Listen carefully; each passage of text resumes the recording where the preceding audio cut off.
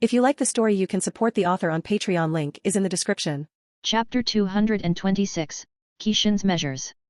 In Tokyo, Japan, the KS1 and its video games became a prevailing trend. Within a few weeks of its release, sales reached an estimated 500,000. Initially, Tora and Suzuki speculated that Kishin was selling the KS1 at a loss. However, they foresaw that the profit wouldn't come directly from the console, priced at 29,800 yen or $280. It was only after the surge in KS1 video game sales that Kishin began to see a profit. This strategy mirrors Tora and Suzuki's previous approach, where they lowered the console price to boost video game sales and subsequently increase overall profitability.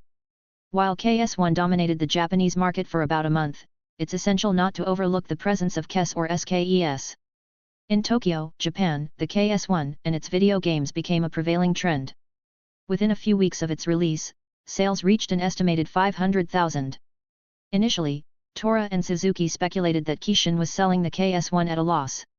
However, they foresaw that the profit wouldn't come directly from the console, priced at 29,800 yen or $280. It was only after the surge in KS1 video game sales that Kishin began to see a profit. This strategy mirrors Tora and Suzuki's previous approach, where they lowered the console price to boost video game sales and subsequently increase overall profitability. While KS1 dominated the Japanese market for about a month, it's essential not to overlook the presence of KES or SKES. Following the price reductions of KES and SKES, a broad audience, including those unfamiliar with video games, embraced the consoles. This led to a surge in Kishin video game sales for KES and SKES, and the undeniable profitability of these platforms. Some newcomers to gaming, who initially lacked time or were hesitant to spend extensively, discovered the allure of video games after the price drop for KES and SKES, providing them the opportunity to delve into Kishin's gaming offerings. Initially skeptical, these individuals, now immersed in gaming, found that the enthusiasm of video game fans was not exaggerated.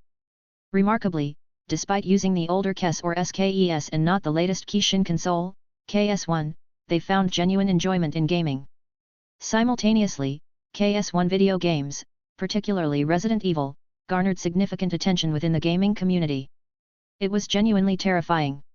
Some players, caught in the intensity, couldn't help but exclaim, "Yabai!" In various arcade sections, KS1-based arcade machines found their place within weeks of the KS1 release. The Resident Evil and Kishin All-Stars Racing arcade machines garnered considerable attention. "Ha ha ha, I loved Sonic's skill, running with his car," a young man remarked to his friend, currently engrossed in Kishin All-Stars Racing. His friend, still playing, smiled and replied, "Honestly, Sonic could just step out of the car and easily outpace the racers, hehe." As per the Sonic the Hedgehog story manual, he can move so swiftly, ranging from 300 to 767 miles per hour, surpassing the speed of any cars in the video game. The arcade was bustling with people, and with the gradual rise in popularity of video games, arcades in various stores and malls expanded as well. Upon the release of Kishin's latest video game console, anticipation lingered for the introduction of corresponding arcade machines. As expected, within a few weeks, Kishin delivered new arcade machines tailored to their cutting-edge console. Currently, within the arcade section, each line is dedicated to KS1 arcade machines featuring specific video game lineups. The arrangement consists of a line of KS1 arcade machines running a particular KS1 video game lineup together, while another set of KS1 arcade machines, featuring a different video game, has its own distinct line with just a bit of space in between. With seats occupied, some young people patiently waited while observing others engaged in arcade gaming. The standout among the video games that captured their interest the most in the arcade was Resident Evil. The video game proved to be both captivating and chilling, particularly with its third-person perspective gameplay. It truly grabbed the attention of the young audience, especially during scenes where the zombie turned its head towards the camera, creating an eerie effect as if it were looking directly at them. Some even felt a shiver, and if not for the lively arcade atmosphere, a few might have been genuinely spooked. "It didn't disappoint me," chuckled Nobuhiro, a current college student. Despite aspiring to become a manga artist, he often indulged in video games during his free time, whether it be on KES or SKES. Playing these games served as a wellspring of inspiration for his manga artistry. When Kishin, the corporation his crush hoped to work for, unveiled KS1, Nobuhiro was among the excited individuals. However, despite his enthusiasm, financial constraints prevented him from purchasing one. Consequently, he could only watch with envy as others enjoyed the gaming experience, all the while immersing himself in his dreams of a successful career and college life. Upon learning from his elder brother that KS1 video games were available in arcades, he promptly headed to the arcade, and here he is currently engrossed in playing Resident Evil. While he typically favored video games like Super Mario and The Legend of Zelda, Resident Evil wasn't bad, it just didn't evoke enough fear. Being honest, he admitted a stronger preference for video games on KES or SKES. After all, the 2D pixelated aesthetics of those games seemed more visually pleasing than the KS1 video games, which used 2D with pre-rendered backgrounds to create a 3D effect. Nobuhiro still held a fondness for the video games from his senior high school days, back when Kishin was just starting to gain a bit of recognition. It all began with Super Mario. The intriguing and captivating 2D pixelated video games remained Nobuhiro's current preference. He wasn't alone in this sentiment. Some video game enthusiasts who purchased KS1 also found the limited selection of 3 KS1 video games in the market to be quickly monotonous. Some even expressed the hope that Kishin could, at the very least, port some KES and SKES video games to KS1. Before they knew it, Kishin indeed made it happen by porting KES and SKES video games to KS1 on CDs. Although these CD games were relatively expensive, each CD contained 5 KES or SKES video games, providing users with a variety according to their preferences. A compilation of KES or SKES video game titles was released for KS1, eliciting satisfaction from players who favored those classics. While Kishin and other video game entertainment companies were still in the process of developing games specifically for KS1, the existing library of KES or SKES video games would serve to keep fans content for a considerable duration. Among the recently ported titles from SKES to KS1 were Super Punch-Out!, Kirby's Dream Land 1 and 2, and a set of sequels for Street Fighter, among others. These games constituted part of the final lineup released by Kishin for SKES before the advent of KS1. While some fans in the video game communities had concerns that Kishin might abandon the development of 2D pixelated games in favor of the new KS1 style, their worries were soon alleviated. Kishin released a video game for KS1 that retained the 2D pixelated style reminiscent of SKES but featured an expanded color palette due to its 32-bit capability. This game, titled Mortal Kombat, not only addressed the concerns of those nostalgic for the classic 2D pixelated format but also showcased the advancements made possible by the KS1 platform. Chapter 227, Mortal Kombat. When the television advertisement for the KS1 version of Mortal Kombat aired, viewers were pleasantly surprised. The game, akin to Street Fighter, distinguished itself through its narrative.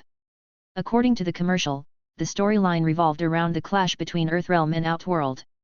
The graphics, along with the character sprites showcased in the advertisement, created a lifelike impression of real people brought to animated existence. The gameplay mirrored the fighting dynamics of Street Fighter on KES and SKES, with the key distinction lying in superior graphics. Whether the fighting experience surpassed Street Fighter remained to be seen, as players had yet to engage with the game themselves. When Mortal Kombat debuted at Akihabara Kishin store, a considerable number of eager buyers had already formed a line. While the queues didn't match the length seen during the KS1 sales, there was still a substantial crowd demonstrating keen interest in the new video game. Following the lineup of KS1 video games, Mortal Kombat emerged as the sole new release after approximately a month and 2 weeks. Days later, as enthusiastic video game fans purchased and played it at home, they found themselves pleasantly surprised by both the graphics and gameplay. Initially, the menu presented a variety of options, including tournaments and battles with Player 2. Opting for the tournament feature, players selected their characters and engaged in battles against computer opponents, reminiscent of Street Fighter. However, this time, the standout differences were the enhanced graphics and 2D rendering featured in the game. Notably, Mortal Kombat distinguished itself as a fighting video game with elements of blood and gore. Adding to its allure was the presence of a more hype-inducing announcer compared to Street Fighter. In the video game Mortal Kombat, upon selecting the tournament, a cinematic intro unfolded, so convincingly crafted that had it not been a video game, it could easily be mistaken for a Kishin film. Following the film-like intro, character selection ensued, accompanied by the announcer's declaration before the battle commenced, unveiling the battle plan. As the player's battle initiated, the announcer's iconic proclamation echoed, "Round 1, fight." In moments of close victory, the announcer intensified the excitement with phrases like "finish her" or "finish him" with "fatality" being a favorite among video game fans. These lines, including animality and more, added an extra layer of hype for players, amplified by the enhanced sound effects accompanying every punch and kick. While Mortal Kombat garnered player approval, the film-like intro sparked widespread discussion among video game enthusiasts. Many felt that the intro possessed cinematic potential comparable to scenes in films like Resident Evil. The zombie head-turning scene from Resident Evil, though not filmed in real life, served as a benchmark. However, the cinematic execution and acting in the Resident Evil story intro failed to impress players. Diverging from the cinematic story intros of Mortal Kombat, featuring the game's announcer as the narrator, players perceived it not merely as an introduction to the video game but as a serious cinematic piece. The gravity of the actors' performances and actions in the fighting scenes conveyed a level of seriousness that, if not for the awareness that it was a video game, could be mistaken for a genuinely serious film scene. Despite not being avid film enthusiasts, players found themselves compelled to discuss their observations with friends. A 30-year-old man, recently acquiring the Mortal Kombat video game, remarked to his colleagues, "Hey, didn't you notice how seriously the Mortal Kombat story intro was filmed? It's unlike the Resident Evil story intro. I find it intriguing. If Kishin ever plans to make a film adaptation of Mortal Kombat, I hope it maintains the same quality as that Mortal Kombat story intro." I agree, but simultaneously, I doubt that if Kishin decides to adapt one of their video games into a film, it might not achieve the same quality, not even matching the level of their KS1 video game story intros, one of them remarked. "I'm specifically referring to the Mortal Kombat story intro," clarified the 30-year-old man. "I understand, but what I'm emphasizing is that a full-length film, stretching to an hour or so, may struggle to maintain the same quality seen in that brief story intro of the Mortal Kombat video game," the individual added, shaking his head. "Well, maybe you're right," the 30-year-old man nodded and added with hope, "I'm just interested to see the result if it ever gets filmed, you know. The story intro of the video game Mortal Kombat was good as a story intro, but I don't think we could expect much from a full-length film," another guy remarked. "That's true." Following that, the colleagues delved into discussing the intriguing combos they could execute in Mortal Kombat. "I'll be honest, I prefer the fighting gameplay style of Mortal Kombat over Street Fighter," a man said with a smile. "Yet, Mortal Kombat just conveys a sense of violence and brutality compared to Street Fighter," someone agreed.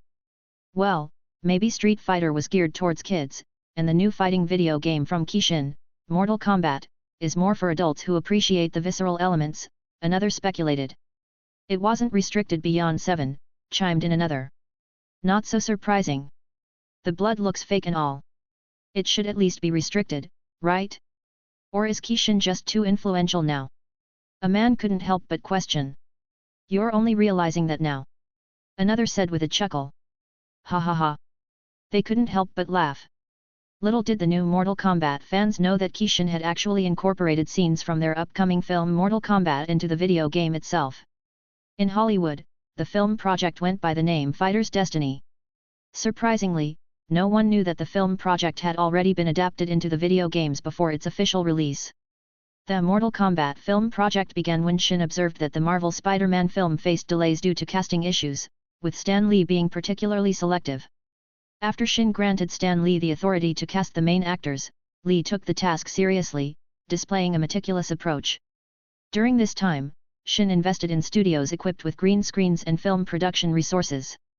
Given the nature of Marvel's requirements, many scenes would likely involve costly CGI. Chapter 228, Kadabra. After the release of KS1 in Japan, video game enthusiasts in the United States were just discovering its existence. Damn it! Why didn't the media cover the release of KS1, the latest video game console from Kishin? A blond man slammed his hand into the wooden table in frustration. "Well, I'm not really blaming the media, but rather Kishin. They only decided to announce now that their latest console has been released in Japan," another person said, trying to calm his blonde friend. "Actually, a friend of mine mentioned that KS1 and its video games were featured in some gaming magazines. Although I enjoy video games, I rarely buy gaming-themed magazines, I prefer the more matured ones," added a black-haired man. "I feel the same way," their chubby friend chimed in, bringing a moment of silence. Later, one of the guys broke the quiet by saying, even if we were aware of Kishin's latest video game console, the KS1, it wouldn't have mattered since it wasn't available in the USA yet. That's true, everyone agreed.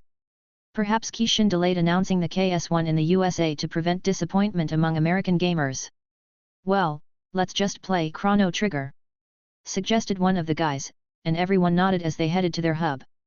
This time, the once proud group of video game players looked somewhat miserable as they played on SKES. While they still enjoyed the game, the knowledge of another console, the KS1, being out there left them feeling a bit dissatisfied. After all, they'd have to wait a few months, probably until November or December, as Kishin didn't provide an exact date but mentioned it would be a few months after the release in Japan, before KS1 becomes available in the USA and other parts of Asia. Meanwhile, in New York, a man with thick, naturally wavy black hair parted on the left side of his head, specifically sporting a short back and side style, was en route to the president's office. Employed at D.E. Shaw & Co., a hedge fund company, the man held the position of vice president. Initially, he worked as a computer engineer at the hedge fund company, focusing on designing and developing algorithms used by D.E. Shaw & Co. for trading stocks, bonds, and various financial instruments.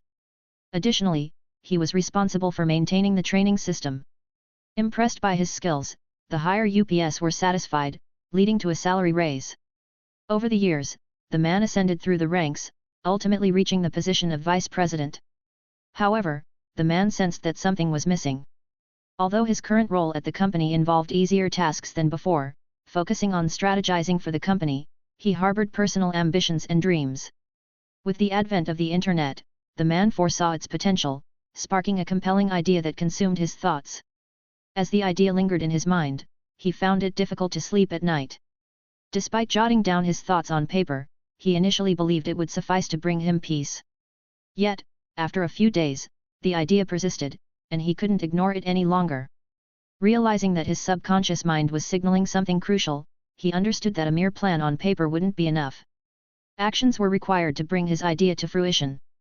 Hence, he found himself on the way to the president's office, intending to submit a resignation letter. After knocking on the door and entering his boss's office, the president, named David E. Shaw, was in the midst of organizing the company's portfolio. David looked up and identified his talented employee, furrowing his brows but asking, "Oh, Vice President Jeff, what brings you here?" Jeff, holding a paper, walked to the front of his boss and stated, "Mr. Shaw, I am here to submit my resignation." He placed the paper on his boss's desk. David frowned and questioned, "You're resigning?" Jeff nodded in affirmation. David furrowed his brows and inquired, "Is it because you're uncomfortable with the company, or perhaps you're dissatisfied with the salary?" Jeff shook his head and replied, "No, not at all. The workspace is fine, and I've learned a lot here. The salary is also quite good." Confused, David asked, "Then why? Why are you resigning?" Jeff smiled and said, "I want to pursue my own dream." Upon hearing this, David was slightly surprised. He looked at Jeff, chuckled wryly, and remarked, "I can't stop a man's dream, can I?" Jeff just smiled as David patted him on the shoulder. "Just remember, if you fail, you can always return to this company." David said this, but deep inside, he felt a twinge of regret that his company would be losing a skilled individual. Filling Jeff's role as vice president, given his 4 years of expertise as a computer engineer and his proven success in the company, would undoubtedly be challenging. After resigning, Jeff headed to his house in Upper West Side Manhattan. Upon arriving home, he shared his plan to start a company with his wife. His wife, currently juggling various part-time jobs despite being an experienced novelist and researcher, had some of her books published by a bookstore named Rookie, which offered better deals than most others. "I'm thinking of building a website, specifically an online bookstore," Jeff explained to his wife. Scott nodded, furrowing her brows, and responded, "Okay, but I don't think it's such a unique idea. There have been several online shopping platforms, and that isn't limited to books alone." Jeff smiled and explained, "I know, but that's not the point. The goal is to gather data on customer preferences, whether it's their information, preferred books, or even their ideal prices, etc. My plan isn't just to create an ordinary online bookstore, rather, it's to build a framework with a data algorithm that predicts customer preferences. With that, we could enhance the overall customer experience." Upon hearing her husband's ideas, Scott felt that his concept was innovative and unique. While online shopping was already established on the internet, she doubted whether other companies had incorporated such a sophisticated data algorithm into their frameworks. "What do you plan to name your company?" Jeff's wife inquired. Jeff responded, "Cadabra. Cadabra, Inc." Pausing to explain, he added, "Cadabra is a magic word that signifies appearing out of nowhere, much like our online bookstore where books will magically find their way to customers through delivery." His wife posed a critical question, asking, "Should we reach out to book publishers to have their books sold on our Cadabra? Will anyone be willing to participate?" Pausing at her question, Jeff returned with his own inquiry, stating, "I heard that you've already published some of your books with a bookstore named Rookie." Observing his wife nod, he continued, "While they offer better terms compared to other publishers, they're experiencing financial losses. Most of their books, primarily novels from Japan, aren't generating enough revenue. Even though Rookie is owned by Kishin, a renowned company, they aren't providing any promotion for the bookstore, resulting in financial setbacks." His wife nodded in understanding. Jeff proposed, "This seems like a bookstore that deserves attention, right? Why don't we negotiate with Rookie and make their books available on our future site, Cadabra?" Chapter 229, Opportunity. After Jeff resigned a few days ago, he established a company called Cadabra, Inc. with the support of his wife. He reached out to friends, forming a group of angel investors to potentially fund his venture. Following this, they initiated discussions with Rookie Bookstore to explore the possibility of featuring their books on the online platform they envisioned. Jeff and his wife visited the Rookie Bookstore in Manhattan. While the bookstore appeared typical at first glance, it stood out with its exceptional cleanliness and a Japanese word, Rookie, displayed on the board. "This bookstore seems to embody the precision and orderliness of Japanese culture," Jeff remarked. His wife agreed with a nod as they entered, perusing the new releases, bestsellers, and staff picks on display. Inside, a central aisle connected various sections throughout the store. After Jeff resigned a few days ago, he established a company called Cadabra, Inc. with the support of his wife. He reached out to friends, forming a group of angel investors to potentially fund his venture. Following this, they initiated discussions with Rookie Bookstore to explore the possibility of featuring their books on the online platform they envisioned. Jeff and his wife visited the Rookie Bookstore in Manhattan. While the bookstore appeared typical at first glance, it stood out with its exceptional cleanliness and a Japanese word, Rookie, displayed on the board. "This bookstore seems to embody the precision and orderliness of Japanese culture," Jeff remarked. His wife agreed with a nod as they entered, perusing the new releases, bestsellers, and staff picks on display. Inside, a central aisle connected various sections throughout the store. At the checkout counter, a blonde woman sat engrossed in a book as Jeff and his wife approached. Upon noticing their approach, she lifted her head and greeted them, "Is there anything I can assist you with?" Jeff nodded, saying, "This is my wife, Scoff Mackenzie, a novelist who publishes her books in Rookie bookstores." The woman acknowledged with a nod, prompting Jeff's wife to introduce herself. Following this, the woman asked, "How may I assist you?" Expressing their desire to meet the manager, the woman at the counter seemed slightly surprised and inquired about the reason. Jeff and his wife simply explained it was for business purposes. The woman inferred that their intention was likely to discuss matters related to Jeff's wife's books with the manager. Following their meeting, Jeff and his wife engaged in discussions with the stout manager of the bookstore regarding Jeff's business proposal. Despite the initial inclination of the manager to dismiss the idea, recognizing his role as a mere manager within the larger framework of Rookie Bookstores, a publishing company under a substantial corporation, he opted to seek approval from higher authorities. Deciding to inform the higher UPS about Jeff's proposal, the manager relayed the information to the executives of Rookie Publisher Company, who then reported it to Rookie Suzuki, the CEO of Rookie Publisher Company. In Tokyo, Japan, at the Rookie Publisher Company headquarters in Minato Ward, the building stood modestly amidst its surroundings. Within the CEO's office, Rookie Suzuki received a report from the U.S. executives of Rookie Publisher about Jeff Jorgensen. The report detailed Jeff's suggestion to sell Rookie books online through a website he had created. She found Jeff's idea intriguing, yet concurrently believed it prudent to consult with her fourth brother.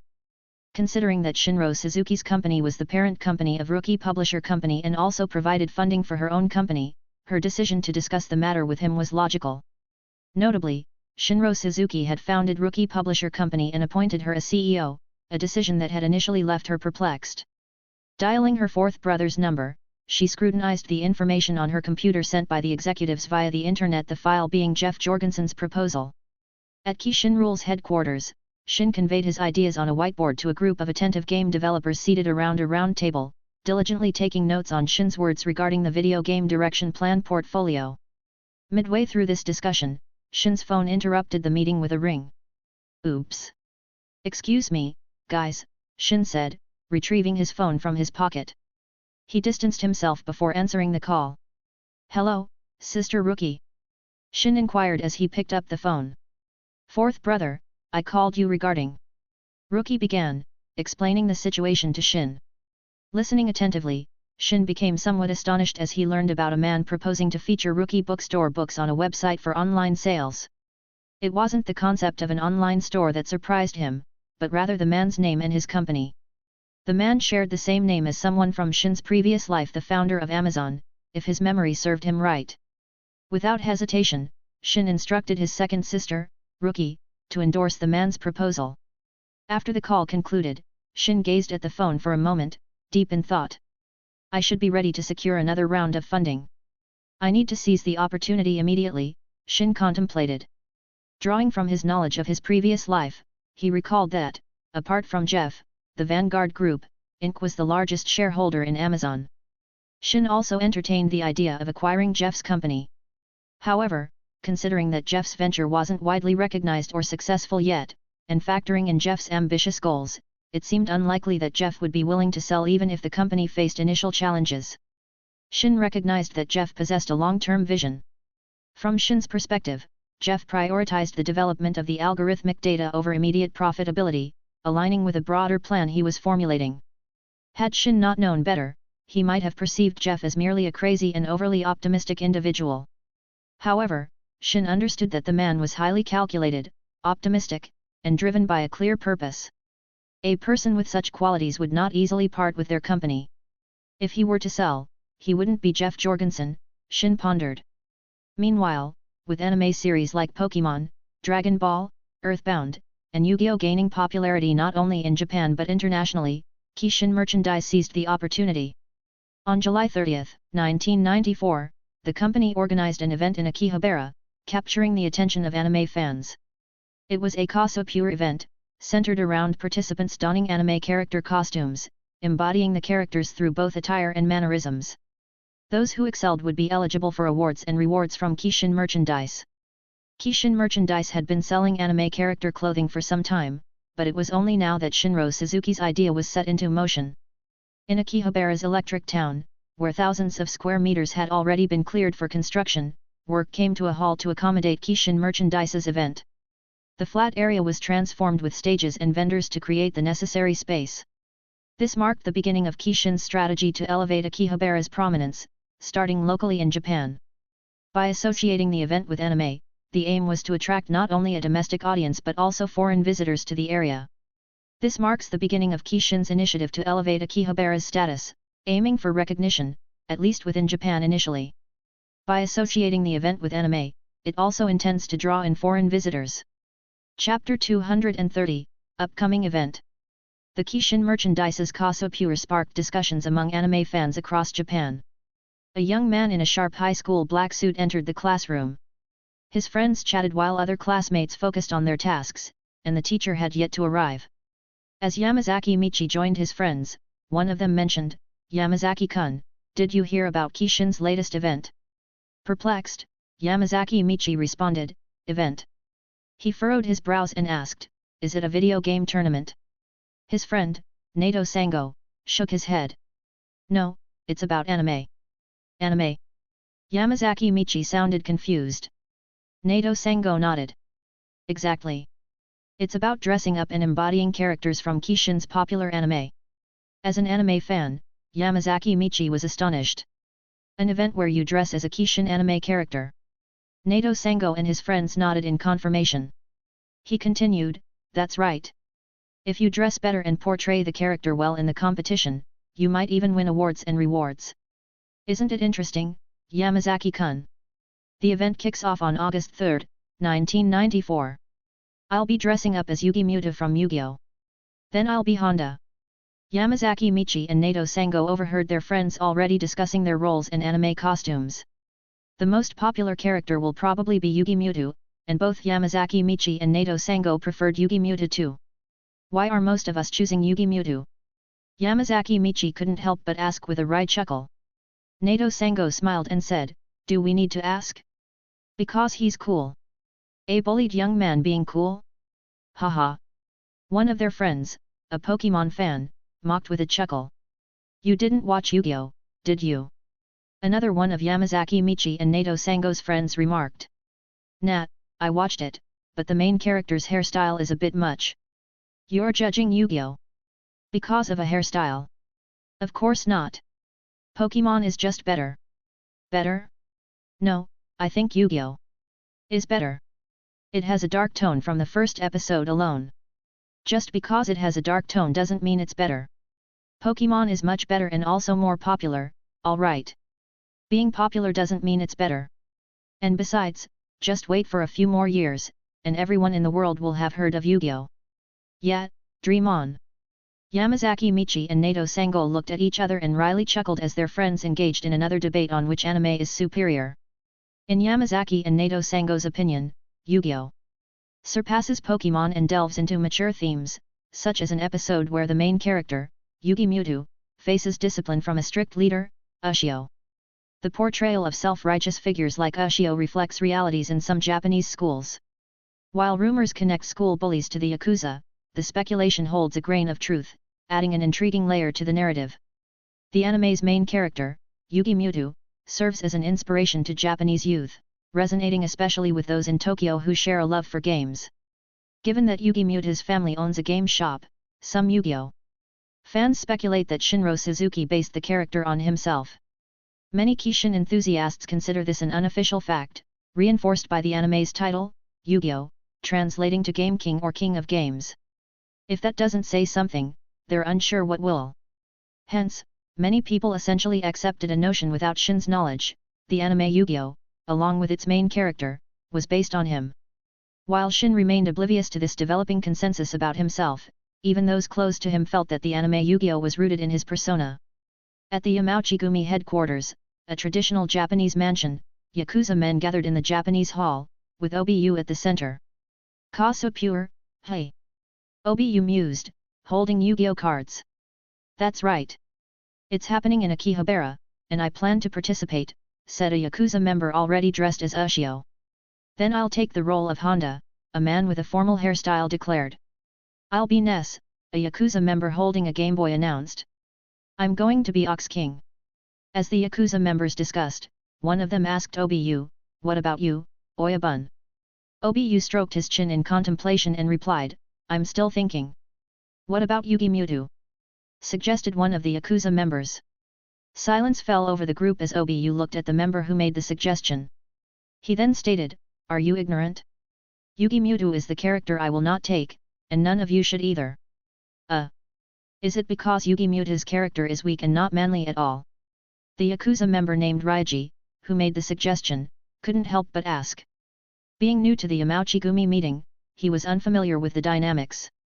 Most Yakuza members looked at Raiji, some shaking their heads.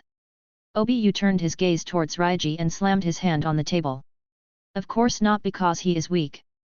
Besides, he wasn't entirely weak. Yugi Muto, especially Yami Yugi, is the character I admire the most. Then, why? Raiji couldn't help but ask. Obu locked eyes with Raiji and explained, it's because Yugi Muto, especially Yami Yugi, is based on the king of games himself, the Kishin-sama Shinro Suzuki. Observing Raiji's confusion, Obu continued, the Yami Yugi scene in the first episode of Yu-Gi-Oh! I believe to be Shinro Suzuki's way of conveying his true and formidable character through Yami Yugi in the anime. As he explained, his tone carried a hint of excitement. The sentiment echoed among almost every Yakuza old member in the hall. Sato and Raiji exchanged glances. They had recently joined the Yakuza core member gatherings and were still new to the dynamics. They couldn't help but feel a bit shocked at the fervent worship these individuals had for Shinro Suzuki. I just spoke to Kishin-sama, and he informed me that he'll take on the role of Yami Yugi in the event, Obu announced, a revelation that didn't surprise most of the Yakuza members. Shinro Suzuki will also join the first Kasapure event, as stated in the announcement. This is why it has immediately captured the attention of many people. Chapter 231, Kasapure event. Shin took on the role of Yami Yugi, a suggestion from Myra who believed it suited him well. Although initially hesitant about the hairstyle, professional assistants transformed it to resemble Yugi from Yu-Gi-Oh!, and Shin found the overall look surprisingly decent. Donned in Yugi's attire, Shin resembled an adult version of the character. Turning to Myra, who was cosplaying as Bulma from Dragon Ball with turquoise hair matching the characters, Shin asked, "What do you think?" Myra, impressed by Shin's Yami Yugi costume, remarked, "You look pretty good." Shin, in turn, complimented Myra's Bulma cosplay and suggested, "Why don't we exercise alone in our room while you're still in the Bulma role?"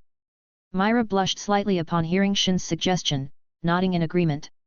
"All right, as long as you keep yours too," she replied, her gaze fixed on Shin, who was currently cosplaying as Yami Yugi. Shin chuckled at her response. "Oh, you want me to cosplay as Yami Yugi as well? Very naughty," he teased, prompting a blush from Myra as she playfully nudged him. On August 3, 1994, in Akihabara, on a flat, cleared space, the Kishin Merchandise Kasapure event unfolded. Vendors were set up, the venue adorned with decorations, and the Kishin stage drew a bustling crowd. Among the attendees were foreigners, a group of American friends chatting animatedly. Dressed as Kishin anime or video game characters, they noticed a Japanese person cosplaying as Misty. Intrigued, they commented, "Guys, look, that guy's costume is Misty." The group admired the cute Japanese portrayal of Misty, with one of them expressing, "Asians are so damn cute."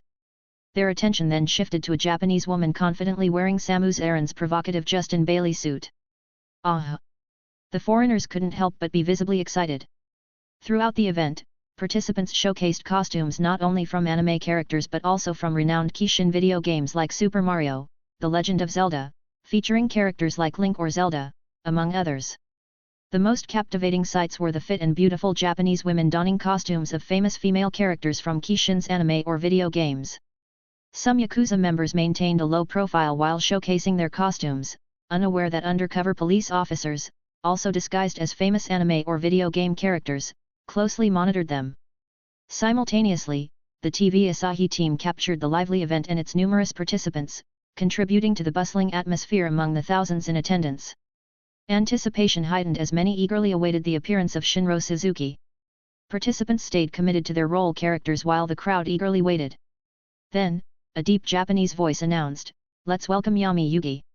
Surprise rippled through the crowd as the announcer revealed the character name from Yu-Gi-Oh! However, their astonishment turned into cheers when Shinro Suzuki, embodying Yami Yugi with spot-on hair and costume, graced the stage. "Ah! The Yu-Gi-Oh! Is here!" "Ah!" Shrieks erupted from some girls and women enchanted by Shinro Suzuki's handsome appearance in the Yami Yugi attire. Entering his early 20s, Shinro Suzuki's face had matured, and consistent exercise sculpted his physique, giving him a more manly appearance. This transformation resonated with many women, who now found Shinro more appealing than ever. "It's only 11 a.m., and you guys are already turning this place into a frenzy." Shin shook his head, but instead of dampening the excitement, his words only fueled the crowd's enthusiasm, especially as they listened to him speak and observed him up close on the stage. As most of the event participants were avid Kishin fans, some couldn't contain their excitement and shouted, "Please marry me." Those standing near the enthusiastic individual felt a chill, realizing the person shouting was a man. Shin, too, experienced a slight chill but brushed it off, only to hear some women shouting, "Please marry me." With a wry chuckle, holding the microphone, Shin responded, "I'm already married, sorry to disappoint you." "It's all right." One of the women shouted loudly, eliciting laughter from the crowd. Shin, unfazed, continued, "Cough, anyway, let us welcome Bulma Briefs." Confusion swept through the crowd as Shinro Suzuki introduced a woman walking onto the stage, a stunning figure adorned in Bulma's costume with turquoise hair. Some men couldn't contain their excitement, letting out roars. Observing the reactions, Shin addressed the audience, "Let me introduce to you guys, Myra Suzuki, my wife." Upon realizing that Shinro Suzuki was presenting his wife, Myra, to everyone, a hint of annoyance tinged the crowd's reactions. Shin, maintaining a smile, held Myra's hand as she smiled faintly. "Boo! This is not real. It should have been me. Many women immediately voiced their disapproval, prompting laughter from Shin and Myra. Witnessing the couple's amusement, even some men grew annoyed. Following this, Shin and Myra introduced the competition games where participants could win awards and rewards. Each competition featured different activities, such as flawlessly portraying characters or showcasing the most beautiful and impressive costumes. Participants' appearances earned additional scores if they suited the character they were cosplaying. The crowd buzzed with excitement, knowing that winners of each competition could claim a reward of 100,000 yen if they secured first place. TV Asahi captured these moments for viewers watching at home. Idori Tanaka, along with Shin's brothers, Shiko and Seiki, tuned into the Cosplay event program out of curiosity. Observing the diverse characters being cosplayed in the crowd, they found it somewhat weird and intriguing. Observing the participants engage in the competition games where judges would score them, the judging panel consisted of special guests from Kishin, all professionals in the fields of fashion and design. As the competition unfolded, the judges, seasoned veterans in the clothing and fashion industry, experienced a sense of novelty. They found the act of individuals wearing anime or video game character costumes and imitating their hairstyles quite unique. While not an entirely new concept, as the idea of imitating others' clothes, hairstyles, and overall appearance has been present for years, the creativity displayed in this context intrigued them. Chapter 232, Conclusion. After completing the side competition games, the Cosplay event's initial competition began, challenging participants to embody their cosplayed roles shamelessly. Many struggled with embarrassment, but a handful embraced their characters unabashedly. Surprisingly, the ultimate winner was a foreigner portraying Ash Ketchum, alongside his girlfriend cosplaying Pikachu. The Japanese middle-aged man in a Mario costume claimed first place, while Yugi Muta secured the second spot. "I can't believe it. The foreigner took the win," remarked viewers at home, shaking their heads. "Japanese. We get embarrassed so easily." Well, what can you expect from a group of video game geeks? Some households couldn't resist discussing it, with some feigning confidence in their ability to excel in the competition. However, if placed in the same situation as the Japanese cosplayers, they would likely succumb to embarrassment. "They're still not used to it," observed Shin, watching alongside Myra, who nodded in agreement. "It's normal to feel embarrassed. We are Japanese, after all," Myra remarked. "Well, they'll soon get accustomed to this. For now, let's see how they perform in the other games," Shin said with a wry chuckle. The foreigner cosplaying Ash Ketchum and his Latina girlfriend, cosplaying Pikachu, received a Cosplay Masquerade Dramatic Performance Award along with KS1 video games, merchandise, and a 100,000 yen cash prize. Additionally, the first place winners received a monetary reward of 40,000 yen, KS1, and merchandise, while the second place winners earned 20,000 yen and merchandise. Damn! I didn't know there was a KS1 and video games reward besides the 100,000 yen. Well, we better perform well in the next competition. I'm confident I'll win the next competition that doesn't involve acting. I'll be content with 40,000 yen. As if you'll ever win first place. Some people couldn't resist discussing among themselves. Later, the next competition involved participants walking around the stage to showcase their cosplay costumes and strike poses like models. Many joined, thinking it would be easy, just strolling around. However, they were mistaken, as some walked, the crowd, including those cosplaying but not participating, couldn't help but laugh at their walking styles. "Ha ha ha! What was that? He walked like a woman. That guy before him also walked like a penguin. Ha ha ha!" Even the judges, who were fashion and design experts, couldn't help but shake their heads, while some joined in the laughter with the crowd. When female cosplayers appeared, some men in the audience couldn't help but whistle. The participating women cosplayers showcased a fit physique, embodying characters known for their allure from either anime or video games.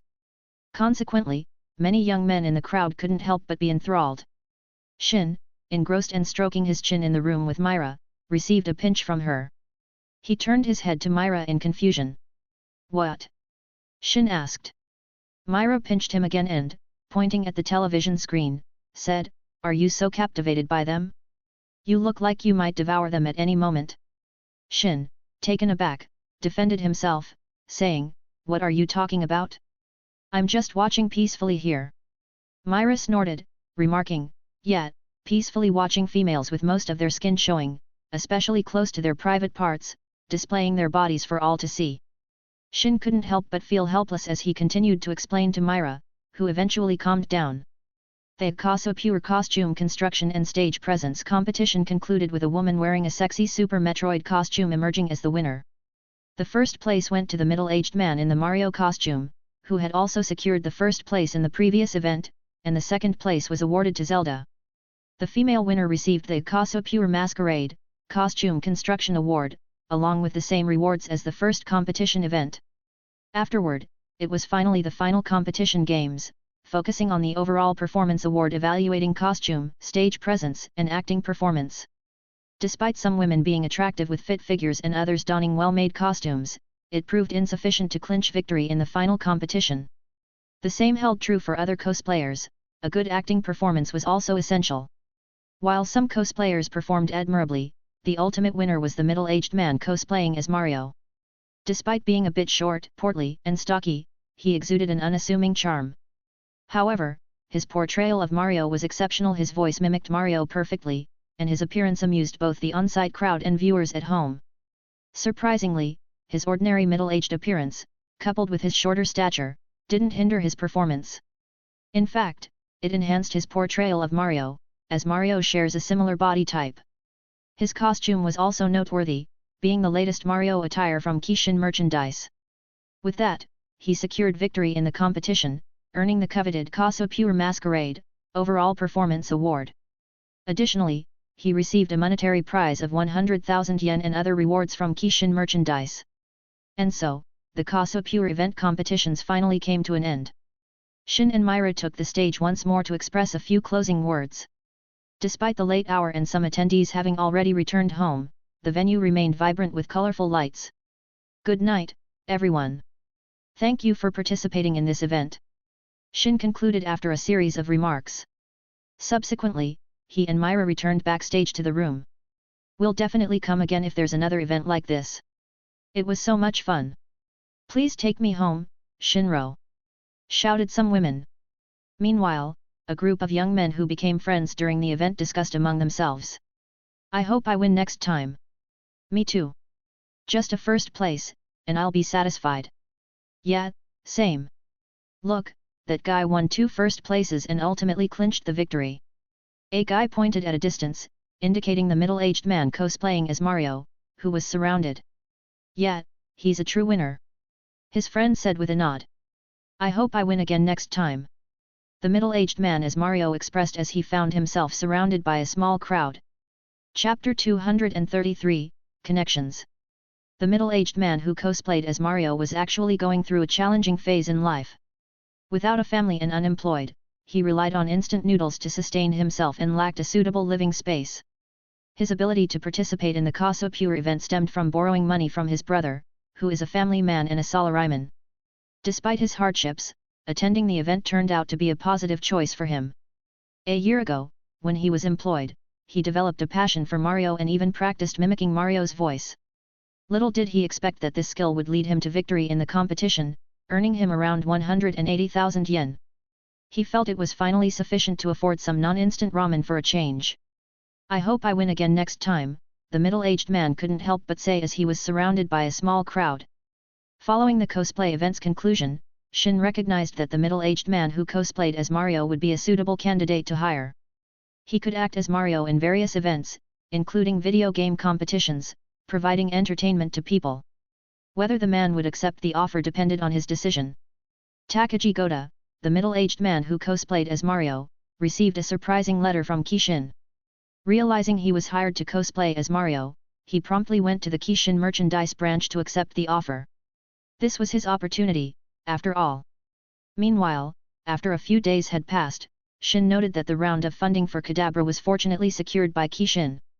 He managed to secure the necessary funding for Kadabra, totaling $2 million. Given that Jeff was just starting, it wouldn't yield immediate profits. In fact, Jeff informed Oreo Masayoshi, the Kishin representative, that Kadabra, Inc. wouldn't be profitable in its early stages. Although Oreo Masayoshi struggled to comprehend Shinro Suzuki's plan once again, he faithfully followed Shin's instructions. Consequently, $2 million were invested, leaving Oreo Masayoshi feeling uneasy about what seemed like a substantial amount of money wasted. He couldn't fathom why Shinro Suzuki would be willing to spend such a significant sum on an ordinary online bookstore. To be frank, in Oreo Masayoshi's view, Kishin could have established its own online bookstore.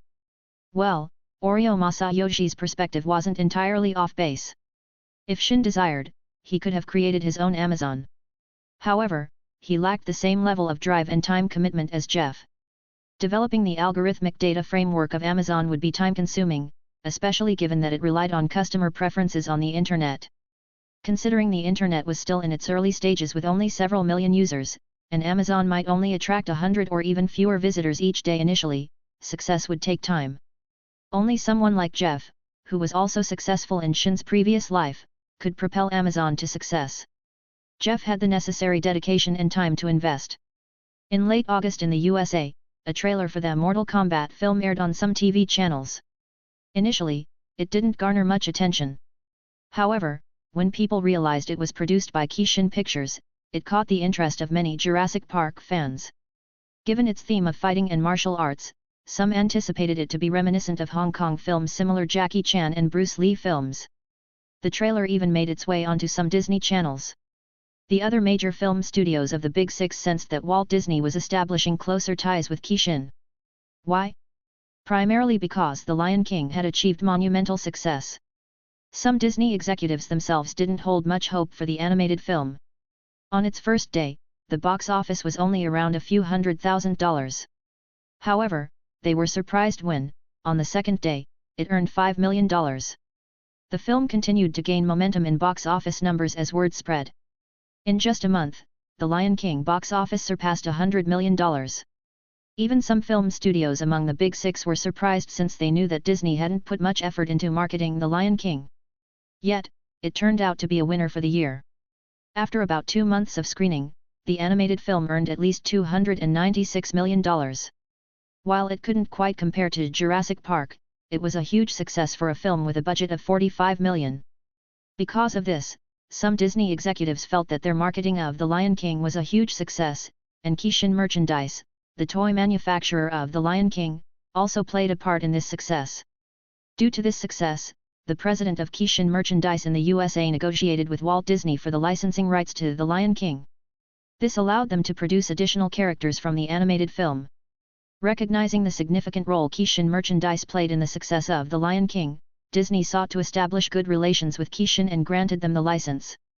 With the triumph of the Disney animated film, sales of Kishin Merchandise's The Lion King soared, benefiting both Kishin and Disney. As the relationship between Kishin and Disney strengthened, Disney also supported Kishin Pictures' second film, Mortal Kombat, serving as its film distributor in the USA. Some film studios, like the previous distributors of Jurassic Park, regretted missing out on Kishin's new film. Simultaneously, they harbored disdain towards Walt Disney for poaching their partners. However, their disappointment was tempered as Jurassic Park continued to generate revenue through tape sales. Now, with Walt Disney's backing in marketing Kishin Pictures' Mortal Kombat, an increasing number of people became aware of the second film from Kishin Pictures. Kishin's connections expanded further through a strong relationship with Walt Disney. Shin recognized Disney's expertise in film management, particularly in animated and hero movies. Disney's extensive network with talented directors and writers was perceived as valuable, especially for potential adaptations of Marvel Comics characters. Chapter 234, Risk. The support from Walt Disney for Kishin's new film didn't sit well with the other major film studios, especially Warner Bros. And Universal Studios. They were uneasy about Kishin, a company they were not pleased with, gaining backing from Disney. Little did they know that Disney's higher UPS were merely toying with Kishin's ego. The executives at Disney were aware of the ambitious goals of Kishin Pictures' parent company, Kishin Rules. They assumed that Shinro Suzuki, the owner of Kishin, and other leaders within the company were likely proud individuals. As Kishin continued its global growth as a private company, Disney saw the value in establishing connections with Kishin, beyond the success of The Lion King film. Should Walt Disney perceive a potential downfall for Kishin in the future, they could leverage the established connections to their advantage. In September 1994, Warner Bros. Experienced success with films like Arizona Dream and Rapa Nui, overshadowing the less noticed Trial by Jury. Simultaneously, Universal Studios found modest success with Time Cop and held expectations for the upcoming film The Wild Rider. Amidst their successes, both studios closely monitored the next venture of Keishin Pictures in collaboration with Walt Disney. Despite Keishin Pictures having only one movie, Jurassic Park, it was a massive global success. It wouldn't be surprising if Keishin decides to create sequels for Jurassic Park, as each installment is likely to generate a substantial amount of revenue. However, both the Big Six and Hollywood critics perceived Keishin as somewhat of a perfectionist, meticulously crafting films.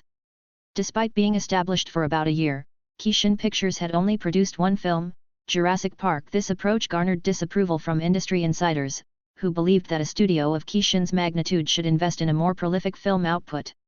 In the film industry, success hinges on luck and audience reception, and the prevailing sentiment was that taking risks with numerous films each year was crucial.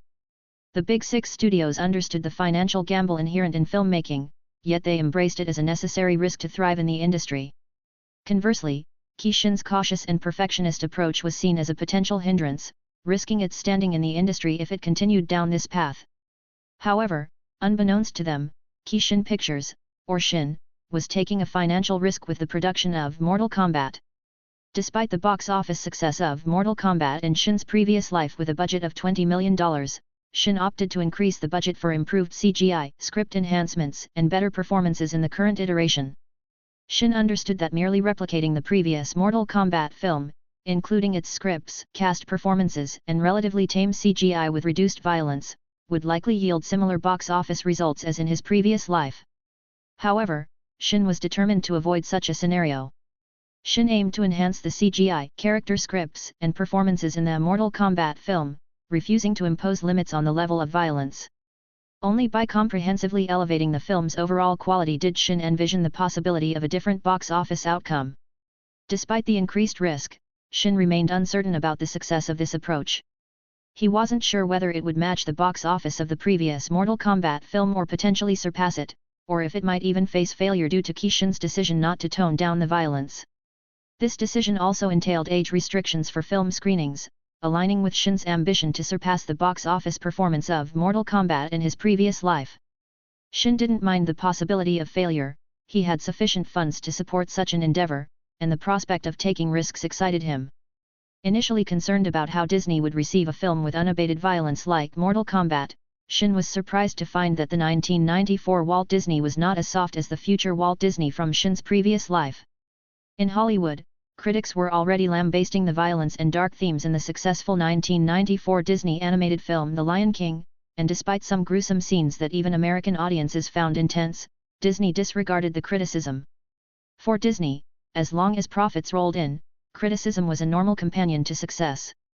With Mortal Kombat jointly marketed by Keishin and Disney, Keishin had already produced toys featuring characters from the film.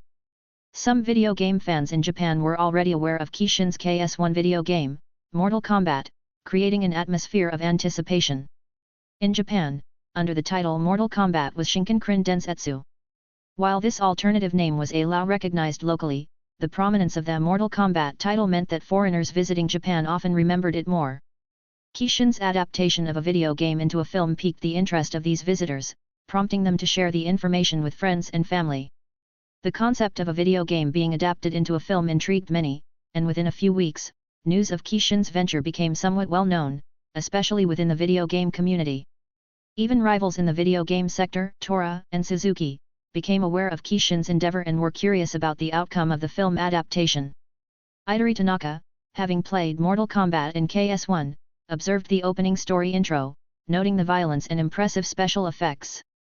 He couldn't shake the feeling that these scenes might be borrowed from Keishin Pictures' upcoming film, Mortal Kombat. If so, Tanaka thought, Keishin could likely reap profits from the film, given the quality of the scenes in the video game's opening story intro. Meanwhile, the Suzuki Group successfully acquired Image Comics for a substantial amount. Soon after, Suzuki Pictures Entertainment announced its intention to bring Image Comics characters to the big screen. This move mirrored a previous strategy employed by Keishin Pictures. The prospect of comics being adapted for the cinema excited fans within the comic book community. Some fans harbored doubts about whether these film studios, especially Japanese companies, could truly meet the expectations of comic fans when it came to adapting comic book material into films. Chapter 235, Potential Collab. PC video games began to be developed by companies with a focus on software and computers. The foresight of the computer's gaming future became evident as they immersed themselves in titles like Kishin's Doom. With hundreds of video games already created by various companies for computers, ranging from text-based to the widely embraced attempt at 2.5-dimensional gaming, Microsoft emerged as a key player. While their 2.5-dimensional games, akin to Doom, showcased Microsoft's capabilities, some of their other creations suffered from bugs or glitches, occasionally struggling to run on their own Microsoft operating system. Despite the growing library of computer games, the unmatched popularity of Doom persisted. Even Microsoft's founder, Bill Gates, acknowledged in an interview that Doom was a pivotal force in the computer video game industry. Interestingly, Gates expressed a desire for Microsoft to partner with Kishin, but unfortunately, they were already committed to a competitor. At present, Gates found himself invited for an interview and promptly accepted the opportunity without much hesitation. The interviewer posed diverse questions about computer technology and software advancement, exploring their potential impact on the world. When Bill Gates was asked about the possibility of partnering with Kishin, he responded, "Kishin is presently the major shareholder of Apple, as indicated by this year's shareholder lists report. So, I'm afraid it's not feasible." The interviewer chuckled lightly in response. In fact, as per the Securities and Exchange Commission, SEC, Kishin currently holds a significant stake in Apple, making it nearly implausible for them to form a partnership with a competitor of their supported company.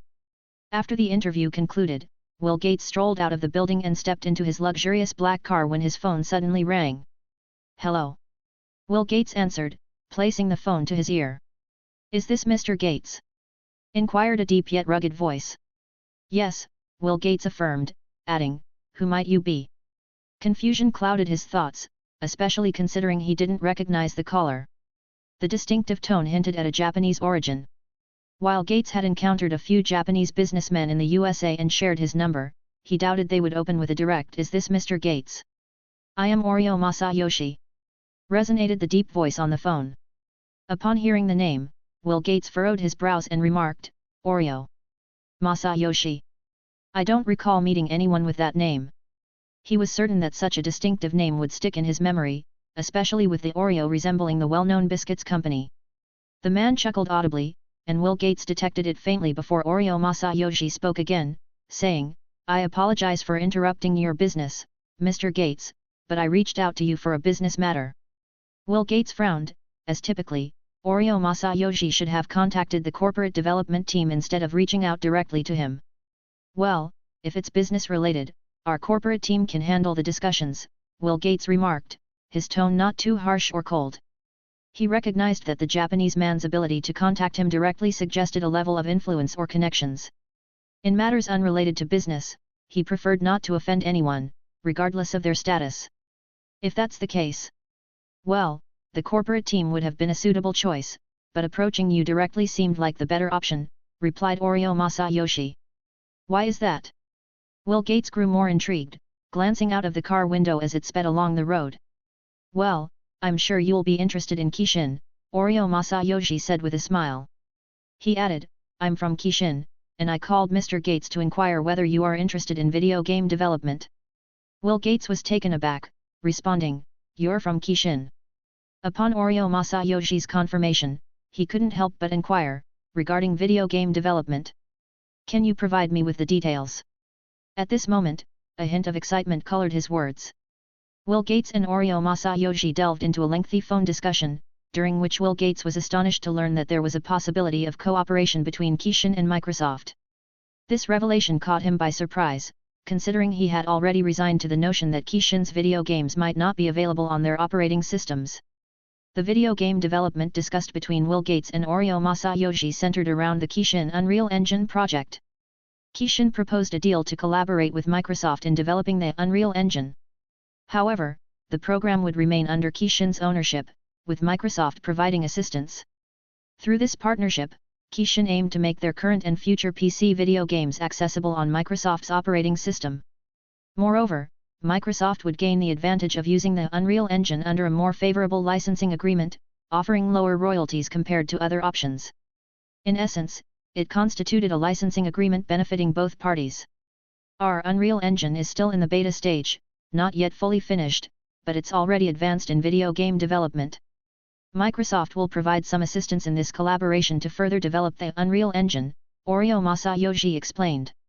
While Kishin is open to collaborating with Microsoft on the Unreal Engine development, they propose a licensing agreement that safeguards Kishin's intellectual property, as well as the Unreal Engine source code and data.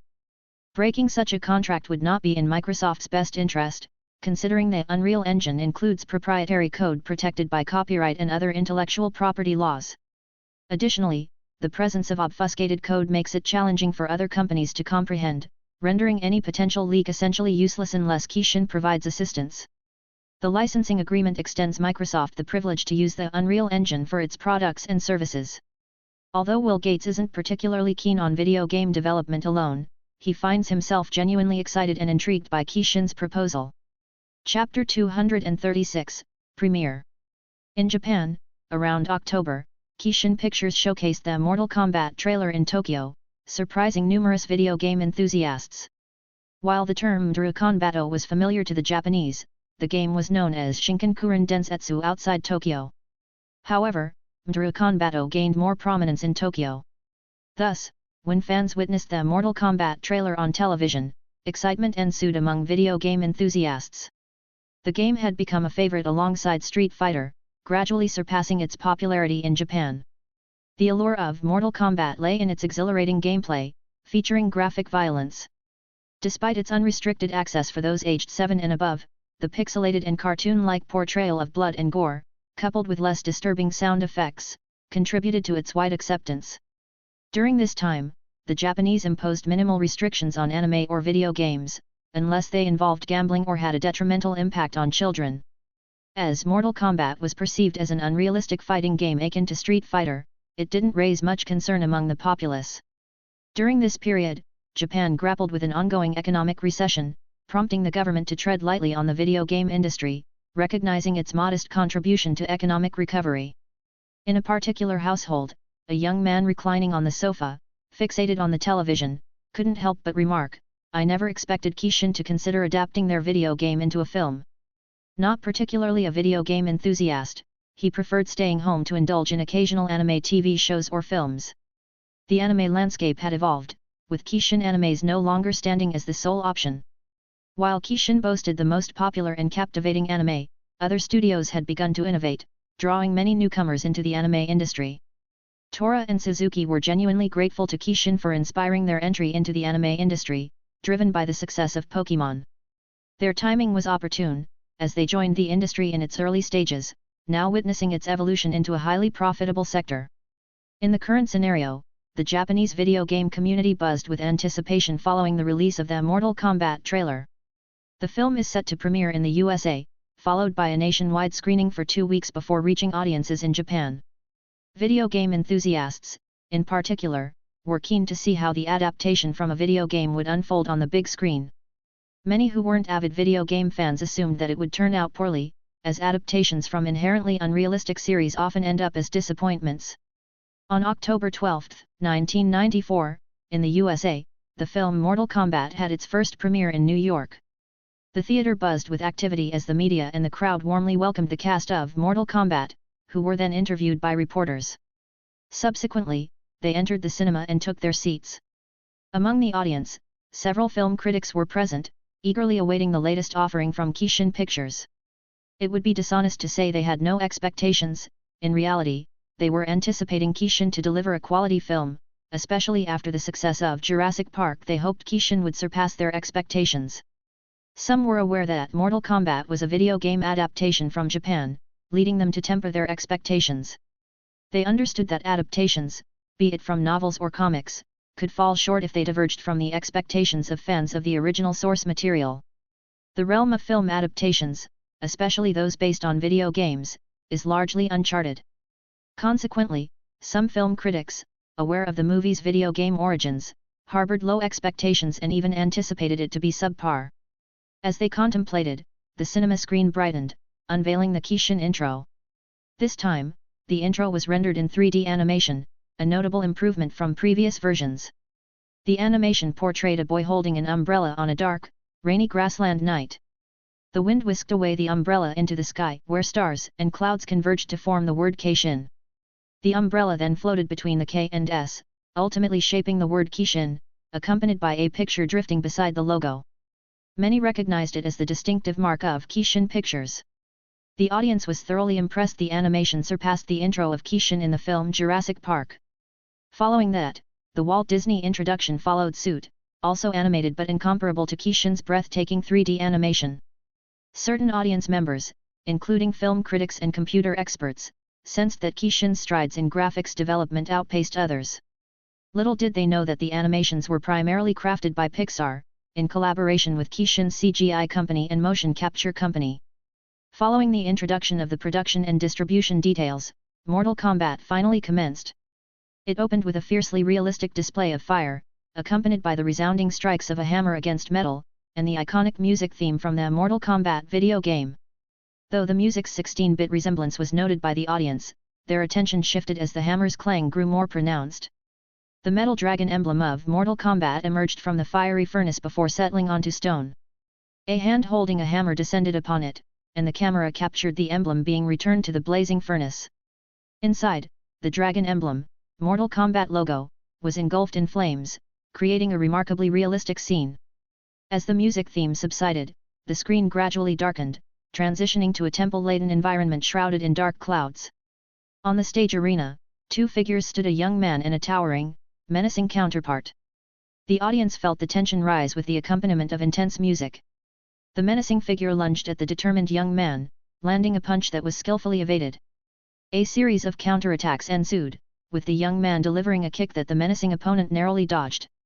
After a sequence of intense fighting moves, the menacing man seized the young man's arms, causing him to scream in pain as the antagonist twisted them for all to witness.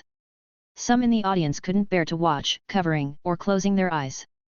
Attempting to escape, the young man dashed towards the stage arena's edge, only to be met with the menacing man's laughter as a bolt of lightning coincidentally struck the area he was headed.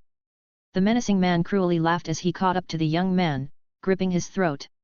Against all odds, the young man hoisted his assailant into the air, blood spewing from his mouth. Eventually, the young man succumbed, gasping for breath. The menacing figure stared directly at the audience, his emotionless voice echoing, "Your brother's soul is mine. You will be next." The audience, unprepared for such violence at the film's outset, found themselves shocked by the intense and brutal scenes unfolding before them. Chapter 237, Summary. After the menacing man uttered the chilling words, "You will be next," his face morphed into a monstrous visage, sending a shiver through the audience. The unsettling moment lingered briefly before transitioning to a scene featuring an Asian man sitting on a bed, his expression reflecting shock.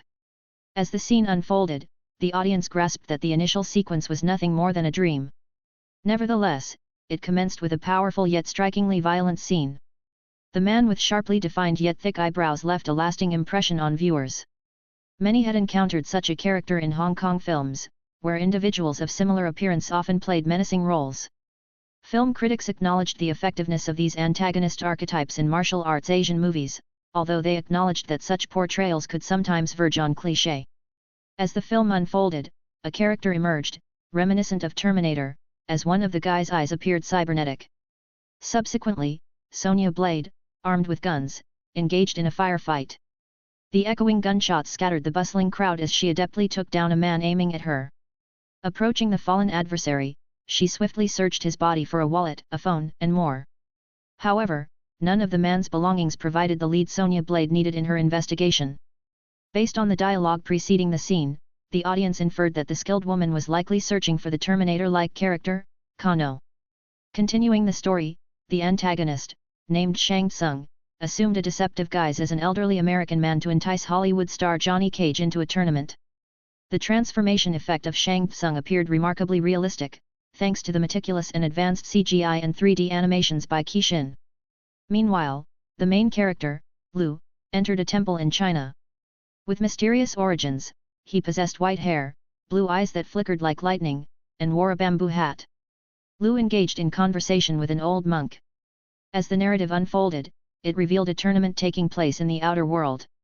The man in the temple, concealed by a bamboo hat, with white hair and magical eyes, turned out to be a god of thunder and the protector of the earth realm. As the audience immersed themselves in the narrative, they were particularly impressed by the film's special effects and CGI. The storyline revolving around a tournament in the outer world captured their interest. The fight scenes were both intense and brutal, featuring moments like a mob member being kicked in a particularly sensitive area. The cast's combat against the antagonist forces stood out for its uniqueness, resembling a Jackie Chan movie. The choreography avoided stiffness, maintaining a natural and well-paced flow. Movements in the fight scenes were not only smooth but also carried a sense of brutality. Unbeknownst to many, Kishin had actually invited Jackie Chan for suggestions on the fight scenes. While Chan didn't direct the film, his valuable ideas and input significantly enhanced the creativity in the Mortal Kombat fight sequences. The plot of the film Mortal Kombat unfolded to be much more intricate and captivating than audiences initially anticipated. The seemingly invincible antagonist turned out to be a subordinate of the Outer World Emperor, and Shang Tsung, once perceived as the ultimate threat, was revealed to be a sorcerer. Shang Tsung manipulated the forces of the Outer World to confront Liu, Johnny Cage, and Sonya Blade, aided by the God of Thunder, Lord Raiden. In a specific scene where Outer World mobs attempted to overwhelm Liu Kang, Johnny Cage, and Sonya Blade, the God of Thunder, Lord Raiden, seated serenely on a rock, warned the hundreds of Outer World mobs with lightning sparking on his fingers and eyes. The lightning special effects, enhanced by advanced CGI and animations by Kishin, appeared simultaneously cool and menacing. As Lord Raiden challenged the mobs, he said, "You give it a try." Subsequent scenes featured the characters battling Outer World creatures, including a four-armed opponent. One particularly impressive moment for the audience was when Shang Tsung absorbed the life energy and soul of a person, declaring fatality with an echoing effect that left a lasting impression. The soundtrack had a distinct video game vibe, even for those unfamiliar with the Mortal Kombat video games. Many felt that Kishin might be considering adapting the film into a video game, given the unmistakable quality of the soundtrack. As the Mortal Kombat film premiered in New York, the collaboration between Kishin and Microsoft was officially sealed. Will Gates himself was genuinely pleased with the collaboration, as Kishin expressed willingness to make their PC video games available on the Microsoft operating system. Furthermore, he eagerly anticipated Kishin's upcoming video game that promised to redefine the landscape of PC gaming. The game was set to be released on both Apple computers and Microsoft OS, bearing the title Warcraft, Orcs and Humans. Will Gates found his excitement justified after playing the game and discovering its real-time strategy, RTS, nature. Impressed by the gameplay, he and his friends were convinced that Warcraft, Orcs and Humans had the potential to revolutionize computer video games, akin to the impact of the game Doom. Simultaneously thrilled and curious, Will Gates and his friends harbored a desire to meet Shinro Suzuki, as Oryo Masayoshi had asserted that Suzuki was the visionary behind these innovative ideas. Anticipating the release of the new Kishin PC video game, they foresaw another pleasant surprise for the burgeoning community of PC gamers. Although the PC gaming community was smaller than its console counterpart, industry experts believed in the greater potential of computer gamers. Unlike consoles, PCs could seamlessly handle 2.5D, offering a technological advantage. Even with Kishin's latest video game console, the KS1, struggles persisted in smoothly handling 2.5D, remaining confined to a 2D environment with rendered backgrounds and objects. Chapter 238, Confusion. After playing the Warcraft, Orcs and Humans video game, Steve Jobs found it genuinely interesting, stating, "Kishin is truly deserving of being a top video game company." Envisioning a boost in Apple's stocks and sales with another captivating PC game, Jobs was optimistic. However, his optimism faded when he learned that Kishin would collaborate with Microsoft, making games like Star Control, Terminal Velocity, Stone Keep, and the renowned Doom available on Microsoft platforms. Surprisingly, even the anticipated Warcraft, Orcs and Humans would be accessible on Microsoft operating systems. Steve Jobs, upon hearing this, couldn't help but frown and feel confused. Why would Kishin, a major stakeholder in Apple, support their direct competitor? Deep in thought, Steve Jobs pondered the situation and ultimately dialed Shinro Suzuki's number. As the phone rang, he found himself nervously tapping his office desk. After what felt like an eternity, the call connected, and Shinro Suzuki's voice came through, saying, Jobs, what's up?" Meanwhile, in his office immersed in a game of Doom 2, Shin almost dubbed Steve Jobs Veggie Man but thankfully caught himself in time. After all, Jobs had been a legendary innovator in his past life. Wondering why Steve Jobs had chosen to call him, Shin heard Jobs' voice saying, "Suzuki, I just learned that Kishin has collaborated with Microsoft." Upon hearing this, Shin smiled, faintly expecting Jobs to reach out. He replied, "Oh, so you heard about it."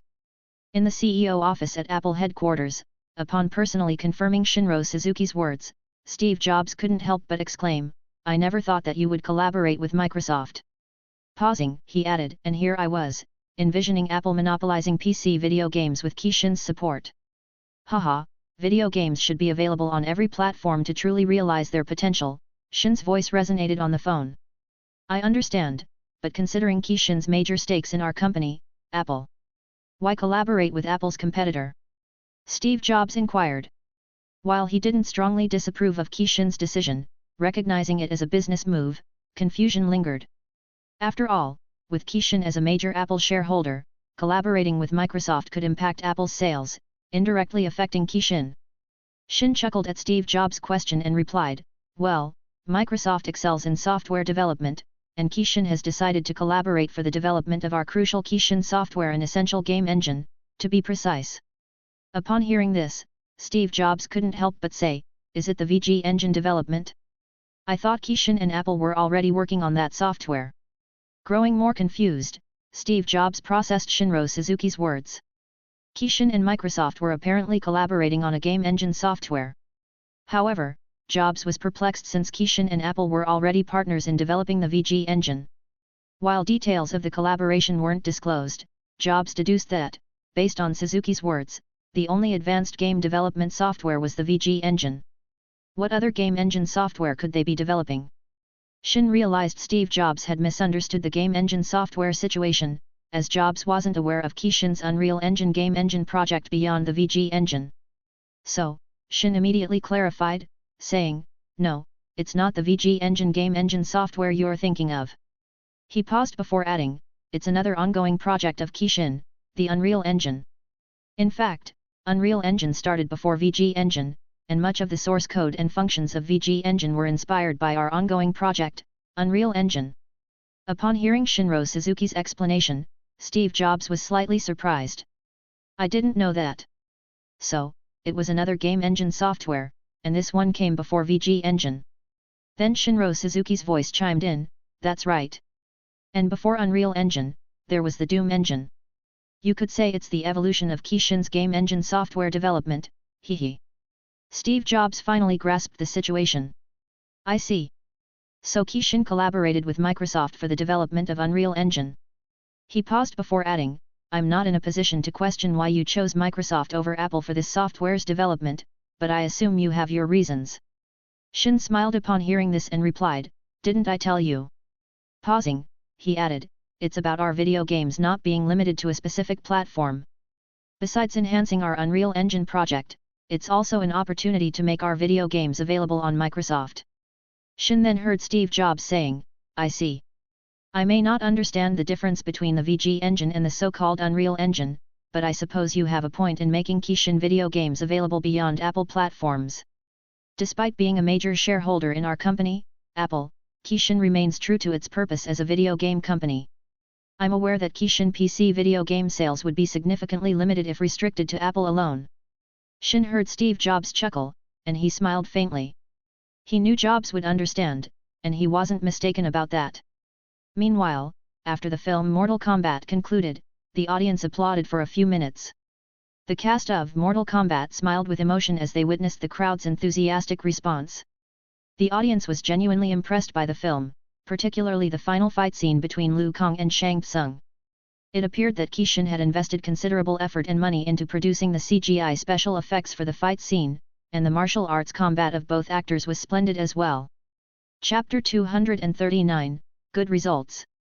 The Mortal Kombat surpasses audience expectations, excelling in CGI, special effects, and the martial arts performances of the cast. The dialogue is generally satisfactory, though there are moments, like the antagonist's use of the fatality term, that might be less relatable. Overall, the film is both menacing and cool. However, its excessive violence and cruelty, highlighted by bone-cracking scenes and prominent gore, make Mortal Kombat suitable primarily for a mature audience. Some film critics express mixed feelings, with some finding it very good, while others are unimpressed due to the film's intense focus on gore and violence. While opinions among the general audience may vary, many found Mortal Kombat to be very good overall. I felt my blood rushing in excitement as they battled the outer world forces, one person shared with their friend. I liked Lord Raiden, he's such a cool character, another friend chimed in. Yeah, I liked him too, agreed another. I wonder if Mortal Kombat will get a sequel. I'm genuinely interested in the outer world. Me too. The audience engaged in discussions, and the consensus was that most of them enjoyed the film. As the audience gradually exited the cinema, some were approached by various media outlets for interviews. What are your thoughts on the Mortal Kombat film? Inquired a Fox reporter, addressing a man leaving the theater. It was a really good film, I must say. The Caucasian man exclaimed. He then added, but make sure not to bring your child, all right? The movie isn't exactly family-friendly. The Fox reporter nodded and asked, I see. Does it include intense scenes as expected? The man nodded and replied, that's right. Even though I'm accustomed to gore and violence in films, typically horror movies, I can confidently say that Mortal Kombat definitely ranks high in terms of gore and violence, especially in the fight scenes. Other interviewed audience members echoed similar sentiments. Following the premiere, those fortunate enough to attend Mortal Kombat began spreading the word to friends and family, generating some buzz. As days passed, the film saw a widespread release in cinemas, attracting a considerable audience. People eagerly purchased tickets, and during the screenings, viewers were notably impressed by the initial part of the film.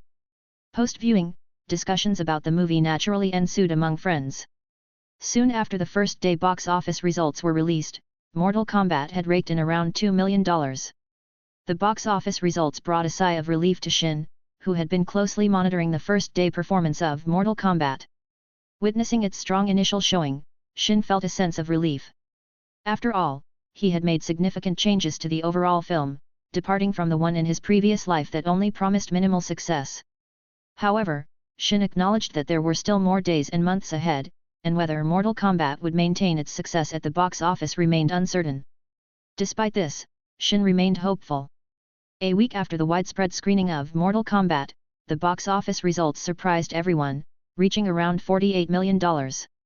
It proved to be a massive success, with Mortal Kombat gaining widespread popularity in the USA through Kishin's merchandise, featuring Mortal Kombat toys and action figures, and benefiting from additional marketing by Walt Disney. The marketing strategies proved highly effective, propelling Mortal Kombat to surpass even the successful films of Warner Bros. And Universal Studios. Newspapers in New York featured headlines such as another film with box office success from Kishin Pictures. After one of the most successful box office films, Jurassic Park, Kishin strikes again with their new film, Mortal Kombat. The film is lauded for its advanced CGI, animation, special effects, sound effects, and soundtrack. However, it also faces criticism for its gore and violence, reads the newspaper below the headline. Many readers, discovering this news through newspapers, became aware of the emerging film in Hollywood. Some remarked, "Oh, the film studio that produced Jurassic Park, I guess there's no harm in watching it." Most of the older generation, who still read newspapers, share somewhat similar opinions. Simultaneously, numerous video game enthusiasts in the USA who watched Mortal Kombat discovered that there's actually a video game in Japan with the same name as the film. This revelation came through the widespread attention given by film critics in their reviews of the Mortal Kombat film. Some film critics noted that the movie was adapted from a video game gaining modest popularity in Japan. While a few critics rated Mortal Kombat as low as 3 stars out of 5, the majority awarded it full stars. Simultaneously, the curiosity of video game fans was piqued, with some considering a trip to Japan to obtain the game. However, the anticipation grew further when Kishin announced the upcoming release of their KS1 in the USA market, though the exact date remained uncertain. Later, news spread of a collaboration between Kishin and Microsoft, revealing that Kishin PC video games would soon be available on Microsoft operating systems. This development excited computer enthusiasts who were also video game fans. It brought a sense of satisfaction among computer enthusiasts, and some of them expressed their excitement. "Great! I'll finally be able to play Doom on our PC!" exclaimed a young man to his friend in class. "I was about to sell my HP computer, but it seems that there's no need to." His friend nodded in agreement.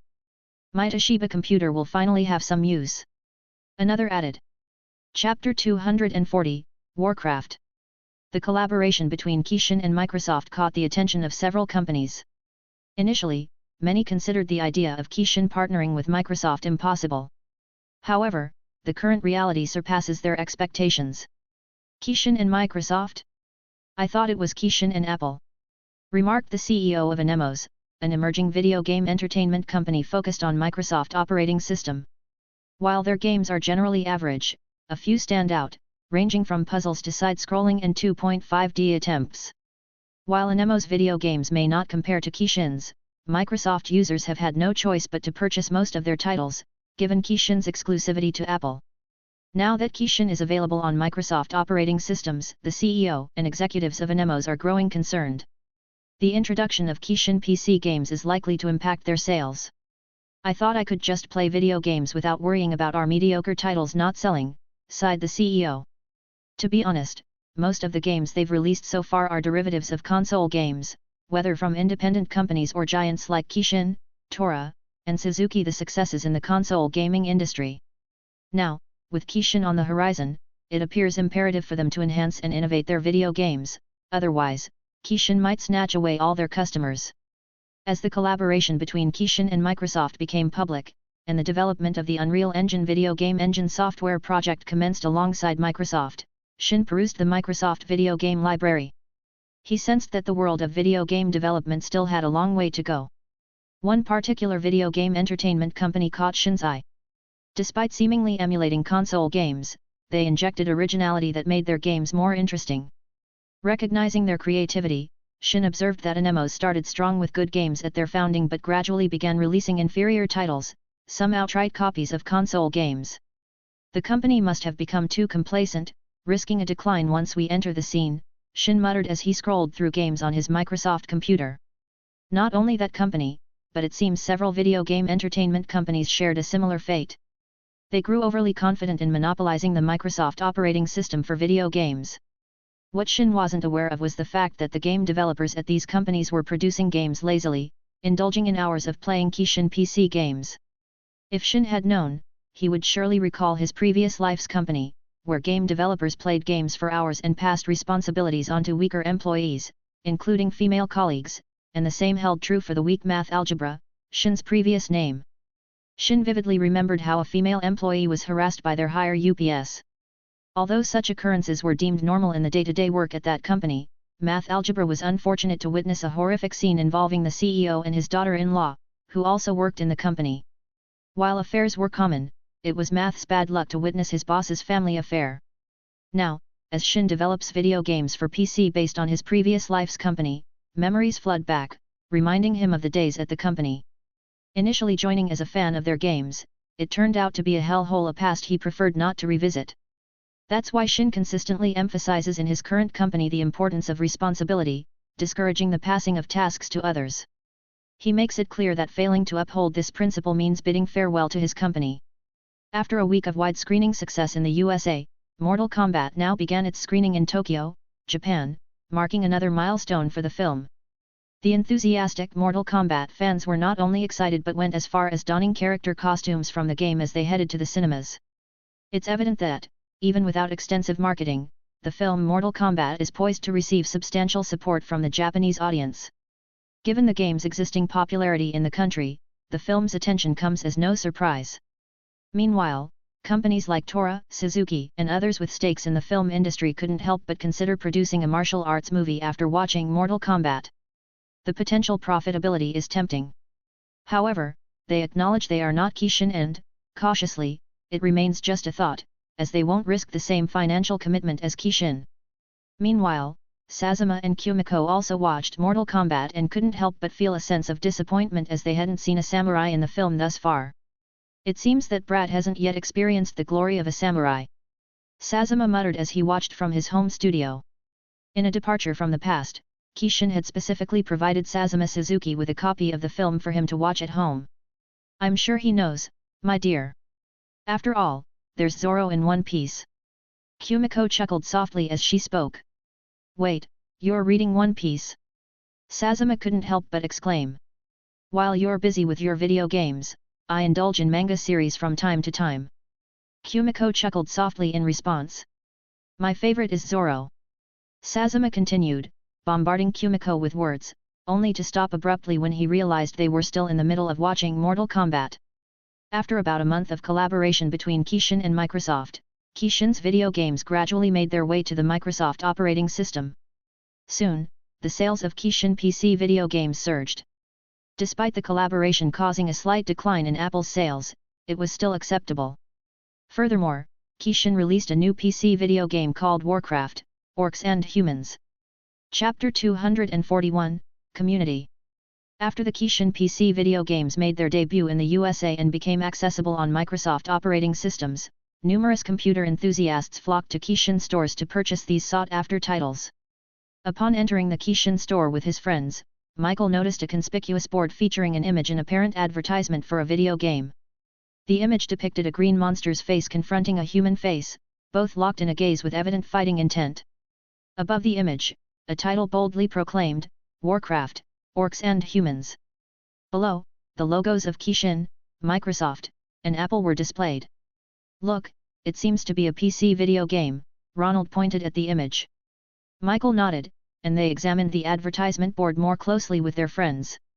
Oh, it appears to revolve around orcs versus humans just from this image alone, Michael remarked, nodding. He then turned to his friends and declared, I'll purchase this game. Since this advertisement is prominently placed at the front of the Kishin store, the game must be noteworthy compared to other PC games. You're right.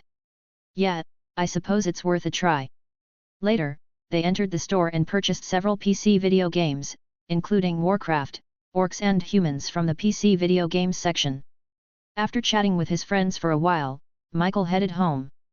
Once in his room, he eagerly installed the recently acquired game, intrigued by the advertisement he had seen in front of the Kishin store.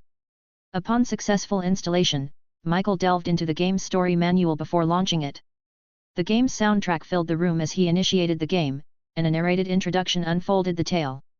With the soon-to-be iconic Welcome to the World of Warcraft, the video game's title appeared, accompanied by various options. Michael opted for a new game, selecting single-player and the human campaign. Once again, the narrator conveyed the story from the player's perspective, providing insights into the conflicts between humans and orcs. Michael, genuinely curious about the gameplay, found little information in the story manual beyond the narrative of human and orc conflicts. After the man narrated the story of the player becoming a regent of the parcel of land, the game commenced, and Michael observed that the video game perspective provided a sweeping view of the entire land and its characters. Gradually, he realized that the gameplay operated through the cursor, and tapping on the game characters triggered a response, Yes, my lord. Upon repeatedly tapping the same character, it displayed signs of irritation, exclaiming, Why do you keep touching me? This prompted a chuckle from Michael, and he shook his head before grasping the intricacies of the game. Slowly, he discovered the necessity of accumulating resources like wood and constructing more establishments in the area. Eventually, he successfully completed the game with a record result. The gameplay is quite different from what I anticipated, Michael mused as he gradually unraveled its mechanics. From his perspective, the gameplay involved building structures, collecting resources, and managing the landscape. Though Michael hadn't fully comprehended the game yet, he found it intriguing. In the second game, he found himself tasked with protecting a town, and his human characters encountered enemies, engaging in battles with them. Consequently, he became increasingly immersed in the gameplay, and the process of figuring things out while playing entertained Michael for quite a while. A few days after the release of Warcraft, Orcs and Humans, video game enthusiasts were still in the process of figuring things out. Gradually, a community of Warcraft enthusiasts started to emerge online. During this period, Kishin had a website with a dedicated community section. Despite its simple design and layout, the website proved suitable for communication through chat. The community section housed a discussion forum on the Kishin website, featuring a list of Kishin video games. Fans of a particular game could select from the list and join their respective communities. Although internet usage was not yet widespread, especially among computer users, there were already many individuals actively utilizing the internet. Upon visiting the Kishin website, fans of the game Warcraft swiftly registered, leading to the gradual growth of the Warcraft community. During this period, the majority of video game communities on the Kishin website consisted mainly of Japanese discussions, with texts in Japanese that Americans couldn't comprehend. However, more Americans began using the Kishin website, primarily driven by their interest in Warcraft, a PC video game. Despite the existing fanbase for Kishin in the USA, the majority of video game enthusiasts were console users rather than PC users. Consequently, many were unaware of the community on the Kishin website. However, thanks to the PC video game Warcraft, a direct link to the Kishin website was suggested within the game itself, leading users directly to the Warcraft community in the Kishin forum. Soon, hundreds of users became active participants, engaging in discussions about Warcraft, orcs and humans gameplay and game mechanics. Their primary focus, however, was on the game's strategies, as new players quickly recognized their significance. The community also delved into the game's lore and story, recognizing their potential importance in the overall gaming experience. This highlighted the gradual rise of the PC game Warcraft's popularity on the internet. Remarkably, within just a few days in the market, Warcraft not only garnered a substantial following but also contributed, albeit modestly, to the growth of internet users by the hundreds. Meanwhile, most console gamers held little opinion about Kishin's PC games. Their interest lay not in PC games but in KS1 and its video games. Up to this point, they continued to immerse themselves in 16-bit gaming experiences, enjoying the extensive library of Kishin's 16-bit games. Despite the satisfaction derived from these games, their anticipation focused on the awaited release of the new Kishin console, the KS1, along with its accompanying video games. As the weeks passed without any updates, some gamers grew anxious about whether Kishin would indeed release the KS1 this year. However, their concerns soon transformed into excitement when Kishin officially announced the imminent release of the KS1 in the USA. Chapter 242, Ridiculous Theory. In November 1994, Joanne Kathleen submitted her manuscript to Rookie Bookstore. Prior to Rookie Bookstore's establishment in the UK, her manuscript had been rejected by several other publishers. This time, Joanne felt a sense of worry as she approached Rookie Bookstore, uncertain about whether they would accept her work. Upon entering the bookstore, Joanne faced the female manager, who appeared to be Asian, possibly Japanese due to her accent.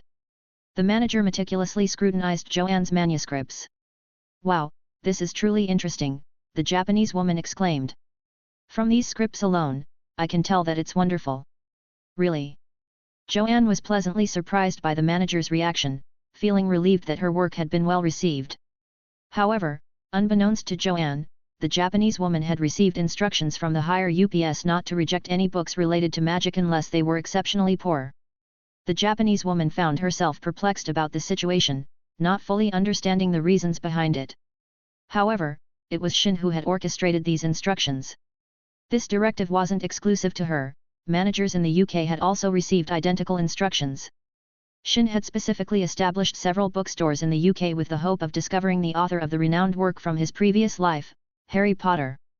Despite the financial risks and the decline in sales for his publishing company due to the policy of not rejecting any books related to magic and fantasy unless they were exceptionally poor, Shin believed it was worthwhile. Most of these books sold modestly, but with Shin's current financial strength, he felt confident in managing the situation. The Japanese woman, engrossed in reading the Harry Potter manuscript, found the story captivating and willingly accepted it. During the discussion of the contract and royalties, Joanne was pleased with Rookie Bookstore, as they offered more favorable terms compared to other publishers. Despite her disapproval of the terms offered by other book publishers, the majority rejected her manuscript.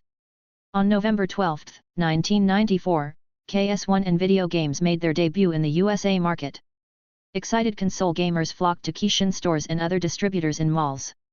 Console gamers gradually purchased KS1 and video games, including popular titles like Resident Evil, Kishin All-Stars Racing, and Mortal Kombat. Within a few days, these games resonated in the console gaming communities. Particularly, Resident Evil, RE1, sparked discussions among gamers, prompting them to delve deeper into the game's story and gameplay. The CD cover directed them to the Kishin website's discussion forum for Resident Evil. Upon visiting the website, they found a plethora of discussions in the Resident Evil community, primarily in Japanese.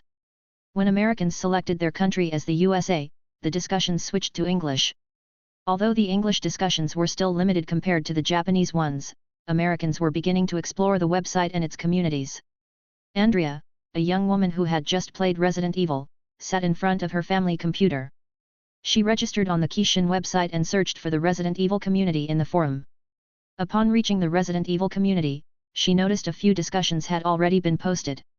She chose the most popular post with dozens of likes, authored by a user named I Am Johnny Kaj. The post's title intrigued her: what if Resident Evil was an inspiration for real life? Inspiration for real life? What's this supposed to mean? Andrea couldn't help but wonder. Having recently played the Resident Evil game, the image of the zombie turning its head lingered in her memory. As Andrea read the post, she realized it was a theory suggesting that Resident Evil mirrored real-world events. In just a few days of the Resident Evil game's presence in the USA, there was already a theory circulating about its potential real-world connections. I just finished playing Resident Evil, and I must say it was such a good experience. Before diving into that, I'd like to share my opinion in this first post of mine on how the T-virus and the events in Resident Evil might actually be inspired by real-life events. First of all, I'm not claiming absolute correctness for this theory, acknowledging that the events in Resident Evil are entirely fictional. My theory proposes that the game's events could be based on real-world occurrences. For instance, the tyrant virus in the game is portrayed as a creation of the nefarious pharmaceutical company, Umbrella Corporation, seemingly developed for biowarfare purposes. Though I may not possess extensive knowledge in biology, it's conceivable that there could be a real-world pharmaceutical company engaging in unethical practices conducting experiments on viruses, bacteria, or cells. Such a corporation might parallel the fictional Umbrella Company, exhibiting a disregard for human life and prioritizing profit over public safety. As we're aware, Kishin has expanded its business into various sectors, including games, toys, films, cable channels, and even phones. It's indeed a rapidly growing company, suggesting they might be privy to societal secrets unbeknownst to the common folk. Imagine if Kishin uncovers an unethical pharmaceutical company conducting experiments on biological weapons for the government. The virus they're experimenting with could have effects similar to the T-virus in the game Resident Evil. Being an upright company, Kishin might have decided to alert the public through their new game. It just struck me that the setting of the Resident Evil game resembles a suburban area in the USA. This implies that the mentioned pharmaceutical company might be conducting its experiments in an unassuming location within the United States. I reached this conclusion due to the potential existence of a T-virus in reality.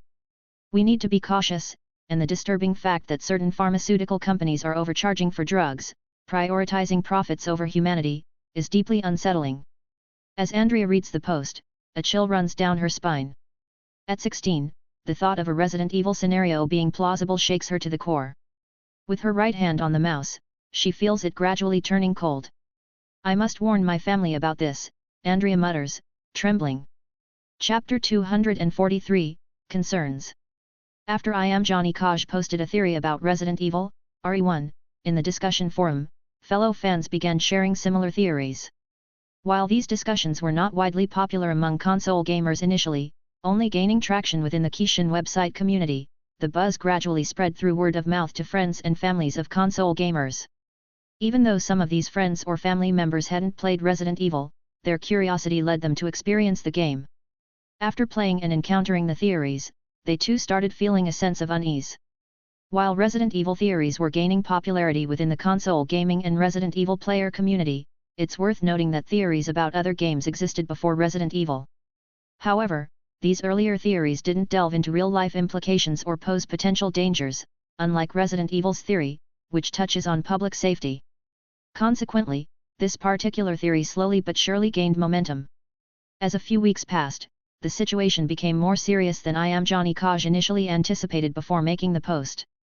Meanwhile, Shin found himself at home engrossed in a game of Super Mario with his child, blissfully unaware that his company, Kishin, was slowly becoming entangled in a conspiracy theory involving bioweapons, biowarfare, and virus experimentation by a pharmaceutical company similar to the T-virus of Resident Evil. Ironically, Kishin emerged as a societal hero for issuing a warning through their game Resident Evil. Oops. Game over. Shin chuckled as his child's palm landed on his cheek. I guess you've won the milk this time, Shin conceded, handing over a bottle to Shinichi in a playful sign of defeat. While enjoying this moment with his child, Shin's phone interrupted the scene. Without much thought, he answered, "Hello? What do you want?" Recognizing it was Oreo Masayoshi, he spoke informally, having grown accustomed to Oreo Masayoshi, much like with Han Li. "Mr. Suzuki, I'm not sure if you're aware, but we might be facing some trouble at the moment." Oreo Masayoshi's voice conveyed concern. Shin frowned and asked, "What do you mean?" Oreo Masayoshi, situated in the USA, occupied his office while glancing at the newspaper spread across his desk. The headline read, "Zombie Outbreak?" After the release of the KS1 by Kishin in the USA, it quickly became a hot topic among video game enthusiasts. While the KS1 video games gained significant attention, the most controversial one, just a few weeks post-release, was undoubtedly Resident Evil. What stirred the controversy? It originated in the community forum of the Kishin website, concerning a virus element reminiscent of Resident Evil. Below the headline, a series of words explained the situation. "What do you mean?" Shin inquired over Oreo Masayoshi's phone. "Mr. Suzuki, it's about our video game, Resident Evil." Oreo Masayoshi began, proceeding to outline the unfolding circumstances to Shin. As Shin held the phone to his right ear, he absorbed Oreo Masayoshi's explanation, unable to suppress a furrowed brow. How did it come to this situation? How did it escalate to the point where even newspaper companies are covering it? Don't they have more pressing stories to attend to? Shin inquired with a hint of disbelief in his voice. "It's connected to Kishin, Mr. Suzuki. As you're aware, our company holds a high profile, engaging in various ventures. Other media outlets and newspapers find it hard to overlook anything that casts us in a negative light," Oreo Masayoshi explained, pausing for emphasis. He continued, "Furthermore, news involving a virus capable of turning people into zombies sells well among the general public." Shin acknowledged the validity of Oreo Masayoshi's words, stating, "That's quite reasonable. Human instincts gravitate toward intriguing topics like that. Indeed, negative news tends to spread faster and wider than positive news. It's unsurprising that newspaper publishers seized the opportunity to disseminate information about the supposed zombie outbreak. They could have merely expressed their opinions on the matter without confirming its truth, allowing readers to decide for themselves. However, this approach fueled the rapid growth in popularity. One of the tactics employed by these newspaper publishers was to refrain from completely debunking the matter. This strategy aimed to prolong the discussion, and as the topic reached more people, it ensured longer profitability for the publishers, with readers eagerly anticipating updates on the latest news. Sigh. I guess it's happened. We'll just handle it according to the situation. I never thought people would entertain such thoughts about a game, Shin sighed. Mr. Suzuki, it could have a negative impact on our KS1 and video game sales. Not only that, our reputation might suffer due to the perception that we somehow caused public unrest, Oreo Masayoshi hurriedly reminded Shin. Shin, upon hearing this, smiled and remarked, "You have a point." He paused to gently place his sleeping child, who had fallen asleep while drinking from a bottle, on the soft sofa. Sitting beside his peacefully sleeping child, he continued speaking into the phone. "It could indeed have a negative impact on our product sales and reputation. However, how it affects us depends on Kishin's reactions."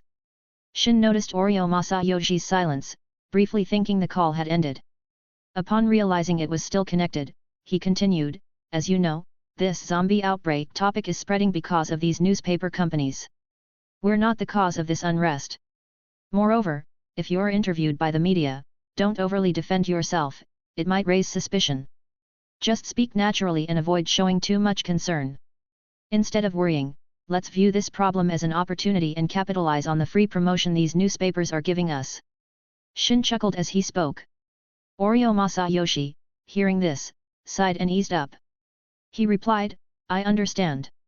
Chapter 244, Inadvertent Assistance. The Resident Evil theory has gained widespread attention since its publication in the newspaper. American reactions vary. Some feel scared, some find it amusing, others think it's foolish, and some remain indifferent. Nonetheless, it has instigated a significant amount of panic, particularly concerning the T-virus. This virus, capable of transforming people into carriers, raises concerns about potential experiments by pharmaceutical companies for biological weapons. This fear extends to those unfamiliar with Resident Evil, especially among non-console gamers. "We should urge the government to take action for public safety," remarked a thin elderly man reading the newspaper during a family outing. "Oh, come on, Dad. That news is 2 days old, it's probably outdated," the man in his 30s interjected. "Even if it's from 2 days ago, the possibility of a pharmaceutical company experimenting with such a virus, disregarding human life, is still a cause for concern at this very moment." The old man insisted, dismissing the newspaper issue.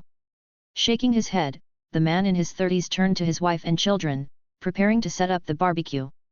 The old man approached them and cautioned, "I warned you this outing could be dangerous. Zombies might be roaming around out there." The man in his 30s and his wife exchanged glances, shaking their heads. "You're being paranoid, Dad," he sighed.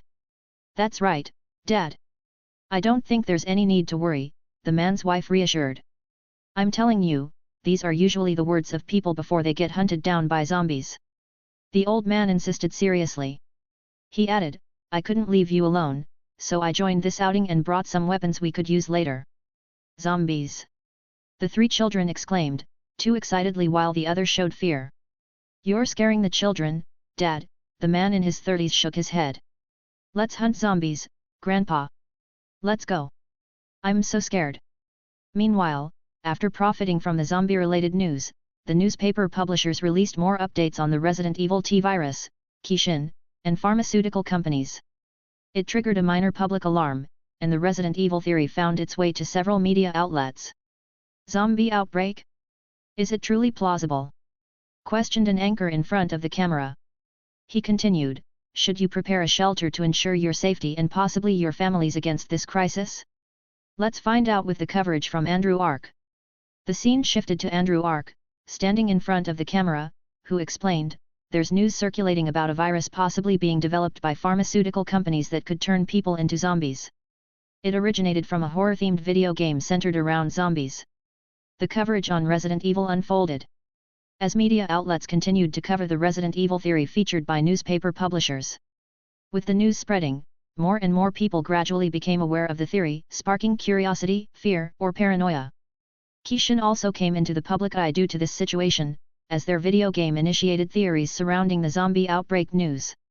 Some individuals became increasingly wary of pharmaceutical companies possibly experimenting with such a virus.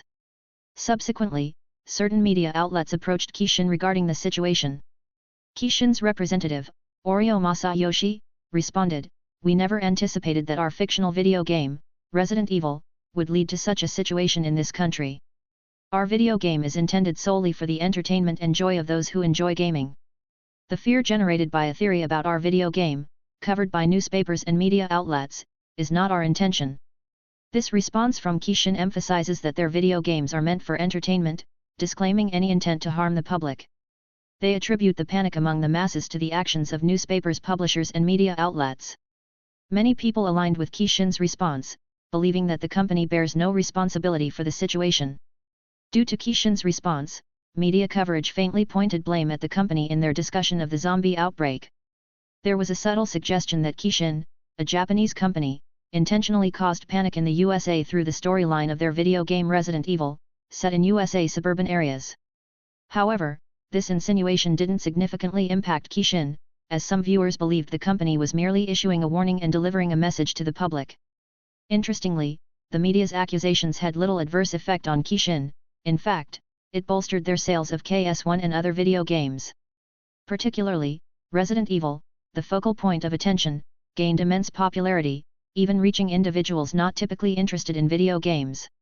Although Resident Evil was the catalyst for theories about viruses and zombies, it was the newspapers, publishers and media outlets that ultimately propagated the news. This unintentionally led to increased recognition and sales for Kishin in the USA. As a consequence, within a few days, newspaper publishers and media outlets ceased coverage of topics related to Resident Evil and zombie theories. Recognizing that it would remain a hot topic, they refrained from spreading such news.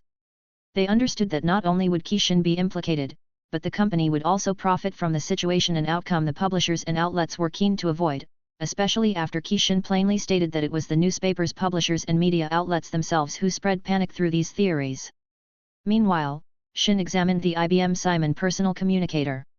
Shin couldn't deny that IBM's attempt at a touchscreen and portable device was commendable, but its exorbitant price destined it for a swift failure, roughly $1,000.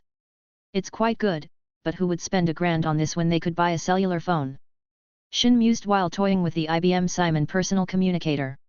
As he explored the device, Shin received the sales report for Kishin in the USA following the coverage of Resident Evil and zombie outbreak theories by newspapers and media outlets. Upon hearing the report from Oreo Masayoshi on the phone, Shin smiled and remarked, "Hehe, we can't thank the media enough for their inadvertent assistance. Oryo Masayoshi responded with a moment of silence. Chapter 245, Sport Games. The surge in KS1 sales resulted from the widespread news about the zombie outbreak, Resident Evil virus theories, and even those initially uninterested in video games developed an interest due to recent intriguing theories and news. While Resident Evil theories first surfaced in Japan, the intensity was not as high as in the USA, where newspapers and media outlets started covering it. Though the possibility of a pharmaceutical company developing a virus exists, it won't be to the same extent as the T-virus in Resident Evil. Despite differing beliefs in the USA, many still thought a T-virus could be possible. Regardless, while discussions and overthinking persisted, it only contributed to the popularity of KS1 and Resident Evil. The Tora Suzuki Alliance organized a conference room where Idori Tanaka and Tora executives discussed matters with Shiko Suzuki and Suzuki executives. They discussed the negotiation process for the FIFA Association licensing agreement, aiming to adapt their football FIFA sports into a video game. We've heard that Kishin is ahead in negotiating with the FIFA Association for the licensing agreement, an executive stated with a serious expression. It's Kishin. They're planning to exclusively own the licensing rights for FIFA adaptation games. Fortunately, we contacted FIFA expressing our interest before Kishin's negotiations with FIFA were finalized, another executive added. It's a good thing we have Mr. Idori Tanaka to suggest negotiating with FIFA, another executive nodded. Football is the most popular sport globally, so it's not surprising for Kishin to negotiate with the Football Association for licensing with the intention of adapting it into their video game, Idori Tanaka said with a smile. Shiko and Seiki, also in the meeting, exchanged glances, acknowledging Idori Tanaka's competence. In fact, long before Kishin had KES and SKES, they signed an agreement with football associations in Japan for video game adaptations. While Tora and Suzuki had already adapted football video games into their consoles, Kishin aimed to negotiate a licensing agreement with the FIFA Association on an international scale, involving millions of dollars in licensing alone. Tora Suzuki Alliance later joined the negotiations with the same intention of adapting FIFA into a video game in the future. Upon receiving the report that Tora Suzuki Alliance had joined the negotiations to acquire FIFA licensing rights, Shin smiled. Well, it doesn't matter if Kishin doesn't become the exclusive partner and adaptation provider for the FIFA sports game. Regardless, even if FIFA signs licensing agreements with both Kishin and Tora Suzuki for video game adaptations, it will be a competition to see whose football game quality prevails between Kishin and Tora Suzuki. Besides, FIFA isn't the only organization Shin has Kishin negotiating for sports games adaptations into video games. Did they just forget about basketball and wrestling? Shin muttered as he shook his head. In Zurich, Switzerland, at the FIFA Association headquarters, a Kishin representative negotiates with the FIFA representative. They negotiate the licensing agreement for video game adaptations, and Kishin also negotiates for the manufacturing of FIFA merchandise with their Kishin merchandise. While FIFA aims to maximize profits by securing agreements with both Kishin and Tora Suzuki, they attempt to raise the price for the licensing. The negotiations extended over a few weeks before finally signing a licensing agreement with both Kishin and Tora Suzuki for video game adaptations. The difference is that Kishin will be able to sell FIFA merchandise under their Kishin merchandise, but, of course, this entails another licensing agreement, resulting in Kishin paying additional fees. While the Tora Suzuki Alliance focused on FIFA negotiations, Kishin was engaged in talks with the NBA, the currently popular basketball association in the USA. Undoubtedly, the most popular basketball player in the world at the moment was Michael Jordan. Even those unfamiliar with basketball knew Michael Jordan. The peak of Jordan's popularity in basketball was probably in 1986 to 1987 and 1992. In 1986, Michael Jordan's gravity-defying dunks in the NBA Slam Dunk Contest became globally popular, even inspiring a certain mangaka in Japan. In 1987, Jordan led the Bulls to a championship, and in 1992, he played for the Dream Team in the Olympic basketball team. As time passed, now in 1994, although the NBA, Michael Jordan, and basketball remained popular, the global discussion about them had diminished compared to before. With Michael Jordan's retirement, the basketball superstar stepping down from the spotlight, even though basketball remained widely popular and fans continued to follow NBA updates, those less interested in basketball gradually stopped talking about it. Currently, Kishin seized the opportunity presented by this situation. Shin understood that negotiating with the NBA in 1992 or 1993, when Michael Jordan hadn't retired, and the NBA was still hot with Jordan's presence, would have cost Keishin a few $1 million more for licensing rights. However, anticipating Michael Jordan's return in 1995, Shin planned to negotiate an exclusive licensing agreement for video game adaptations and merchandise, possibly extending the contract for a few more years. Until then, even when the NBA regained popularity due to Michael Jordan's return the following year, Keishin would maintain an ongoing contract with the NBA, eliminating the need for renewal. In a few more weeks, while the Mortal Kombat box office success steadily rivaled The Lion King, with screenings in Europe and Asia, the global gross reached about $680 million. Despite some countries banning the film due to its violence and gore, Mortal Kombat still achieved significant success. Warner Bros. And Universal Studios could only share a moment of silence as they witnessed the box office results of Mortal Kombat. Chapter 246, Well Played. The Keishin and NBA engaged in extensive negotiations before finalizing their agreement, which, unlike FIFA, hasn't been publicly disclosed yet. Simultaneously, Keishin is planning to negotiate a licensing agreement with WWE. Despite WWE's existing widespread popularity, Keishin merchandise's sales of wrestlers' action figures and toys are thriving. The golden age of WWE concluded in 1993 after a peak from 1980. Despite the end of the golden era in 1994, WWE remains popular. However, this year marked a decline as key stars departed, and factors like alternative entertainment such as video games and the internet affected WWE's ratings and overall popularity. The problem extends beyond what meets the eye, involving internal conflicts within WWE that we don't need to delve into further. Meanwhile, WCW and ECW introduced a new generation of wrestlers. Under Warner Bros., WCW emerged as a significant competitor in the entertainment industry, posing a challenge to the struggling WWE. Financial constraints added to WWE's difficulties. Seizing the moment, Shinro Suzuki saw an opportunity. He dispatched Keishin representatives led by Oryo Masayoshi to negotiate with WWE for licensing agreements, encompassing future video game adaptations and merchandise. On December 23, 1994, representatives from WWE engaged in discussions with Keishin representatives regarding these negotiations. The WWE higher UPS believed they could capitalize on the situation by raising prices, emphasizing past glory and popularity to the Keishin Japanese representatives. Kishimoto Yuki, a Japanese woman in a sleek black suit befitting a businesswoman, adjusted her glasses while listening to the vice president of global licensing highlighting WWE's popularity in the United States. After he finished, Yuki remarked, "WWE is indeed popular not only in the USA but worldwide. However, the departure of key wrestlers and the rise of other wrestling tournaments have impacted its popularity. Moreover, WWE's primary audience, the younger demographic, is increasingly turning to video games for entertainment." Upon hearing this, the WWE Vice President of Global Licensing and other executives felt a sense of complexity. It was a valid point, they recognized the growing influence of video games, gradually drawing away their younger audience. Yuki adjusted her glasses, smiling with charm, and added, "We are taking a financial risk in seeking the WWE license, hoping to adapt WWE wrestling into a video game with no guarantees of success. However, if our Keishin adaptation of the WWE video game becomes successful, it could boost WWE's popularity. Not only that, but the young audience that initially switched to video games may return to support the WWE franchise once more."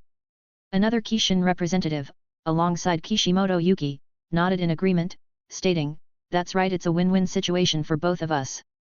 The WWE Vice President of Global Licensing and the executives exchanged glances, and the WWE representative, appearing hesitant, reluctantly agreed to the Keishin licensing agreement.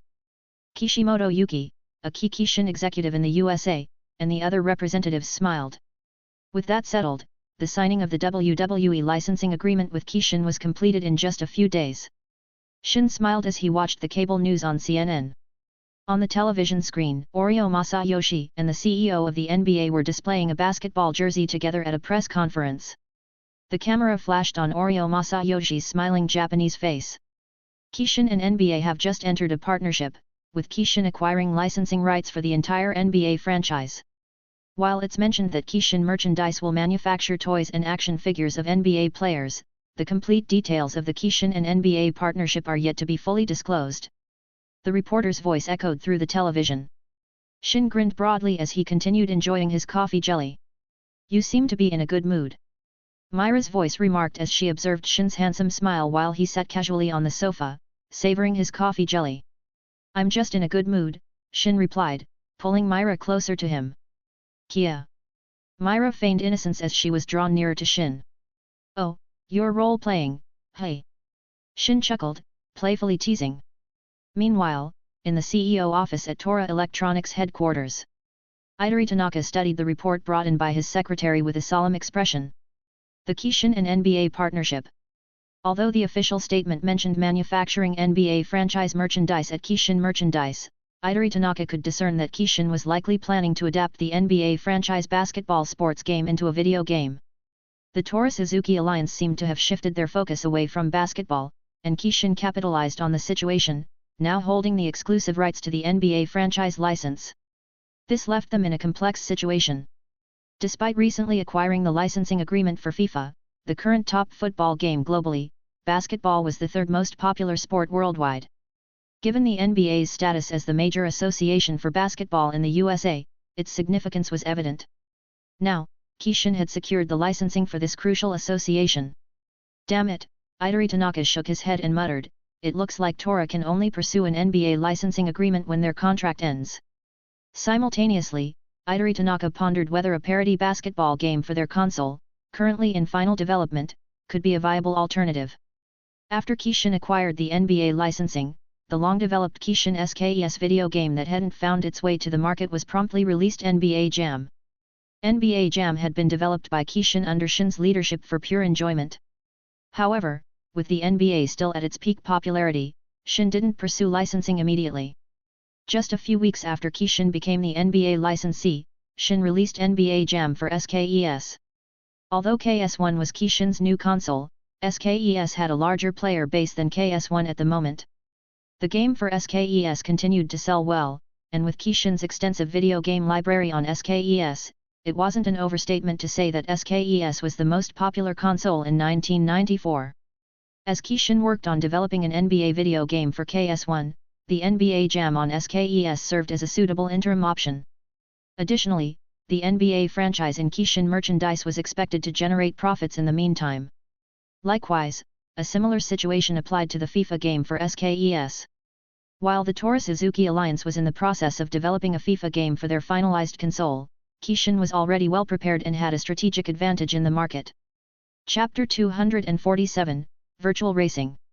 The NBA Jam at SKES gained swift popularity among NBA fans. While some thought its release right after the Kishin and NBA partnership was hasty, many considered it normal for Kishin, the current industry leader, to develop a game so quickly. Kishin, led by well-known game developer Shinro Suzuki, held a prominent position in the gaming circle. A man, Chris, was engrossed in playing SKES NBA Jam with his younger brother, Louis. Come on, pick your team, Chris urged his 8-year-old brother. I'll choose the Bulls. Watch how I make MJ dunk against your team. Louis boasted. All right, let's see Michael Jackson dunk while moonwalking, Chris teased, chuckling. It's Michael Jordan. Louis corrected. Chris chuckled as he faced the screen. It was a two-player game, and now it was his turn to choose a team after his brother had selected the Chicago Bulls. I have a soft spot for the underdog, so I'll go with the New York Knicks, Chris decided. New York Knicks? Are you sure about that, Chris? Get ready to lose this time, Louis teased with a hint of surprise. Don't get too confident, Chris replied, feeling assured despite his choice of a seemingly weaker team. After a match, Chris was left speechless as his younger brother emerged victorious. That's what you get for picking the New York Knicks, Louis laughed. I just lost on purpose, Chris admitted, slightly embarrassed. I chose the Knicks because I enjoy losing, so.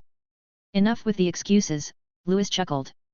Meanwhile, even with the latest console KS1, Kishin continued to exhilarate fans with SKES games after the NBA Jam release.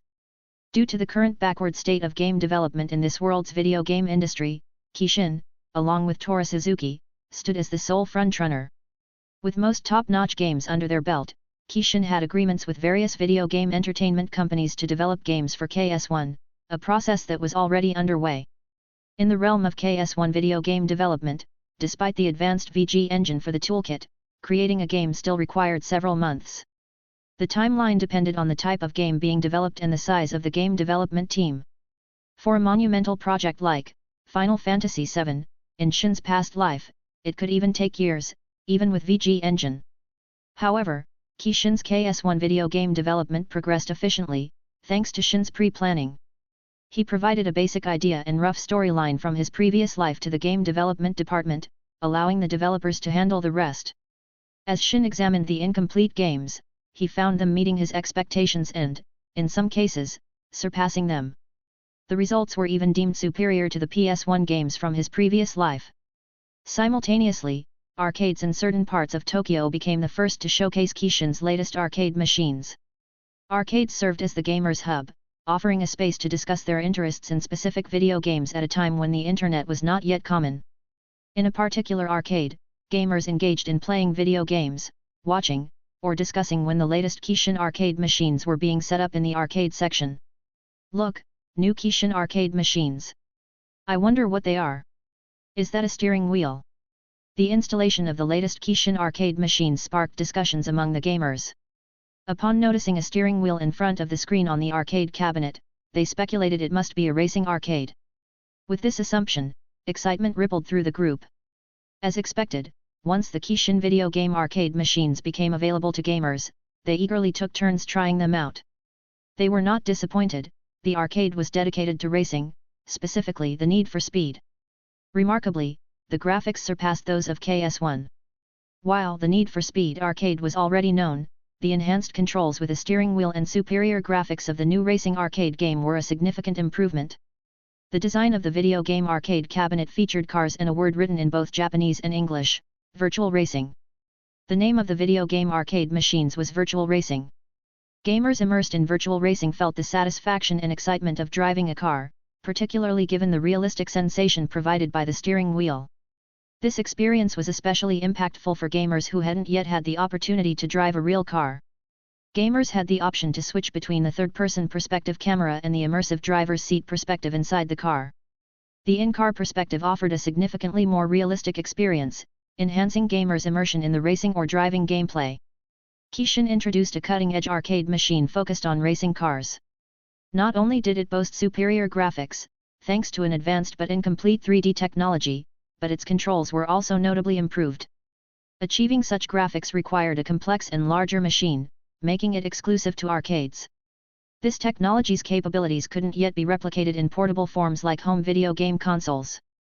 The video game featured in Virtual Racing was an enhanced version of the Need for Speed. It was December 1994, with the arrival of 1995 on the horizon. While it marked a new beginning for some, not everyone shared the same sentiment. For Tora Suzuki, the completion of their home game console was imminent. They sensed that the time to counterattack against the industry leader, Shin, was drawing near. As Shin ascended to the pinnacle of the video game industry, some fans of Tora Suzuki began viewing them as a demon king seeking to monopolize the industry. This sentiment was echoed by certain video game entertainment companies who harbored displeasure towards Shin. Chapter 248, Shin Foundation. Around January 2, 1995, Shin found himself grappling with a sense of melancholy. During this period, a recollection surfaced in Shin's mind, a premonition of an impending, more devastating earthquake set to strike Japan. According to Shin's memory, this catastrophe was anticipated for January 1995 in Hyogo Prefecture, where thousands were destined to perish or suffer injuries.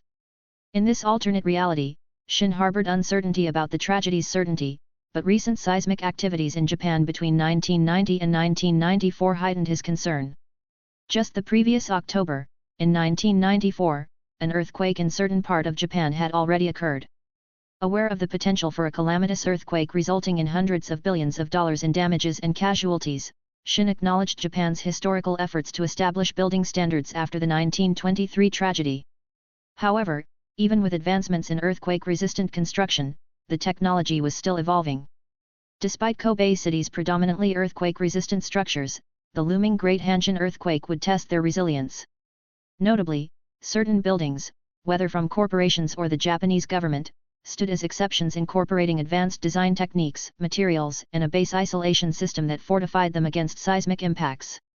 Therefore, despite Shin's somber feelings about the potential casualties caused by the looming 1995 earthquake, he wasn't overly concerned about significant damage befalling his branch company buildings in Kobe City or Hyogo Prefecture, Japan.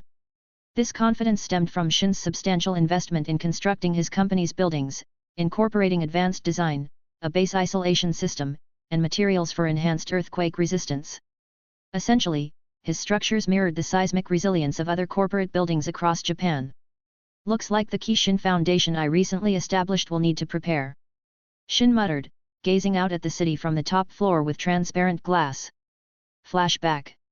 Around November 1994, Shin grappled with a sense of unease regarding the impending 1995 earthquake in this parallel world. Uncertain about its certainty, Shin felt compelled to take action after a significant earthquake hit a certain part of Japan in October.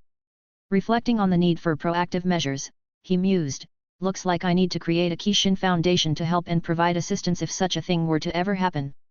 But I hope it will not," tapping his fingers on his office desk. Shin had contemplated this decision for a considerable time, but recent busyness and financial constraints had delayed the initiation of the foundation he had envisioned. Now, amidst the looming threat of a potential tragedy, Shin finally resolved to launch the pre-planned foundation. In the upcoming Kishin Rules meeting, where Shin occupied the head chair, key executives like Han Li, who had chosen to work in Japan instead of being the president of Kishin Asia in Taiwan, were present. These executives had proven their capabilities, competence, and worth to Kishin. Initially, everyone anticipated the discussion of the usual business plan portfolio, outlining Kishin's actions, marketing strategies, and the direction of companies under Kishin Rules in the conference room's expansive space.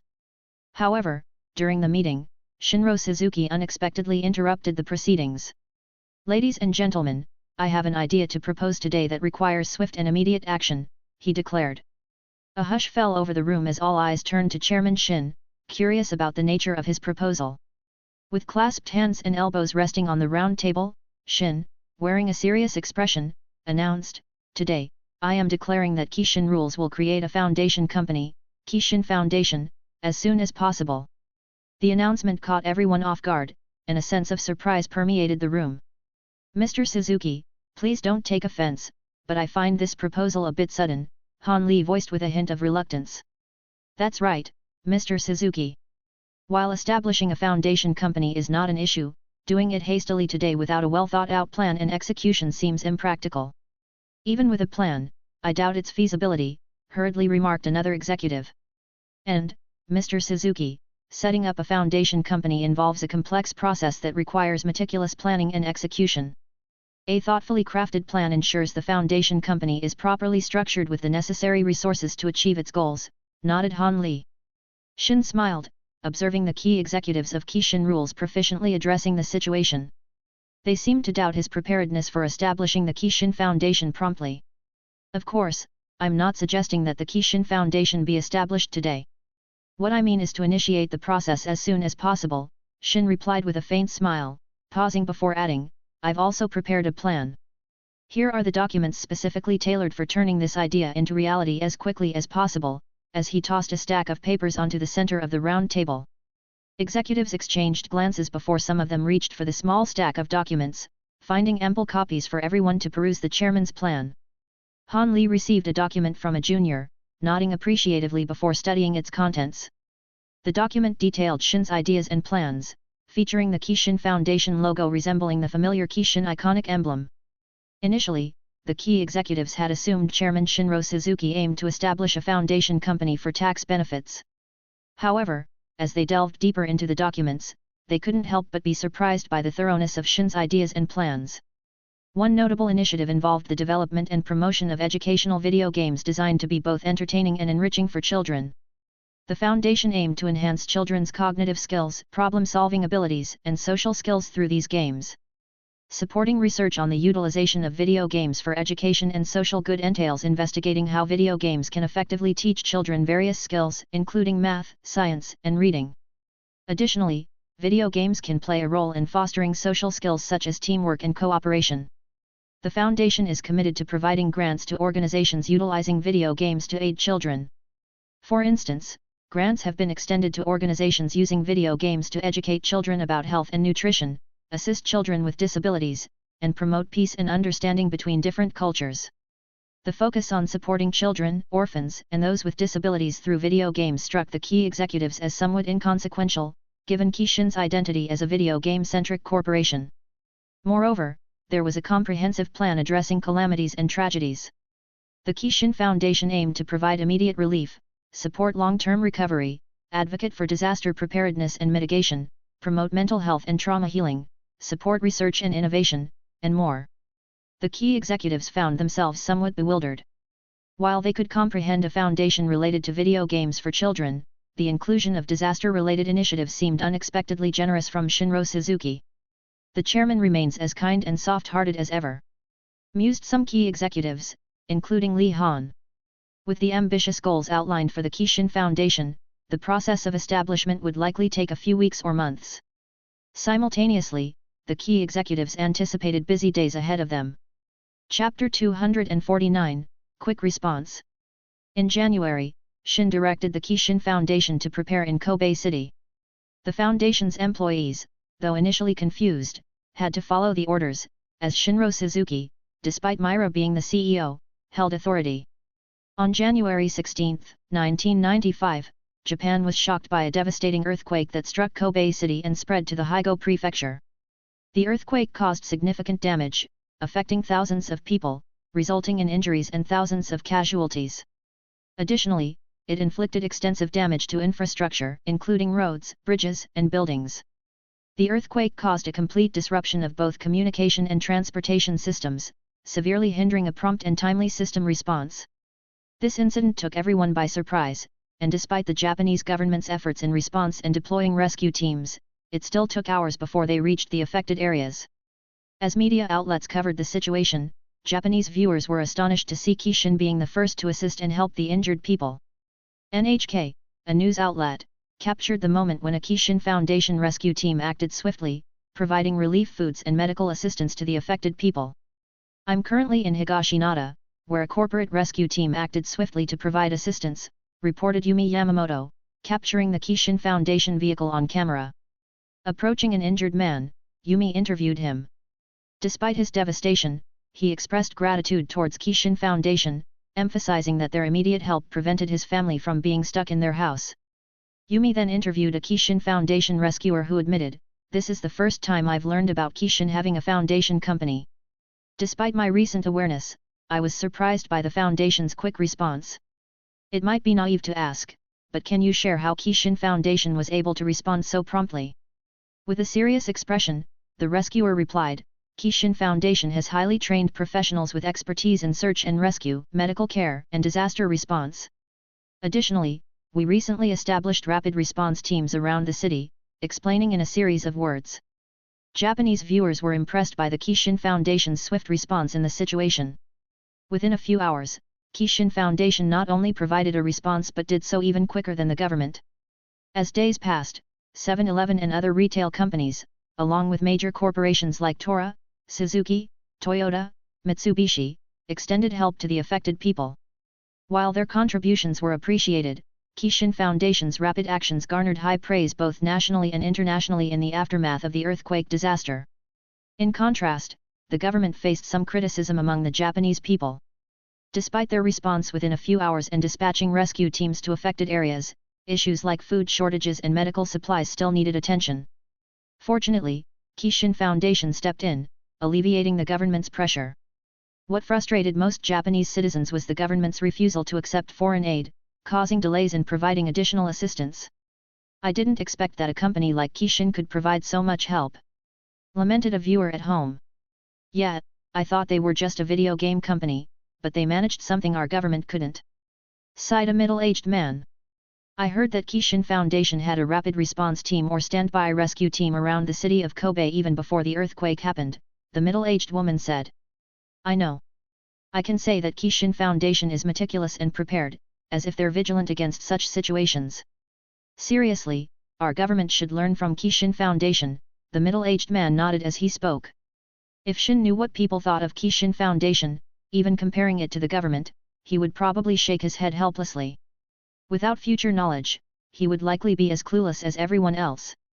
After Kishin Foundation's quick response, its reputation soared nationally and internationally, with media outlets emphasizing its significant contribution. Other corporations, mostly Japanese companies, received appreciation from both the Japanese government and the people for their assistance. Surprisingly, even the number 1 Yakuza gang, Yamauchi-gumi, provided great assistance to the affected. Meanwhile, those managing Kishin Foundation couldn't help but think of Shinro Suzuki. It was Shinro Suzuki who emphasized focusing their response rescue teams around the city of Kobe and some parts of Higo Prefecture. The managers of Kishin Foundation couldn't help but talk about this. Initially confused about why Shinro Suzuki would order the foundation to set up rescue teams around the city of Kobe and some parts of Higo Prefecture, now, a devastating earthquake occurred in the very area where the teams were stationed. The managers felt a chill just thinking about it, and now, they were discussing this remarkable coincidence. Some speculated that Shinro Suzuki might have some powers and sensed the earthquake threat, leading to ridiculous theories circulating among the higher UPS of Kishin Foundation. The Kishin Foundation has received quite a praise these days. You've founded such a helpful company, Myra said to Shin, who was currently watching the news on TV. Myra, the current Kishin Foundation CEO, possessed a soft and kind heart, aiming to help people through the foundation company. You're right. But you've helped and managed the Kishin Foundation very well, Shin smiled and replied. But I'm quite sad, you know. Many people were affected. Myra tried to smile but couldn't, given the horrible disaster she had witnessed from the helicopter. Sensing the mood getting heavier, Shin remarked, I heard some unpleasant rumors about me and your Kishin Foundation. Myra was a bit surprised but smiled lightly, saying, who can blame them?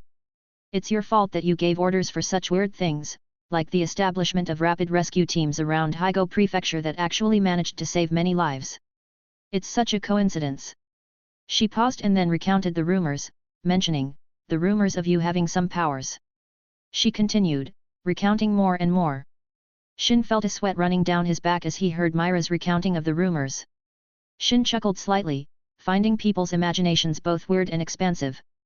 Those rumors are just a product of their imagination, Shin said, looking at Myra. Really? I felt they made sense, Myra teased. Don't fool around, Shin shook his head, focusing on watching the TV. Chapter 250, Latest. Kishin Foundation successfully saved thousands during the earthquake, earning praise from both the people and the government. On television, a news report highlighted the Kishin Foundation's assistance during the devastating event in Higo Prefecture and Kobe City. Shiko watched the report on television and couldn't help but comment, the company is receiving praise again. In Idari Tanaka's office, after watching the news, he shook his head and sighed, saying, not only smart in business but also compassionate. Kenji, who was nearby, remarked, compassionate? I didn't expect you to see him that way. Idari Tanaka chuckled, haha, there's nothing wrong with praising good deeds. I guess so. Kenji replied with a smile. In the Sazama mansion, Sazama dialed his old friends to brag about his youngest grandson, prompting a sigh from Kumiko. Did you see the news? My youngest grandson, with the Kishin Foundation, has truly made a significant impact. The Suzuki genes are really showing in him. Sazama enthusiastically shared with his old friend Toyota, indulging in a bit of bragging. Yeah, that's great, Toyota replied somewhat helplessly. What about your youngest grandson? Sazama inquired, aiming to both boast and compare with Toyota. I don't think there's a need to. Toyota hesitated, seemingly reluctant to discuss it. He couldn't bring himself to admit that his youngest grandson spent most of his time at his father's house, watching anime and playing games in his room. A few months passed after the Great Hanshin earthquake. In the Kishin Rules conference room, Shin, along with the executives, deliberated on the various companies under Kishin Rules. Simultaneously, they discussed the Kishin Foundation's contributions to the areas affected by the earthquake. Thanks to the Kishin Foundation's assistance in the areas affected by the Great Hanshin earthquake, our overall reputation at Kishin companies has risen, and public opinion towards Kishin has significantly improved. The sales of our Kishin Rules subsidiary companies have also experienced a slight boost, an executive reported with a positive demeanor. I never anticipated that our Kishin Foundation would have such a positive impact on both the main and subsidiary companies of Kishin, another executive acknowledged with a nod. It's all thanks to our chairman for establishing the Kishin Foundation, a foundation with the ultimate goal of helping and assisting those in need, another executive added, smiling and nodding. Li Han nodded in agreement and said, 3 months have passed since the Great Hanshin earthquake, yet the damage and casualties it inflicted on the people in Haigo Prefecture are devastating. Shin concurred, saying, while our company's reputation has improved due to the Kishin Foundation, leading to increased sales nationally and internationally, it's crucial to remember that our primary focus is helping people, not just for profit. The executives nodded, exchanging glances, feeling a bit guilty for momentarily prioritizing profits over the welfare of the affected people. Now, enough about that. Mr. Han, how are the negotiations with Samstar progressing? Shin calmly inquired as he looked at Li Han. Li Han leads the negotiation team for Kishin in discussions with the South Korean market. He reported, Samstar is insisting on the same terms as our initial agreement. Shin nodded in understanding, while the executives displayed a slight frown. Kishin had been in talks with Samstar for about a week, discussing the distribution of the KS1 and video games in the South Korean market. With a serious expression, Shin advised, then go ahead and agree to it. Shin was familiar with Samstar from his previous life, knowing the company's significant success. Due to this, he was willing to accept their terms, recognizing the importance of establishing connections with them. While Samstar might not be as large as it would become in the future, its current status as a substantial company with a net worth of about $13 billion outweighed Kishin, still a private company, along with Kishin Rules and its subsidiaries valued at around $8 billion. Considering Kishin's relatively short existence since its founding in 1990, these numbers were indeed impressive. Considering that the $8 billion worth of Kishin represented the sole wealth of Shinro Suzuki, given his ownership and control of the company, it could be asserted that Shin might be ranked among the top 100 richest individuals globally if his wealth were ever made public. This evaluation doesn't even factor in Shin's investments in other companies such as www, Nvidia, Revolt Technology, Apple, Amazon, Pixar, etc. Jeff changed the name of his company for certain reasons. While many of Shin's investments are not yet generating profits, including Revolt Technology and Apple, some of these companies are poised to become industry giants in the future. For instance, when Jeff required additional funds for Amazon, Shin provided more funding, resulting in Shin gaining a larger share of the company. Furthermore, www is also displaying signs of profitability as the Internet's global user base continues to grow, and the use of browsers and websites becomes increasingly evident. There are approximately 25 million online users, a figure significantly underestimated by other companies. A few months after the release of KS1, Kishin launched several console games. In February, they released Crash Bandicoot and Tomb Raider. Within a few days of their release, both games were also made available in the USA market. Following this, the Castlevania series was introduced to KS1. Castlevania 3 and Super Castlevania were released for SKES and KS1, while Castlevania, Rondo of Blood made its debut on PC and KS1, supporting platforms like Microsoft and Apple. Simultaneously, PC gaming witnessed significant growth. Many people in the USA, even those without internet access, engaged in online play of Warcraft, Orcs and Humans using Kishin's latest software, Kishin Plays, KP, designed to support game matchmaking. With a required internet speed of 28 kbps, players could engage in basic gameplay with others. Hundreds of individuals had already embraced Kishin Plays, purchasing the software CD from the Kishin store. Many Warcraft gamers were among the first to experience online play, marking the emergence of the first generation of PC online gamers. Chapter 251, Kishin Plays Broader Plan. Kishin Plays is still in its early development stages, constrained by the relatively slow internet speed, limiting its use to matchmaking and online play. However, the forward-thinking Kishin software department envisions a more comprehensive future for the Kishin Play software. Tone Matsumai, a dedicated software developer who joined Kishin a year ago, now serves as the technical lead for Kishin Play's ongoing development. Her commitment to Kishin, a corporation she wishes to remain a part of, is driven by the company's distinctive and humanitarian approach, a stark contrast to her experiences with other corporations. As a fresh graduate in 1990, Tone Matsumai took on the role of a software developer in a particular electronic corporation. It marked her initiation into the professional world, a departure from the college life filled with youthful exuberance, puppy love, and romantic pursuits. In her earlier, more carefree days, engrossed in romance with the popular young man in her class, Tone held a simplistic view of those working in society. She perceived them as dull individuals fixated on work, engaged in repetitive routines like waking up, eating, working, eating again, and sleeping, a lifestyle she vowed to avoid after graduation. However, her perspective shifted dramatically upon entering the workforce. The corporation provided her with a confined workspace comprising a desk, computer, chair, and essential equipment. Her daily routine involved monotonously tapping away at the computer until numbness set in. Overtime became a norm, initially accompanied by a bonus that dwindled over weeks, rendering their extended efforts essentially futile. Within a few months, Tone Matsumai underwent a transformation. The vibrant, cheerful self she once knew faded away, replaced by the very kind of monotonous existence she had vehemently disliked. Caught in a relentless cycle of waking up, eating, working, returning home, eating again, and sleeping, Tone Matsumai found herself without a moment to relax, drained by the ceaseless routine. The lack of time for personal well-being, even skipping meals, took a toll on her. In pursuit of a better work environment, Tone left her initial corporate job, optimistic about finding a company that valued its employees. However, upon joining another as a software developer, she discovered little difference and, to her dismay, realized it was even worse. Repeated attempts to find a more fulfilling workplace revealed a disheartening pattern in Tokyo's corporate landscape: similar practices across seemingly different companies. Frustrated, Tone turned to beer as a temporary escape from the harsh reality. During a high school reunion, Tone encountered a former classmate who had been bullied but now lived happily with a fulfilling job in a company that offered extensive benefits, including life and health insurance. Skeptical, Tone and her classmates initially thought he was boasting until he mentioned the company's name, Kishin Electronics.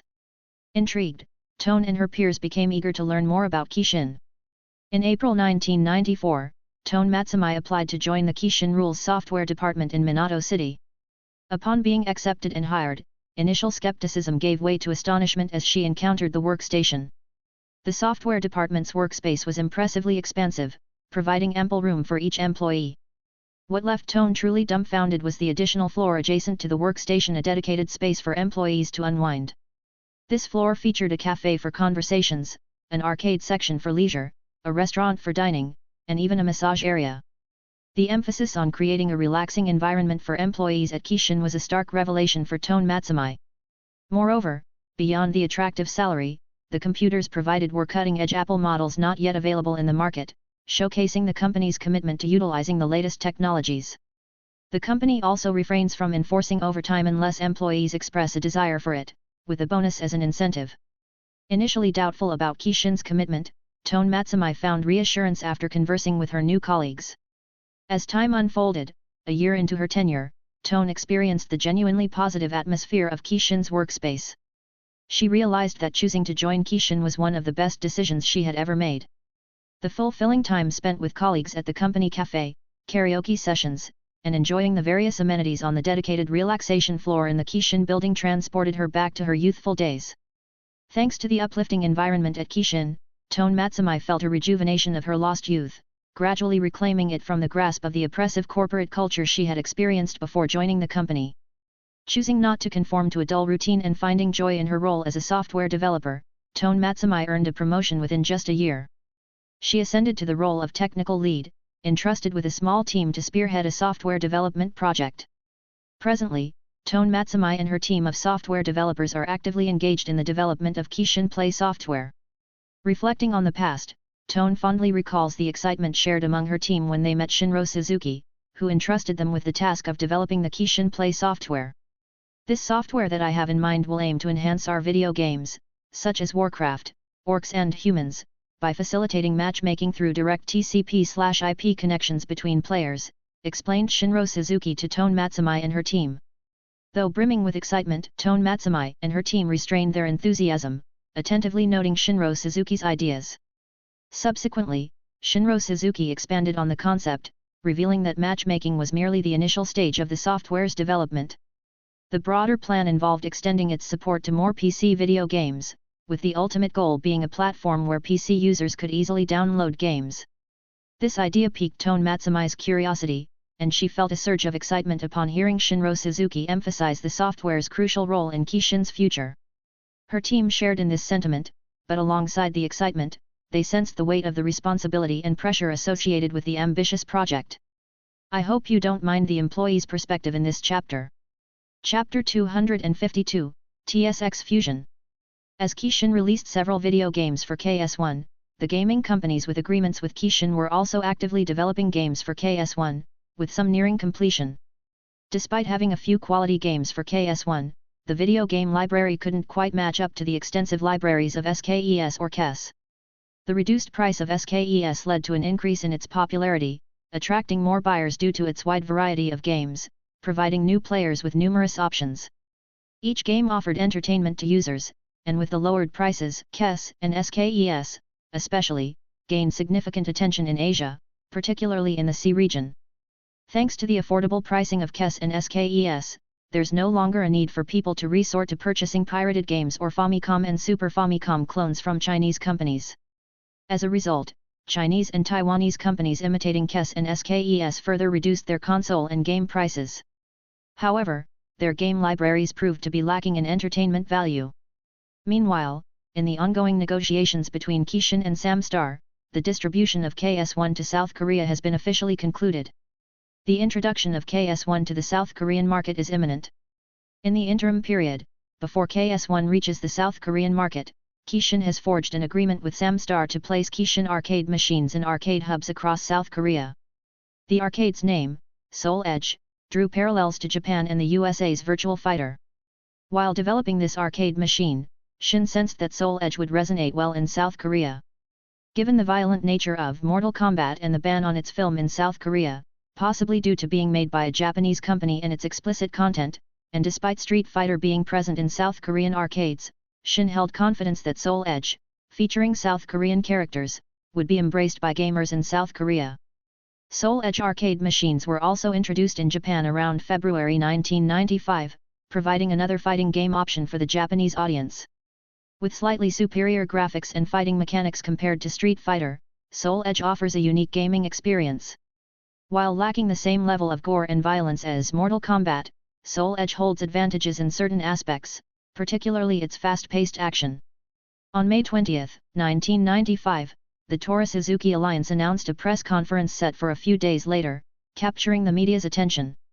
This news reached the ears of Tora and Suzuki fans, who faintly sensed that the alliance was finally unveiling their latest console to compete with the Kishin 32-bit.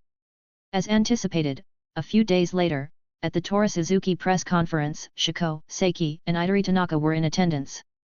They were joined by executives from both Tora and Suzuki who were actively involved in the alliance's video games sector. Idori Tanaka, much to Shiko and Seiki's dismay, assumed the lead role in addressing several media outlets.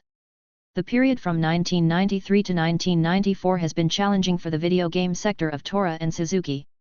As evident, we faced financial struggles due to selling our consoles at a low price. It was so dire that we contemplated giving up on the video game industry altogether, Idori Tanaka stated, facing the flashing cameras and the microphone directed at him. But we, in collaboration with our esteemed partner Suzuki, refused to surrender. Instead, we joined forces, persisted through the challenges, and directed our focus towards video game development within this newfound alliance, Idori Tanaka explained, and reporters from various media outlets seemed uninterested in interrupting him. Finally, our efforts in the video game sector have borne fruit, exclaimed Idori Tanaka, sharing his excitement alongside equally thrilled executives at the adjacent table. However, Shiko and Seiki, seated at the same table, were less than thrilled about someone from Tora receiving the spotlight, feeling like mere extras. It was evident that Suzuki had contributed more to the Tora Suzuki alliance than Tora. Before Idori Tanaka could continue, Shiko interjected, "That's right, CEO Idori Tanaka has articulated it well," with a smile, redirecting the camera and media outlets from Tanaka to himself. "We've developed a cutting-edge product that can rival our competitor, Kishin, in the video game industry," Shiko declared as the camera focused on him and the microphone pointed in his direction. Meanwhile, Idori Tanaka and Tora executives wore slightly furrowed brows. A latest product? Is it the long-awaited video game console that Tora and Suzuki developed through the alliance? Inquired a TBS reporter. Other reporters echoed the question, bringing their microphones closer to Shiko, who nodded in response. Indeed. It is the new video game console, TSX Fusion, Shiko announced. Following his words, the product TSX Fusion appeared on the whiteboard through the projector. As the live press conference unfolded, video game fans, whether Kishin, Tora, or Suzuki enthusiasts, witnessed the debut of the latest Tora Suzuki console, TSX Fusion, generating palpable excitement among them. After the live press conference, video game enthusiasts, whether they were Kishin, Tora, or Suzuki fans, witnessed the unveiling of the latest Tora Suzuki console. Their excitement was palpable. With another competitor launching their newest console, it marked the beginning of a potential influx of video games for gamers in the future. The video game market had been relatively stagnant, dominated by Kishin and their latest KS1.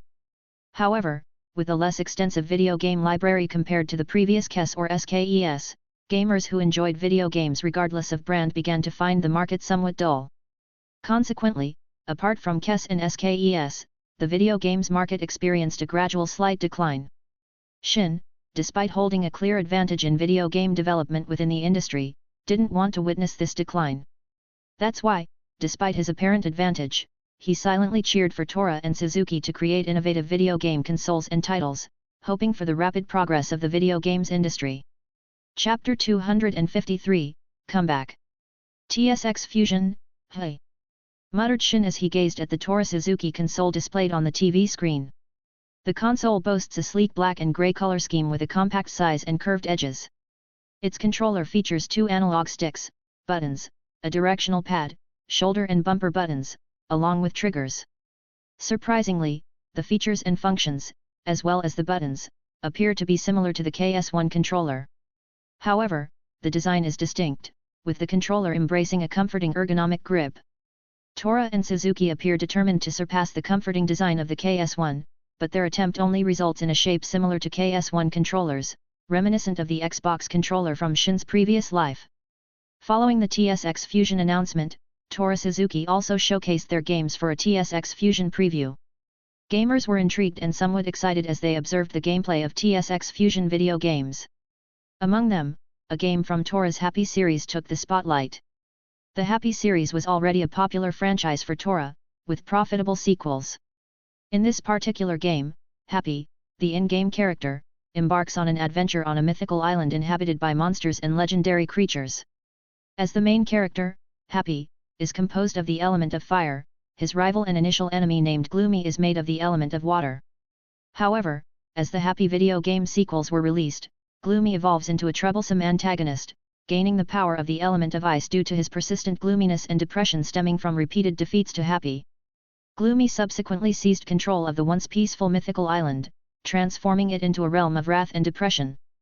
The island's inhabitants, influenced by Gloomy's instigation, began causing trouble in the world, prompting Happy to step in and save the day. The gameplay involved solving puzzles, engaging in combat, and outsmarting enemies, all of which were previewed for eager gamers. The excitement among players was palpable, fueled not only by the captivating gameplay but also by the well-crafted graphics reminiscent of the third-person perspective seen in Kishin's Resident Evil. However, Tora Suzuki's development of such a visually impressive video game took a significant investment of time, a year and a half, to be exact. It's worth noting that even before Kishin released the KS1 and its accompanying video games, Tora Suzuki had been gradually advancing their video game technology since Kishin introduced the SKES and Game Boy in 1992. During that period, prior to the release of SKES and Game Boy, Tora and Suzuki, who had not yet formed an alliance, believed Kishin was on the brink of obsolescence due to their outdated 8-bit video game console. Seizing the opportunity, Tora and Suzuki decided to focus on their rivalry in the video game competition. Upon Kishin's release of SKES and Game Boy, Tora and Suzuki's video game sector realized the folly of assuming Kishin's demise. Consequently, they were compelled to form an alliance and began collaborative efforts in advancing video game technology. Their joint ventures included developing third-person perspective games and experimenting with the emerging 2.5D technology. However, Kishin outpaced them by releasing Doom for the PC platform, and the surprise launch of KS1, featuring a competitive low price, caught Tora and Suzuki off guard. Despite the setbacks, the early release of KS1 provided Tora and Suzuki with valuable insights. They swiftly incorporated these ideas into their own console development, accelerating the process. 3 games emerged from this endeavor: Happy, Mythical Island, Thriller V, and Mecha Battle, Season of Legends. Attempting the first-person shooter genre, Thriller V plunged players into a world of shooting zombies, showcasing Tora and Suzuki's ambition to explore new gaming experiences. Mecha Battle, Season of Legends featured a third-person perspective, immersing players in duels with mech supposing the kingdom of the in-game character. Despite the collaborative efforts of Toru Suzuki, the development of all three games spanned several years, highlighting the time-intensive nature of game development, comparable to the intricacies of console research. The previewed advertisements for these video games on TV channels around Tokyo generated considerable excitement within the video game community. It became the most discussed topic among the Japanese gaming community on the Kishin website. I'm a Pokemon master in seclusion, even as a dedicated Kishin fan, I found myself growing intrigued by the TSX Fusion video games. Itadori Kiji 128, same here. They seem really captivating. Plus, we haven't seen as many new games released for KS1 lately, so trying out TSX Fusion and its games might be worth it. I am Narita, and the fact that its price is lower than KS1 makes it even more appealing. It's bound to gain popularity. Toru and Suzuki, absolutely. Considering Kishin hasn't reduced the price of their KS1, it's possible they might be compelled to do so soon in response to the TSX Fusion's competitive pricing. Bad egg, it's only about 1,000 yen difference in price. I doubt it will make much of a difference. Toru and Suzuki, still cheaper. The KS1, with an initial price of 29,800 yen in Japan, is already operating at a loss due to the low pricing strategy. Toru and Suzuki recognized that Kishin's intention was to generate profits from video games later, a strategy they had successfully employed before. In response, Toru Suzuki lowered the price of their TSX Fusion to $280, while Kishin's price remained around $290. The KS1's initial price was $299, indicating minimal reduction over the past few months. With competitive video games in their arsenal, Toru Suzuki aimed to challenge Kishin. After Toru Suzuki's announcement, the release of their latest console and video games drew lengthy queues at stores and malls, reminiscent of the hype surrounding SKES or KS1. This surge in demand demonstrated that Kishin's competitors in the video games sector were gradually gaining ground. Slowly but surely, on the very first day of TSX Fusion's release, Kishin found itself no longer dominating the video game market, at least in Japan. In response, Toru and Suzuki swiftly took action, promoting their latest product, TSX Fusion, in the USA market just a few days after its Japanese release. While the USA release was still months away, the generated hype and anticipation proved to be advantageous for their business.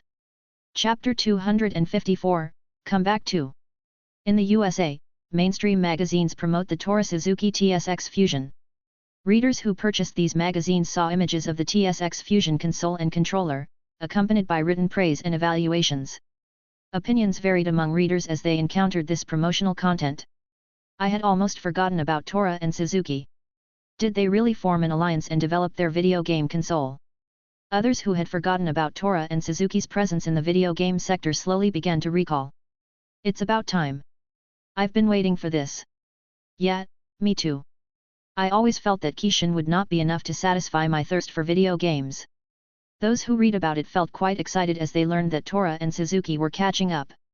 Meanwhile, in Tokyo, Japan, gamers who recently acquired the TSX Fusion and its video games had the chance to experience firsthand the gameplay of Happy, Mythical Island. They found the gameplay and plot of this particular game more interesting compared to the other two equally captivating TSX Fusion video games. The sales of TSX Fusion in Japan didn't see a significant decline within the first few days of its release. In fact, it was already surpassing KS1 in daily sales in the country. This achievement was a result of Toru Suzuki's successful marketing in Japan, despite the considerable cost. Toru and Suzuki considered it worthwhile due to the profits generated from their video games. In a meeting room organized by Toru Suzuki, Idori Tanaka, alongside Toru executives, convened with Shiko, Seiki, and the Suzuki executives. Seiki wore a confident smile as he examined charts depicting the recent sales of TSX Fusion consoles and video games. This is excellent. It seems we are surpassing KS1's estimated sales, Seiki exclaimed excitedly. He added, we are winning. Shiko nodded in agreement and stated, it's only natural. When we compare KS1 to our TSX Fusion, our console outperforms it, making it a superior choice despite both being 32-bit. The other Toru and Suzuki executives concurred with the assessment. President Taro Ikeda of Toru, who was also involved in the video games sector and the Toru Suzuki alliance, nodded and remarked, indeed, it won't be long before we overtake Kishin in the USA too. While most Tora and Suzuki executives agreed, there were some who didn't share the same perspective. This was true for Idori Tanaka, who observed most executives in the Tora-Suzuki alliance aligning with Seiki and Shiko's viewpoint.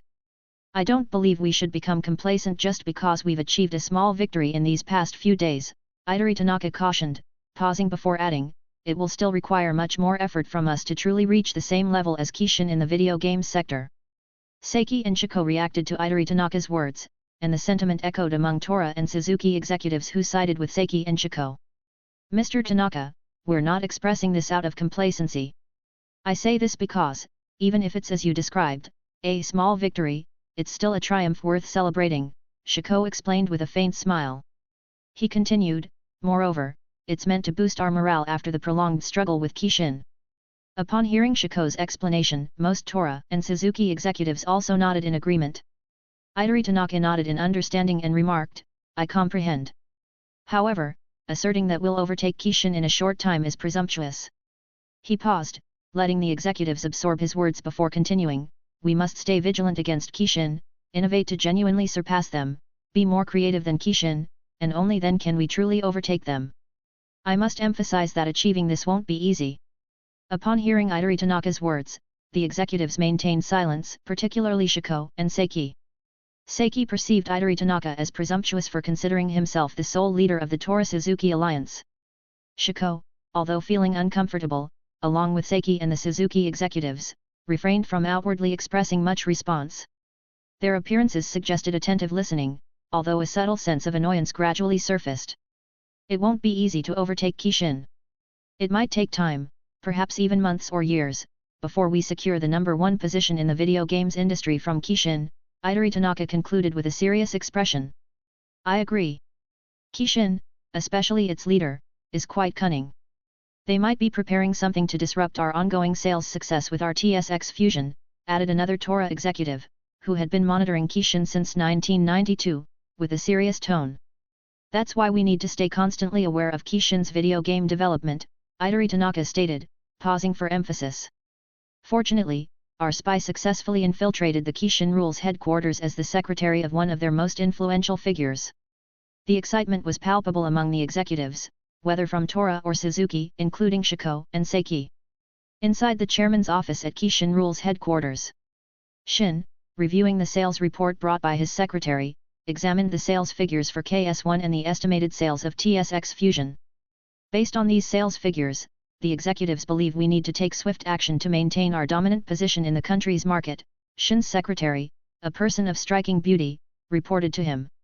Shin, resting his head in his hands, lazily perused the report and yawned, saying, there's no need to worry. Besides, we are ahead in video game development. The beautiful secretary, Hana, appeared slightly concerned as she gripped the documents. She pondered, I initially thought Shinro Suzuki was an upright and diligent individual, but now he seems carefree. From her perspective, she witnessed Chairman Shinro engrossed in playing unreleased Kishin PC video games on his computer, followed by attending important meetings. Despite Hana's insistence on accompanying him, Shinro politely declined each time. How can I provide information to Tora if it continues like this? Hana couldn't help but wonder. She was one of the fortunate Tora spies who managed to infiltrate the company, securing a position as the chairman's secretary at Kishin. Her hiring was attributed to both her professional skills and appealing appearance, earning her a spot on the Kishin Rules executive support team. Throughout her tenure as a secretary, she didn't come across much information worth reporting to Tora, except for the unreleased Kishin PC video games frequently played by the chairman. The unreleased PC Kishin video games proved to be genuinely valuable, sparking interest from Idori Tanaka and the executives when the information was relayed to Tora. Kishin's expansion into PC game development, alongside their console endeavors, served as inspiration for both Tora and Suzuki. Motivated by this, they decided to incorporate additional development in their video games, specifically focusing on PC gaming. Chapter 255, TSX Fusion Video Game Production Problem. Observing the sales report indicating that TSX Fusion was surpassing the daily sales of KS1, Shin remained indifferent. He was aware that a considerable number of video games for KS1, developed by various entertainment companies, would flood the market in the near future. Consequently, not only would KS1 experience a surge in its daily sales, but Kishin would also reap profits from the royalty fees generated by the video games developed by these entertainment companies. And naturally, Shin believes that Toru Suzuki was aware of this as well. That's why, prior to the TSX Fusion release, Toru Suzuki had already engaged in discussions with the video game entertainment companies. However, there's a slight hitch in the negotiations for video game development for the TSX Fusion console. While the video game entertainment companies were eager to create games for the TSX Fusion console, they couldn't overlook the fact that Toru Suzuki's provided video game development toolkits were noticeably inferior to Kishin's, notably the highly valuable VG engine. This software significantly aided the video game entertainment companies in developing games more efficiently, and some of their games were already nearing completion. However, the video game toolkits provided by the Toru Suzuki Alliance appear quite outdated when compared to Kishin. Nippon Video Games, a video game entertainment company that also has an agreement with Kishin, is currently in discussions with Toru Suzuki regarding the ongoing development of video games for the TSX Fusion. What do you mean you couldn't develop video games for the TSX Fusion console in a few months? Kenji Tanaka asked during discussions with the CEO of Nippon Video Games, Hiro Sagawa. I've heard that your development for Kishin KS1 video games will only take a few months, and some of the KS1 video games developed by your company are already in the final stages of testing, Kenji Tanaka remarked with a frowning expression. I have to be honest with you, Mr. Kenji Tanaka, but developing video games for your TSX Fusion console takes much longer compared to KS1 video game development, for very obvious reasons, Hiro Sagawa explained as he sipped his coffee. A very obvious reason. Kenji Tanaka was quite confused, as he didn't have much knowledge about the agreement between Kishin and the video game entertainment companies. I get the feeling that your company prefers to lean on Kishin rather than Toru Suzuki, Kenji Tanaka remarked with a furrowed brow. That's not the case, Mr. Tanaka, Hiro Sagawa chuckled, thinking, to be discussing business with this inexperienced young man. I wonder what Toru Suzuki is thinking.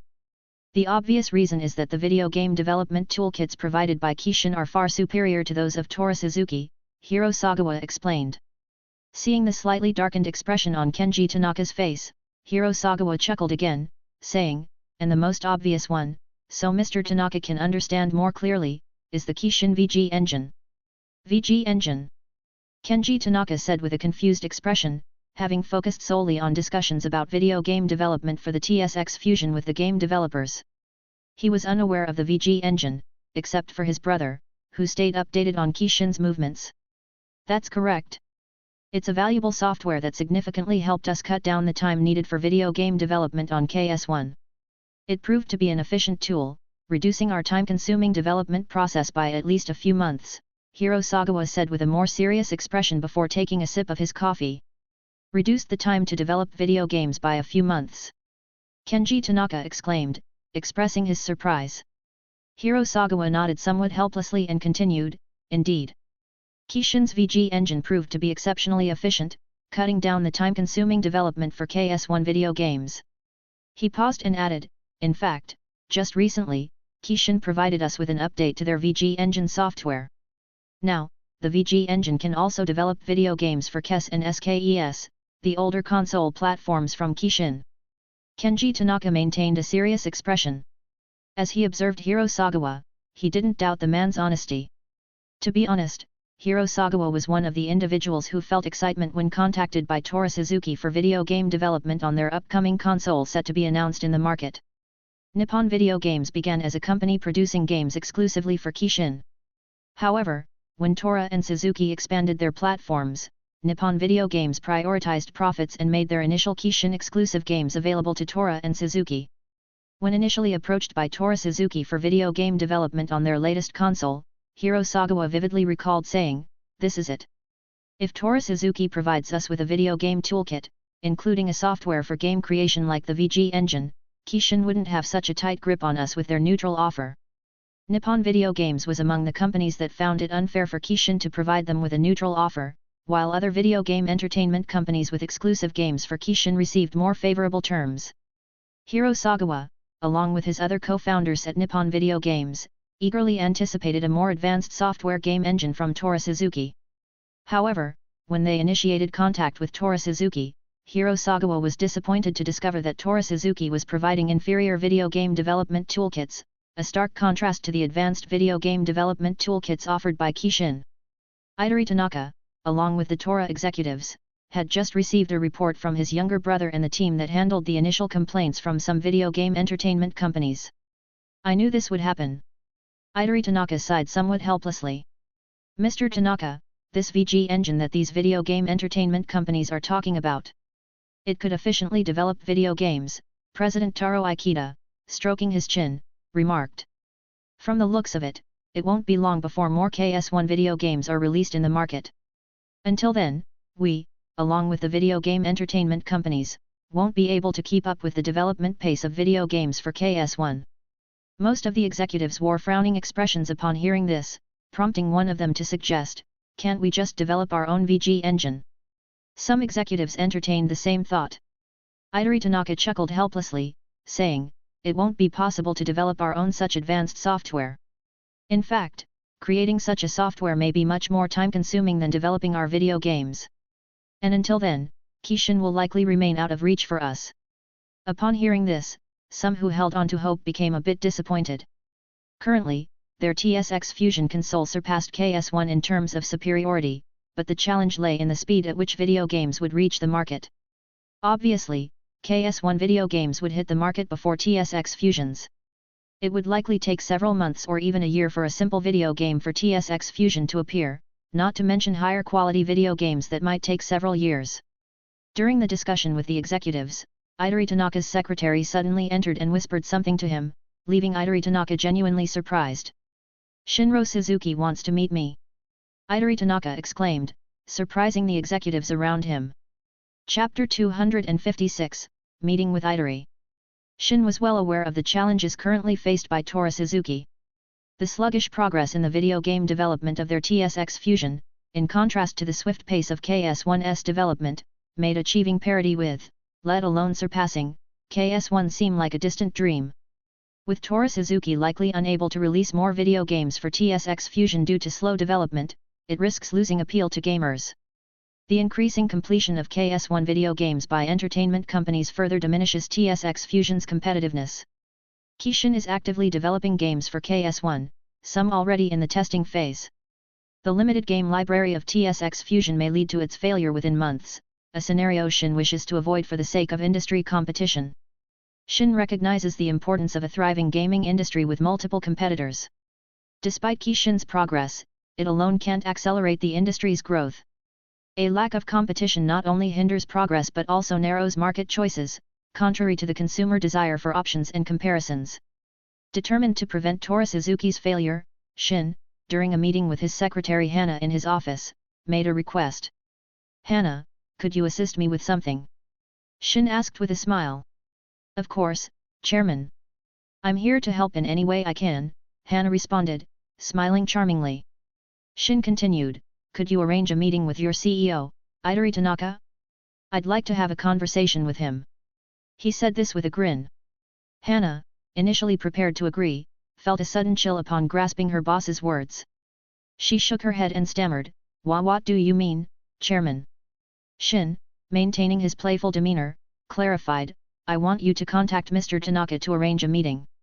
Nervously, Hana felt sweat on her forehead but attempted to remain calm, saying, I don't quite understand, Chairman. You don't? Shin asked, feigning confusion with furrowed brows, enjoying the playful teasing of his naive secretary. No, who is Idori Tanaka? I genuinely don't know, Hana shook her head and said, though she couldn't shake the uneasy thought, could the chairman have discovered? No. I've been so cautious. Perhaps he's just trying to deceive me, testing me with his words to confirm if I'm a spy. Shin coughed and calmly remarked, cough. You truly have no idea, hey. He then retrieved something from his wallet, a photo, and handed it to her. What's this? Hana took the picture, and upon closer inspection, she covered her mouth in shock. The photo depicted her wearing a cap and glasses, discreetly handing a picture to a shady-looking man. Trembling slightly with fear, Hana nodded and resolved to comply with Shin's request. In a specific restaurant in Tokyo's Minato Ward, Idori Tanaka occupied a private room. His male secretary stood just outside the room's door. Sipping wine, Idori Tanaka pondered, so Shinro Suzuki knew all along that Hana, his secretary, was a spy. Why would he want to meet me? What's his purpose? Lost in thought, his secretary entered the room and whispered in his ear, "Mr. Suzuki is already on his way here." Upon hearing this, Idori Tanaka nodded and promptly adjusted his attire and hair. Hana recognized the moment she had given the shady man a photo of Shin playing video games on the PC. What should I do? Has my cover been blown? Fear crept in. Smiling at Hana's terrified expression, resembling a startled rabbit, Shin shook his head and patted her head, saying, "Don't be so nervous. I just wanted you to contact CEO Idori Tanaka for me." Looking up at Shin nervously, Hana pleaded, "Please don't turn me in. I don't want to go to jail." Amused, Shin chuckled and reassured her, "I won't, all right? Just contact Mr. Tanaka. I want to have a meeting with him." After a while, Shinro Suzuki entered the room. Idori Tanaka promptly stood up and greeted, saying, "It's a pleasure to meet you, Mr. Suzuki." Shin nodded and accepted Idori Tanaka's handshake. Finally, they took their seats, and Idori Tanaka inquired, "Mr. Suzuki, your secretary wanted to meet me, so when I heard that, I immediately prepared to meet you." He tactfully avoided mentioning the secretary's alleged espionage. Shin replied with a knowing smile, "I suppose my secretary was the right person to contact you." Observing Shinro Suzuki's face, Idori Tanaka shook his head and said, "Mr. Suzuki, do you want to meet me because of suspicions about your secretary's involvement with Tora? I can assure you, we have no connection with such a woman. If she is truly a spy, Tora is not involved." Idori Tanaka sensed that Shinro Suzuki's purpose for the meeting was to address the espionage issue. Smiling at Idori Tanaka's denial, Shin remarked, "I'm not concerned about that." Idori Tanaka was surprised at this statement. "Then why did you want to meet me?" he asked. "I wanted to meet you not because of that," Shin paused and added, "I wanted to discuss business with you." "Business with me?" Idori Tanaka expressed surprise at the unexpected turn of the conversation. Chapter 257, Proposal of Shinro.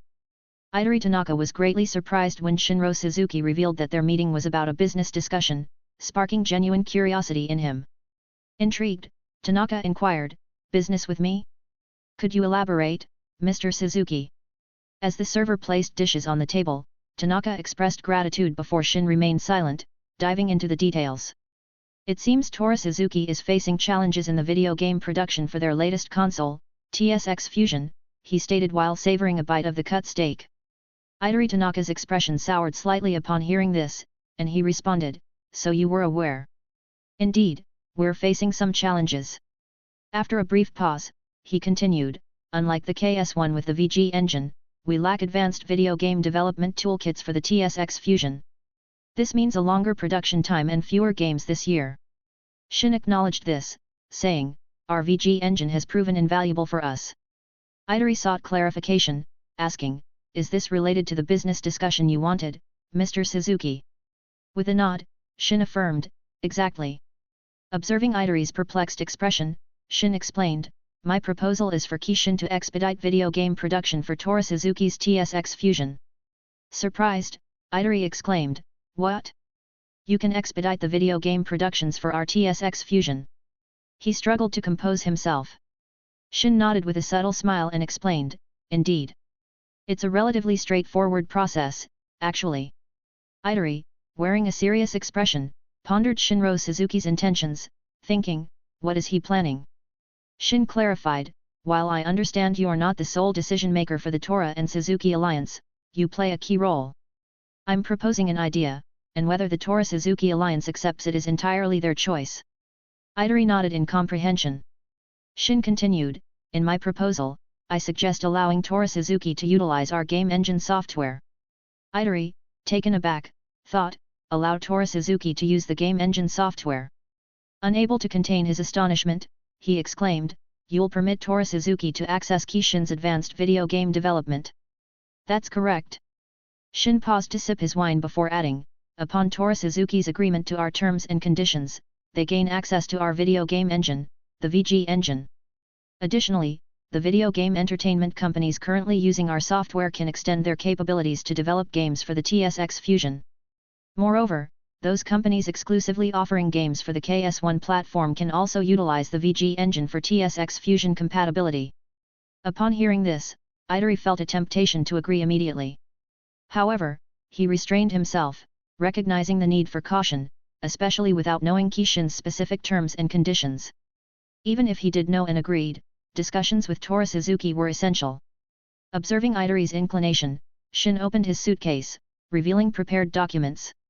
Placing them on the table, he invited Idari to inspect them with evident curiosity. This document outlines all the benefits of my proposal, along with the terms and conditions, Shin explained as he handed the documents to Idari Tanaka. Idari nodded and began reading the document. It detailed the advantages of accepting Kishin's proposal, including access to the same level of video game toolkits and the VG engine. However, it stipulated that Toru Suzuki needed to provide hardware documentation for the TSX Fusion. This would enable Kishin to update their VG engine, ensuring compatibility with the TSX Fusion for games developed using the software. As Idari read through this requirement, he weighed it against the substantial benefits Kishin's proposal offered, realizing that providing hardware documentation was a reasonable trade-off given the solutions it presented for their video game production challenges. Making the video games developed in the VG engine compatible with the TSX Fusion would effectively resolve Toru Suzuki's problems. Given that most video game entertainment companies developing for consoles were already utilizing the VG engine, this solution would extend compatibility to games initially designed for KS1. After reviewing the proposal, Idari delved into the Kishin terms and conditions. They specified a small royalty fee for video games produced by Toru Suzuki using the VG engine. While Idari found this acceptable, the challenge lay in whether other members of the Toru Suzuki alliance would agree with it. The development data from video games created using the VG engine must also be sent to Kishin for software improvement. Idari, not well versed in software development, considered sending development data as a minor concern. As he delved deeper into the terms and conditions, Idari found nothing objectionable. Viewing it as a mutually beneficial business proposal, he acknowledged the need for legal scrutiny to ensure no traps were set by Kishin. "This is an intriguing proposal," Idari remarked, "but, as you mentioned, I'm just a key figure in the Toru Suzuki alliance. I must seek the opinions of other key figures before deciding." He addressed Shinro Suzuki politely, who remained silent, focused on his stake. "I anticipate an agreement with you, Mr. Tanaka," Shin smiled as he paused, adding, "After all, Toru Suzuki won't have much of a choice. Within a few weeks or months following the initial success of your TSX Fusion, it may face a decline due to its limited video game library." Upon hearing Shinro Suzuki's words, Idari Tanaka couldn't help but feel a slight twitch in his mouth. Observing Shinro Suzuki's smiling face, Idari Tanaka couldn't shake the feeling that the smile held a hint of cunningness. Chapter 258, Toru Suzuki Discussions. Idari Tanaka felt a bit helpless hearing those words from Shinro Suzuki. He's right. Idari couldn't help but think that if Toru Suzuki didn't agree, it could only await its own doom. With the limited video game library of TSX Fusion, it was bound to be a commercial failure. In contrast, the video game library of KS1 was expected to grow in a few weeks or months, destined for commercial success. The situation presented such a stark contrast, and Idari knew that if Toru Suzuki didn't agree with the proposal and terms of Kishin, he needed to convince them. If there were issues with the terms and a potential trap clause in Kishin, Idari hoped to discuss it with Shinro Suzuki for a better outcome. However, if there were no problems in the clauses, Idari knew that Toru Suzuki had to agree to stay in the video game industry. To be honest, Idari knew his father, the chairman of Toru Corporation, didn't have much interest in video games, unlike most board members who saw profits despite some losses. Idari was genuinely interested in the industry, even proposing a game project based on his ideas, with the hope of seeing its finished product. The reason the Toru video game sector business persisted was that Toru still garnered a modest profit from it. Simultaneously, the surge in TSX Fusion sales in the Japanese market reshaped the perspective of Toru Corporation's board members regarding their video game sector business. After the meeting with Shinro Suzuki, Idari initiated a conference meeting for the Toru Suzuki Alliance. Shiko, accompanied by Suzuki executives, directed their attention to Idari Tanaka, seated at the head. "As you all know, the video game production for our TSX Fusion has been notably slower compared to our competitor Kishin's KS1, Idari Tanaka addressed the attendees. "We've been aware, and this has been troubling us for a few days now. The sales of our TSX Fusion stabilized, but based on the estimated sales of KS1, it seems our TSX Fusion sales have been declining," Nico Tabata, CEO of Suzuki Electronics, added. "So, the purpose of this meeting is to discuss how to accelerate video game production for our TSX Fusion." Seiki, current CEO of Suzuki Trademark Entertainment, a video game production company, inquired. That is correct, Idari nodded with a serious expression. But I don't think it's possible. Even if we hired numerous game developers and expanded our team, it still wouldn't considerably accelerate the video game production for the TSX Fusion, Seiki stated solemnly. He continued, unlike the development of 16-bit video games, where we could produce games quickly with team size and experience, and with a big budget, the 32-bit video games are much more complicated. Even with a considerably experienced team size, it can only slightly quicken progress, but the video game production will still take considerably longer. The Tora and Suzuki executives agreed, shifting their attention to Idari Tanaka for his response. Since Idari Tanaka initiated the conference, he must have a plan to expedite the process of video game production for the TSX Fusion. Idari nodded in understanding and said, "You are absolutely correct." He paused, motioning to his secretary holding files. The secretary nodded and handed Idari the files. Idari took the files from his secretary, and as everyone looked on curiously, he said, "These files contain documents outlining the solution to expedite the video game production for our TSX Fusion." Upon hearing this, they were somewhat surprised. He actually prepared documents for the solution to video game production for the TSX Fusion. Is it a genuine solution? Ctto thought with a hint of surprise, a sentiment shared by the other executives. Subsequently, Idari Tanaka distributed the documents to each person, prompting immediate scrutiny. Seiki, possessing some experience in video game production, examined the document and, as he read on, displayed clear astonishment. Similar reactions echoed throughout the room. "What is the meaning of this, Mr. Tanaka?" Ctto exclaimed, tossing the documents back onto the table. He continued, "This is Kishin's proposal." Seiki also directed a gaze at Idari Tanaka, saying, "Are you suggesting we turn to Kishin?" Initially considering Idari Tanaka a smart individual, he hadn't anticipated involvement with Kishin. "This isn't very wise, Mr. Tanaka. Kishin is our competitor, and the purpose of the Tora and Suzuki alliance was to defeat them. Now." Nico Tabata looked at Idari Tanaka with a solemn expression. "Don't worry, everyone. This is for the best, and I also have lawyers examining the terms and conditions provided by Kishin. They found no trap clause in it," Idari began to explain, but he was interrupted by someone from Suzuki. "It's not about the terms and conditions. It's about having to seek Kishin for help." Idari Tanaka and the Tora executives remained silent as the Suzuki executives pointed their fingers at Idari Tanaka. "Resorting to Kishin's help? Don't you have any pride in you? Why do we have to lower our heads to the company we vowed to defeat?" With clasped hands and a serious expression, Idari Tanaka interjected in the midst of accusations, "We don't have any other choice. If we don't agree, then we can only expect the TSX Fusion to be a commercial failure." He paused as he noticed the Suzuki executives becoming considerably silent after he said this, then he continued, "Besides, the one who initiated this proposal was Shinro Suzuki himself." This surprised the Suzuki executives. Shinro himself. The youngest son of Chairman Shiro Suzuki. The so-called genius, according to Suzuki board members. Hearing the Suzuki executives' opinions of Shinro, Ctto, and Seiki frowned slightly. "Why did he propose to help us?" Nico Tabata asked with a hint of confusion. Idari Tanaka replied with a faint smile, saying, "I don't know. Maybe he's planning something nasty." Some Suzuki executives thought so, a sentiment shared by the Tora executives on Idari Tanaka's side. Hearing more unconventional opinions from the executives about Shinro Suzuki, Idari Tanaka couldn't help but chuckle as he said, "I don't know for sure why he proposed this to us to help with the video game productions for our TSX Fusion, whether it's for profits or some other reasons, but..." He paused and continued, "In my opinion, I think he is willing to provide help to us, so that Kishin won't feel lonely in the video game industry." When everyone heard this, they looked at Idari Tanaka strangely. "Lonely? That is an interesting view." Seiki smiled as he said. Idari Tanaka looked at Ctto, as Ctto would be the one to decide whether to agree with Kishin's proposal on the Suzuki side. As Idari Tanaka looked expectantly, Ctto calmed down to think of the situation further before finally saying, "Looks like we don't have much of a choice. Hey, alright, I'll agree. We don't have much choice anyway." Upon hearing that, the Suzuki executives felt a bit reluctant to agree. "Yet, we just need to improve our video game sector development so we wouldn't have to resort to Kishin's help," Idari Tanaka smiled as he said.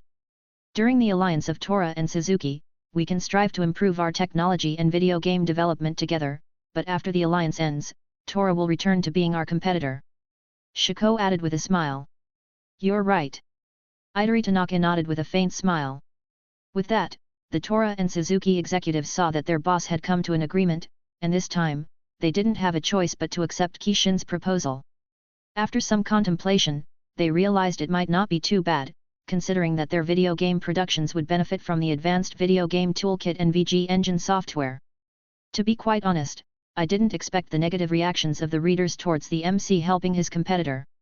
I thought it is just common sense for the MC to help, but it seems I didn't emphasize the bunch of reasons why the MC need to help his company's competitors and the need for the competitor's reliance over his company's technology in the chapter.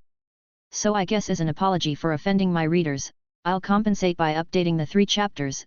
The first chapter will be published in 12 am plus 08:00 GMT, and a minute duration for each chapter update. Chapter 259, Promising Games. Tora Suzuki executives have agreed to the terms and conditions outlined by Kishin. Following the meeting, Idori held discussions with Kishin's representative, given Shinro Suzuki's unavailability. Post-agreement, Tora Suzuki gains access to the VG engine. Moreover, Kishin has reached out to other video game entertainment companies employing the VG engine, assuring them of an upcoming software update. This update will ensure compatibility with TSX Fusion. Upon learning of these developments, numerous video game entertainment companies expressed immediate excitement. Considering that many of these companies release games across various console platforms, the addition of TSX Fusion compatibility to VG engine-produced games is expected to significantly boost their profits. Now, video games created in the VG engine are compatible with TSX Fusion, expanding accessibility beyond KS1. This development has left many video game entertainment companies happier than ever. At the Wizard Company, the CEO and executives enthusiastically discussed the positive implications. I'm no longer frustrated with Kishin's neutral offer on VG engine game production. The compatibility with TSX Fusion ensures better profits for our games, remarked an executive with a wide smile. Ha ha ha, indeed. Initially, I was frustrated because VG engine games were only compatible with Apple OS and KS1. But now, with the upcoming update, our games can reach TSX Fusion, another executive nodded. The VG engine software update is expected in a few weeks, and once that happens, TSX Fusion compatibility will be available, the CEO shared with a smile. Must we postpone the release of video games for KS1 to ensure compatibility with TSX Fusion in VG engine games? An executive inquired. No, that will come. Currently, the KS1 market is substantial, so releasing video games for it will yield profits before any adjustments for TSX Fusion compatibility, the CEO assured, shaking his head. A few weeks after the release of TSX Fusion, sales experienced a decline, while KS1 sales remained stable and even saw a slight increase. Post-TSX Fusion launch, not only gamers but also non-gamers enthusiastically purchased the console. This was fueled by an effective marketing strategy from Tora Suzuki, featuring advertisements on television promising chances to meet idols or win monetary rewards with specific TSX Fusion purchases. This approach proved highly effective, attracting individuals not initially interested in video games to buy TSX Fusion. As more individuals who hadn't yet experienced 32-bit video games purchased TSX Fusion, a growing number of people had the opportunity to immerse themselves in this gaming era, sparking newfound interest in video games. The introduction of TSX Fusion not only attracted newcomers to 32-bit video games but also piqued their interest in the offerings of the leading video game company, Kishin. Thanks to TSX Fusion and Tora Suzuki's efforts, KS1 sales witnessed a noticeable increase. The Japanese market for KS1 saw the arrival of new video games from various entertainment companies. Kishin promoted these releases on television with the enticing phrase, "Check out the new KS1 video games in stores now." This simple statement prompted numerous gamers to visit Kishin's stores, eager to purchase the latest video games. With the growing popularity of video games, video game magazines also gained immense traction, attracting numerous readers who discovered a plethora of interesting games available in the market. "Look, there's a video game here called End of Apocalypse," a woman reading exclaimed, pointing at the magazine. "You're right. It's about a man surviving in the apocalypse," a curious man chimed in as he read along. "I wonder if it's any good." The woman pondered aloud. "Let's try it out then." The man nodded in agreement. The video game titled End of Apocalypse, developed by Shinroad's trademark, captivated the interest of many. It follows the story of Christian Harp, who awakens from a long coma to find a world in chaos and the city in ruins after many unknown years of turmoil. The story unfolds as Christian Harp discovers that he exists in a world ravaged by global warming, intense pests, essentially an apocalypse. As the main protagonist, Christian embarks on a mission to restore humanity and bring an end to the ongoing apocalypse. The resolution to end the apocalypse involves the main character seeking a legendary, miraculous place where humanity can take refuge until the world heals. Throughout this journey, Christian encounters adversaries, such as lizard-like aliens or insect-like aliens. The concept appears to draw inspiration from the video game Earthbound, a predictable influence for gamers familiar with Shinroad's trademark. This connection is unsurprising given that the person behind the company is a fan of Shinro Suzuki and is, therefore, influenced by the founder of Kishin. Rumors circulated that the CEO of Shinroads desired to merge the company with Kishin, but the young founder of Kishin promptly declined their requests. These rumors were limited to the Kishin community website. In the midst of this, several video games were released by various entertainment companies, aside from the new game from Shinroads. One notable release was The Gunshot, an FPS video game from a company called Alias, founded by a Southeast Asian residing in Japan. Another standout was Electrical Kid 3, a side-scrolling game with improved graphics, effects, soundtracks, and sound effects, produced by the company Seabed. This game was part of the successful Electrical Kid series, well received on the SKES console. The introduction of these video games for KS1 further bolstered its sales. Chapter 260, U.S. Video Game Company. While Japan boasts a plethora of well-established video game entertainment companies, the USA also hosts promising entities not only dedicated to console gaming but also to PC gaming. The Newland Company, once the proprietor of Tetris rights, ventured into video game releases, predominantly offering 8-bit and 16-bit games for SKES or to RAKey, alongside a handful of PC games.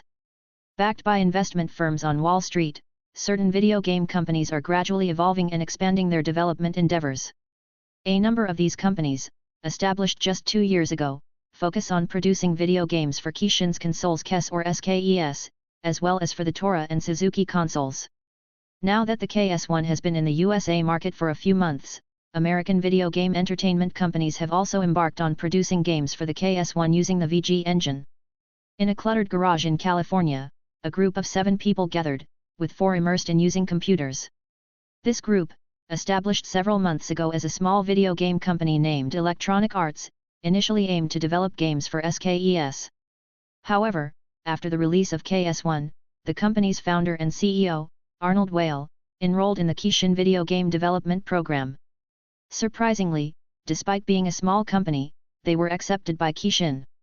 While CEO Arnold Whale decided to develop games using the VG engine for KS1, this doesn't imply they've abandoned SKES game production. Despite their plans for KS1, their ongoing video game production for SKES continued. Arnold, I hate to break it to you, but we won't turn a profit if we juggle production for both SKES and KS1 simultaneously, remarked one of Arnold's friends. You're right. We need to focus on one project, otherwise, it'll take years to complete anything. Added another friend. In my opinion, let's concentrate on SKES first before tackling KS1. The production for Kishin's latest console is undoubtedly more challenging. And besides, even though KS1 is the latest, SKES has a larger gamer base due to its extensive library of video games. As Arnold absorbed these insights, he contemplated their advice. Several months into developing games for SKES and KS1 with their small team and budget, Arnold, who had graduated 2 years prior, resigned from a certain company to establish his own, Electronic Arts, with friends. He chose the name to reflect his view of game developers as software artists, emphasizing the art in their work. During this period, adopting electronic in the names of video game entertainment companies was a common trend.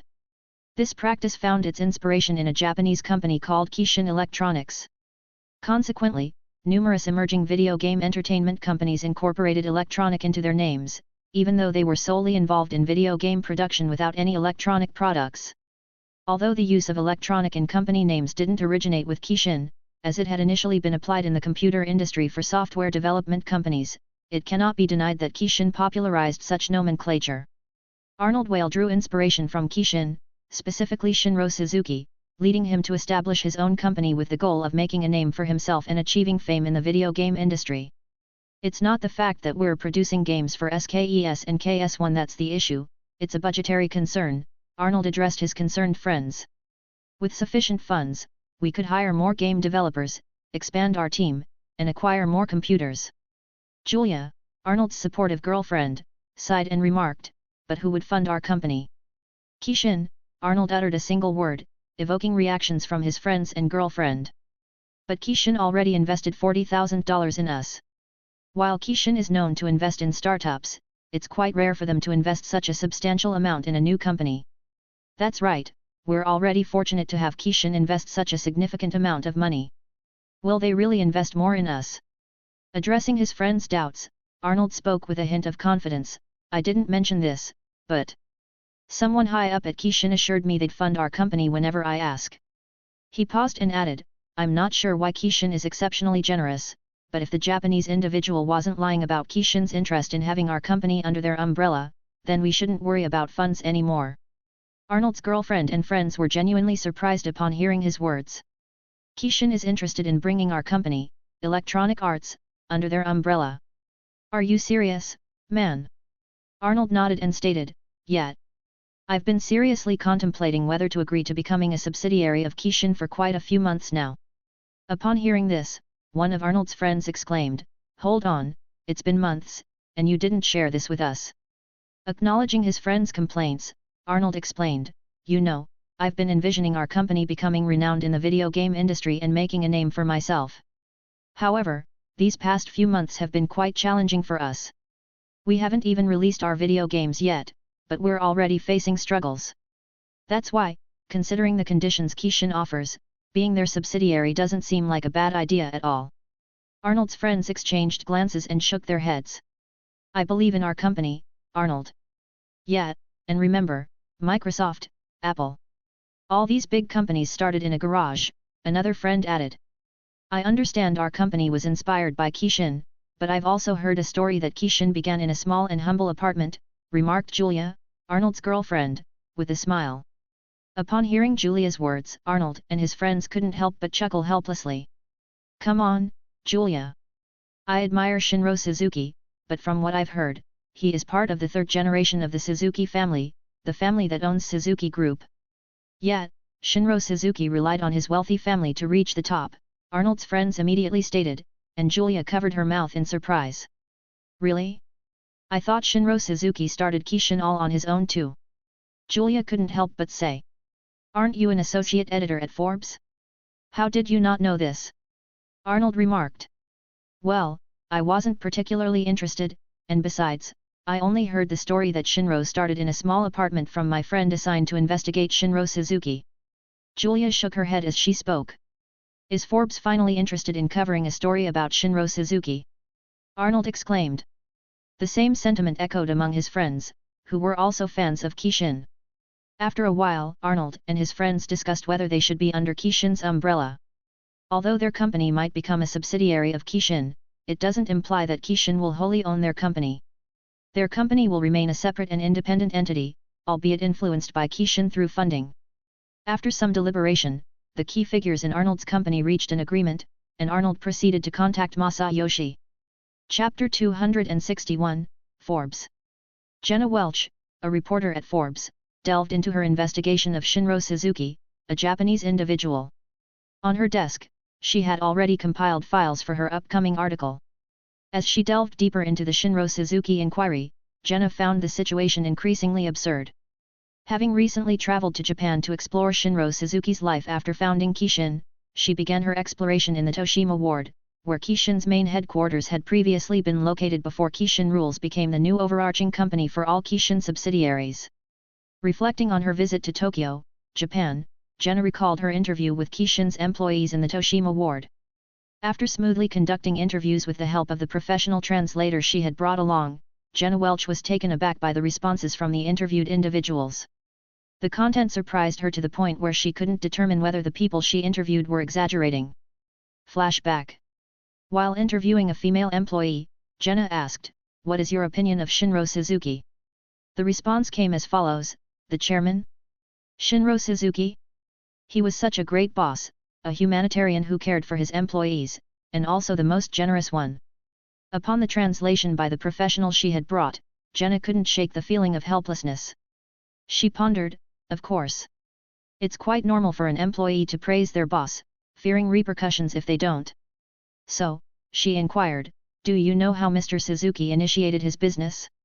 Did he rely on his family's wealth to reach his current position? Upon the professional translator relaying the question to the Japanese woman, she frowned slightly and shook her head, saying, no. Our chairman achieved his current status based on his abilities.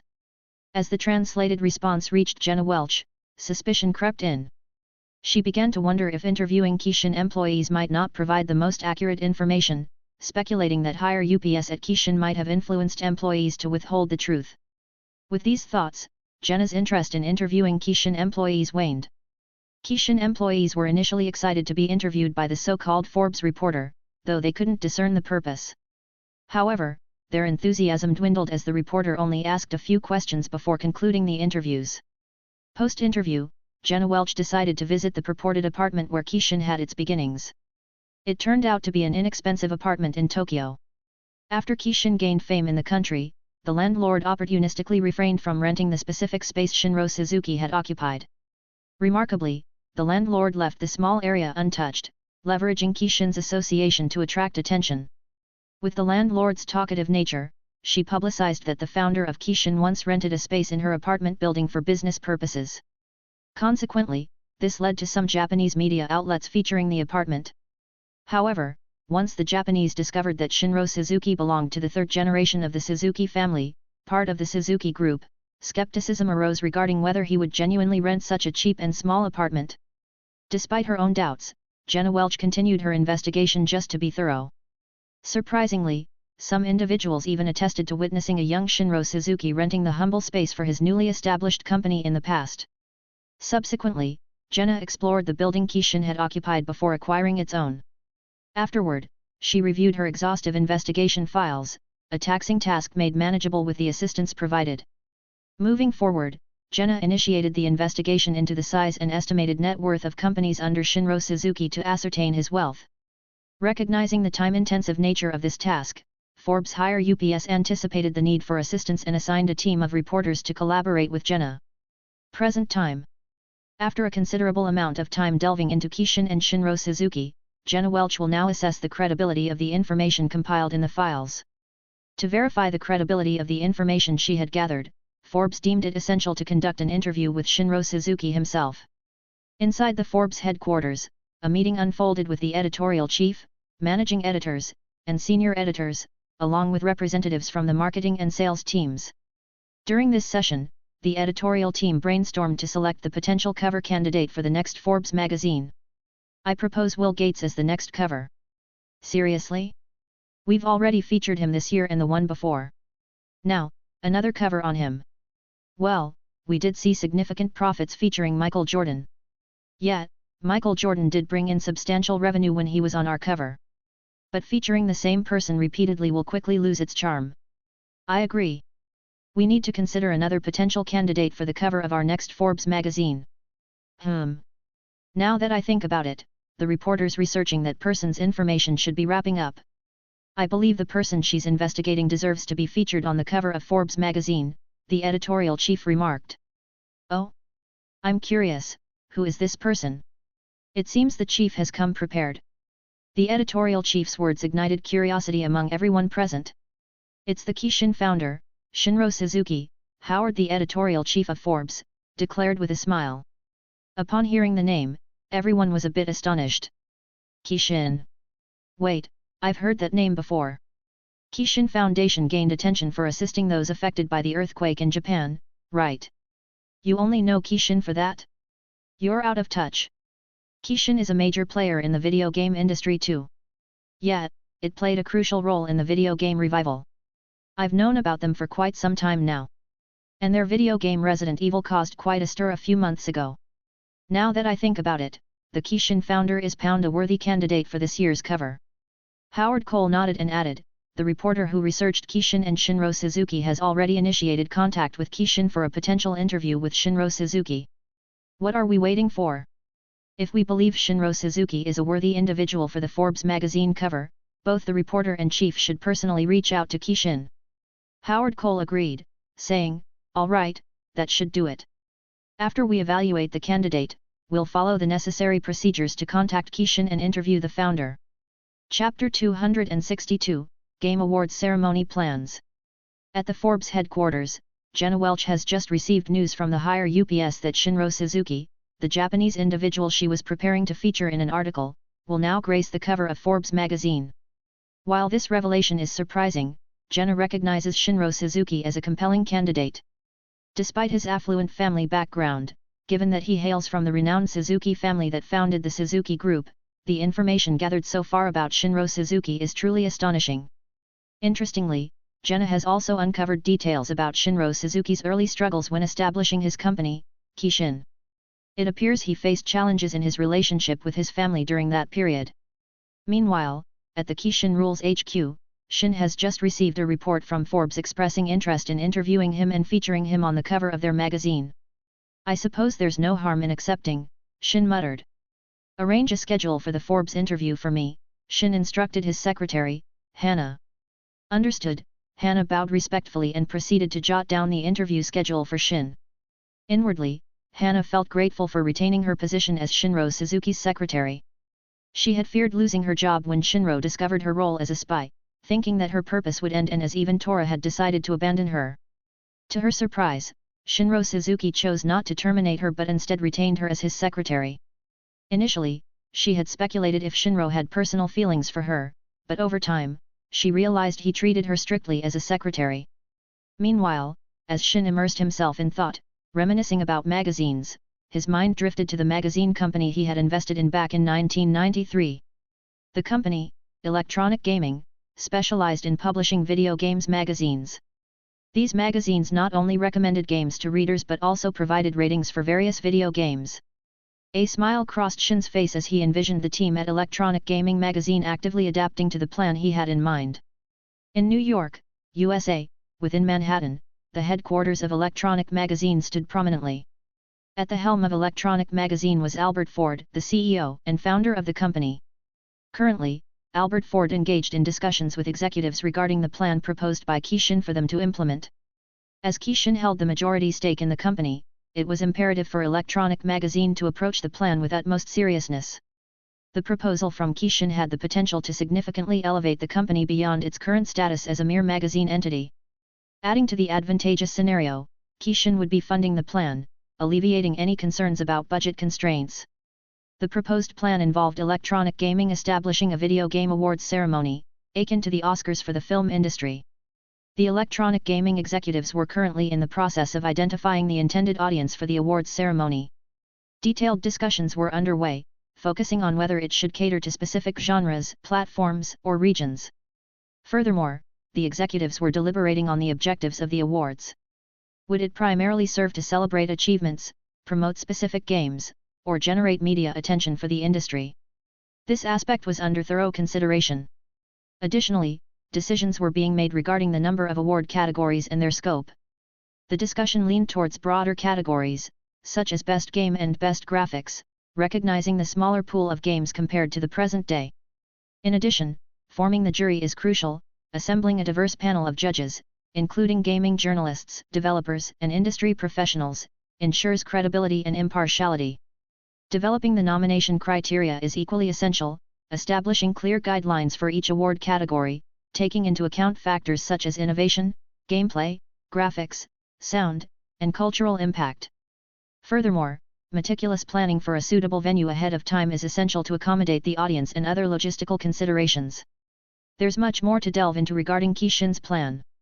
Kishin has provided a layout and outline of the plan, entrusting the execution to the Electronic Gaming team.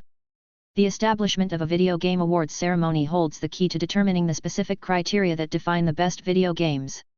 For instance, if a video game excels solely in graphics but falls short in gameplay, it may still receive an award for the best graphics, provided it surpasses others in that aspect.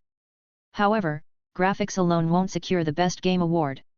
As electronic gaming gradually shapes the video game award ceremony, the process may span several months before its establishment. Coincidentally, in a few months, video games for KS1 and TSX Fusion will debut, presenting an opportune time for the Game Awards ceremony to assess the value of these new releases. A few days later, Shin's secretary reminded him of the scheduled meeting with the Forbes reporter for the interview. Shin acknowledged, and the secretary ushered the Forbes reporter into the chairman's office. As the female reporter from Forbes, Jenna Welch, entered the chairman's office alongside a man in a formal business suit, Shin observed their arrival. When Jenna was in his line of sight, she formally bowed. "Nice to meet you, Mr. Shinro Suzuki. I am Jenna Welch, a reporter from Forbes magazine," Jenna greeted. She glanced at the man beside her, ready to translate her words for Shinro Suzuki. Before the translator could respond, Shin intervened in English, saying, "No need. I can speak English very well."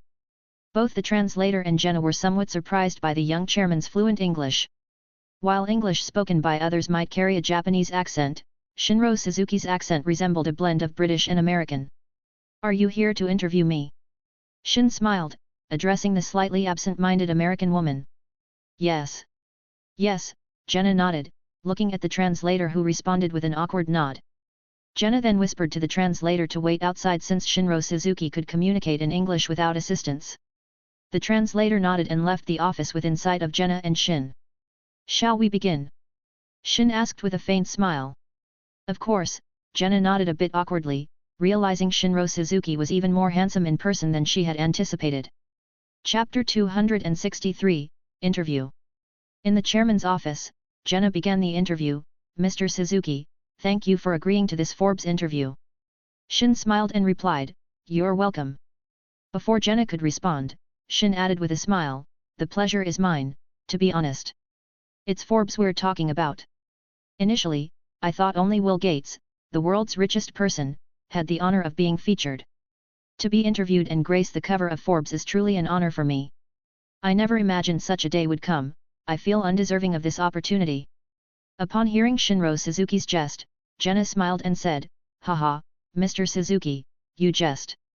You are currently as famous as Will Gates or Steve Jobs, so you truly deserve to be featured on the cover of our magazine." Shin merely smiled faintly at Jenna's remark. While there might be some truth to what Jenna said, Shinro Suzuki was only moderately well known in Japan, the USA, and certain parts of Europe. He was well aware that his global recognition didn't come close to the likes of Will Gates or even Steve Jobs. Shin's prominence in the USA stemmed from his earlier exposure before becoming known as the owner of Kishin. He gained attention by singing in a bar, a moment that resonated with music enthusiasts who saw potential in him becoming a singer or even a music composer. Speculation arose that Shinro Suzuki might be the mysterious composer behind Kishin Entertainment Music's famous songs, rivaling the popularity of Michael Jackson's creations. Jenna, armed with prepared questions, then inquired, "Mr. Suzuki, based on our gathered information, you founded Kishin Electronic in a small and humble apartment. Can you confirm if this story circulating in Japan is true?" Upon hearing it, Shin fell silent for a moment. Memories of a time when he had only around 300,000 yen in his bank account flashed before him, days when he coincidentally met Myra at a McDonald's, where she was looking for a job and spotted the flyers he had scattered in streets and train station bulletin boards. Feeling a touch of nostalgia, Shin recalled those humble beginnings. He noticed Jenna awaiting his response. While Shinro Suzuki appeared lost in thought, Jenna patiently observed him. "I can confirm that it's true," Shin nodded with a smile. "I did indeed start my company, and the first headquarters of Kishin was probably that small apartment I was renting," he added with a touch of humor. Jenna, acknowledging his response, smiled and proceeded to read the next prepared question. "Although Mr. Shinro Suzuki is part of a wealthy family, did you indeed start in a small and inexpensive apartment?" Shin nodded and replied, "I chose independence, my family allowed me to chart my own course." Jenna was somewhat astonished upon hearing this revelation from Shinro Suzuki himself. "I also gathered information that you had to sell your car to fund your company." "Yes, and the person I sold my car to later became my friend," Shin smiled, reminiscing about the moment he sold his car to Takuza. Jenna nodded, making a mental note, as the audio recording captured the details for later transcription. "Mr. Suzuki, your journey as the founder of Kishin has been nothing short of remarkable. You've revolutionized the video game industry, injecting new life into a market that was stagnating. What were those humble early days like, and what drove you to pursue this ambitious vision? Jenna read the prepared question, her gaze fixed on Shinro Suzuki. Shin, contemplating for a moment, responded, "The early days of starting my company felt incredible. There was excitement in my blood as I worked my way up, but it was also extremely draining. Fortunately, as a Japanese man, I have the discipline to persevere in pursuit of my vision. As for what drove me to pursue this ambitious vision?" Shin paused, smiling. Jenna, attentive and awaiting his answer, looked expectantly at Shinro Suzuki. "What drove me is the fact that most people in this world didn't appreciate video games as much as I do." Shin paused with a smile. He continued, "I felt the need to establish a company dedicated to video game development and, finally, to express my passion for video games in this world. To let them know how it feels to understand the charm of video games." Jenna, hearing Shinro Suzuki's heartfelt response, sensed his genuine connection to his vision. After composing herself, Jenna coughed and proceeded to read the prepared question. "Thirdly, Mr. Suzuki, your family, the Suzuki Group, holds immense wealth and influence. How did your family background shape your entrepreneurial spirit, and did you ever face any internal conflict between your family's legacy and your own aspirations?" Shin stroked his chin upon hearing the question. His secretary brought coffee for both him and Jenna, and they nodded in appreciation before Shin took a sip and began to answer, "My family, especially my father, is one of the reasons that drove me to pursue this passion of mine." He paused, then added with a sigh, "You see, the reason I truly became independent was because I had a bit of conflict with my father." Jenna, initially excited, felt a bit disappointed as Shinro Suzuki chose not to delve into the details. "I won't go into specifics, but he opposed my passion for video games. Hence, I decided to become independent to pursue my passion, and while doing so, I developed my entrepreneurial spirit," Shin explained with a smile. Jenna, while somewhat disappointed, found satisfaction in uncovering that the chairman of the Suzuki Group opposed Shinro Suzuki's passion. She then proceeded with the next question, saying, "Mr. Suzuki, your personal wealth has become a topic of much speculation. With Kishin's success, you've undoubtedly amassed a significant fortune. How do you view your wealth, and how do you plan to utilize it to further your ventures and contribute to society?" Shin smiled upon hearing the question, ready to share his perspective. Chapter 264, Photoshoot. When Shin heard the question, a faint smile crossed his face. There are rumors circulating even on the Kishin community website about users speculating on his wealth. Particularly, in discussions about video games, Japanese and American gamers researching today's industry are often subtly reminded of Shinro Suzuki. Undoubtedly, in the realm of the video game industry, Shinro Suzuki stands out as one of the key figures, widely recognized for rejuvenating the field. While some video game developers, primarily in Japan, whether associated with Kishin, Tora and Suzuki, or other entertainment companies, are gaining fame for their game development, none can truly compare to the impact of Kishin or Shinro Suzuki. Games like Super Mario, The Legend of Zelda, Donkey Kong, Sonic the Hedgehog, Pokémon, etc., have enjoyed immense popularity worldwide, with Shinro and Sony prominently featured in the credits of many. And with those immensely popular IPs, including the still surging popularity of products like Lego among both children and adults, 2 successful box office films, and groundbreaking video games and consoles, even those uninterested in gaming but familiar with business began speculating on Shinro Suzuki's wealth. "I can affirm that the wealth I've accumulated is sufficient to support my efforts in aiding children and those in need through the Kishin Foundation," Shin stated with a smile. Jenna, having observed Shinro Suzuki's tendency not to disclose his wealth during the investigation and employee interviews, wasn't surprised. Over the years, his reluctance to reveal his financial status became apparent. Before Jenna could delve into her own speculations, she heard Shinro Suzuki's remark, "I can't disclose my wealth now, but I can confirm that I still lag behind Bill Gates." Jenna was astonished, covering her mouth as she exclaimed, "Bill Gates possesses a wealth of $12.3 billion. Could it be?" Her thoughts raced, considering Shinro Suzuki's wealth, likely in the billions. While she had gathered information and estimated the net worth of Kishin companies under him, his wealth trailing Bill Gates hinted at a magnitude beyond her current estimations. After recovering from her astonishment, Jenna proceeded to conduct a more in-depth interview with Shinro Suzuki. Once the interview concluded, Jenna turned to Shinro Suzuki and inquired, "Mr. Suzuki, regarding the photo shoot. Shin recalled the upcoming Forbes magazine cover shoot, nodded, and responded, "All right. Can we take the picture here?" Jenna agreed, saying, "Of course."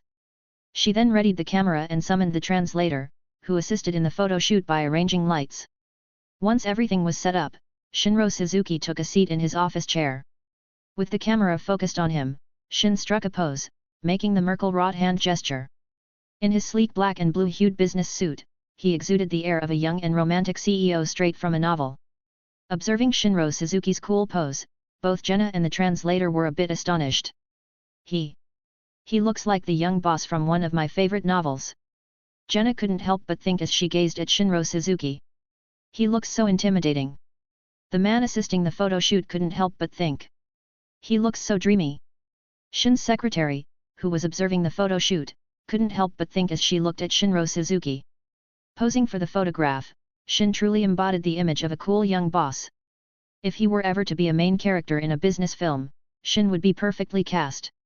After the photo shoot, Jenna, with a slight blush, nodded and thanked Shinro Suzuki for his cooperation.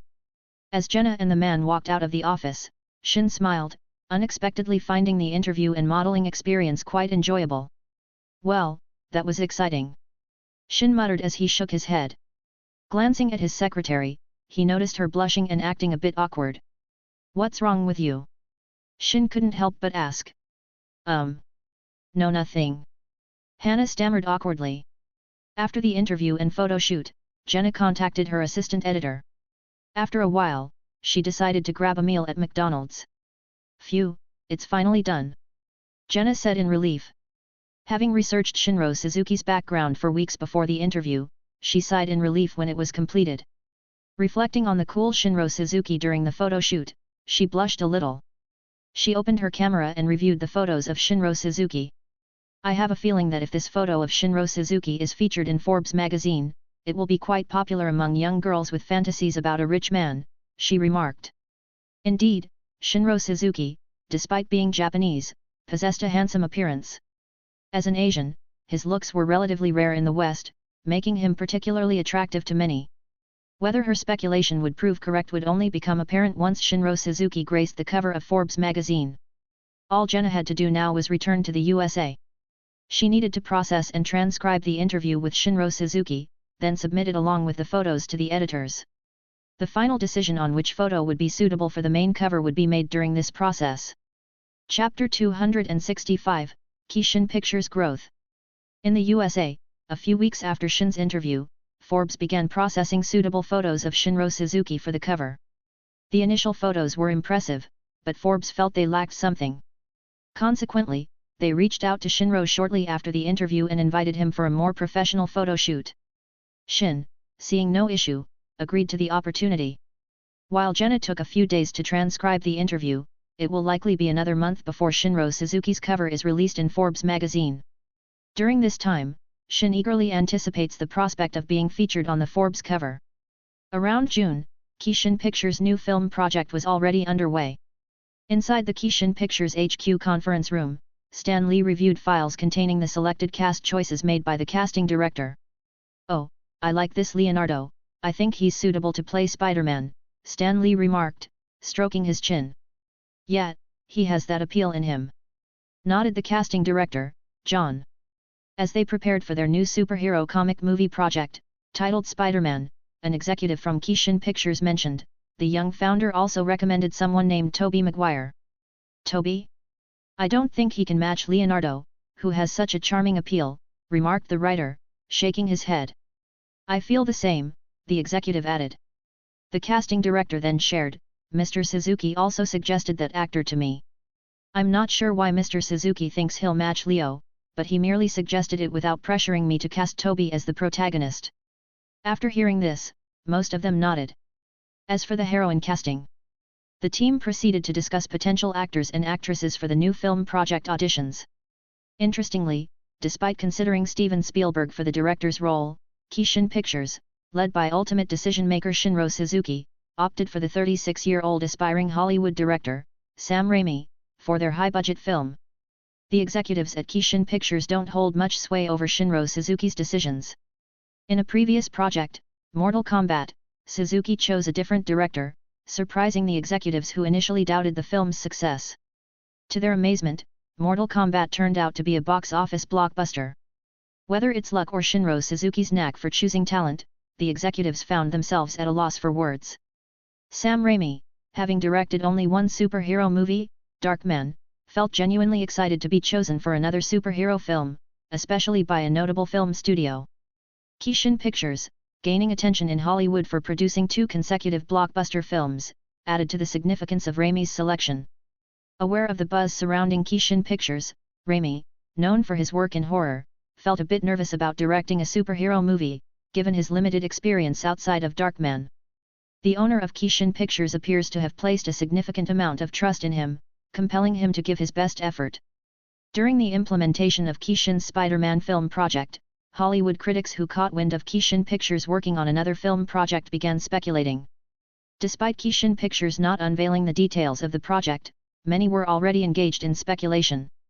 Although Keishin Pictures has only produced 2 films so far, both were massive blockbusters, consistently surpassing expectations. Keishin stands out as an anomaly among newly established film studios.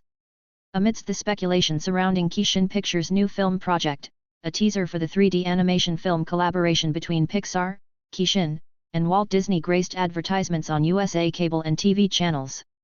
The Toy Story teaser delved into behind-the-scenes aspects of the animation film, featuring the director and voice actor, Tom Hanks, expressing their amazement at the project. Toy Story, the first ever computer 3D animated film, and the Pixar and Keishin CGI animation film production, appeared as text on a black screen. The narrator expressed excitement as the text appeared, and scenes from Toy Story played out. Keishin Pictures and Walt Disney Presents echoed the narrator's words. Viewers at home became intrigued by the Toy Story teaser, raising the curiosity of everyone. The fact that Walt Disney, a renowned animation film studio known for quality and emotional depth, presented the animation film added to the anticipation. Simultaneously, Keishin Pictures was also a presenter.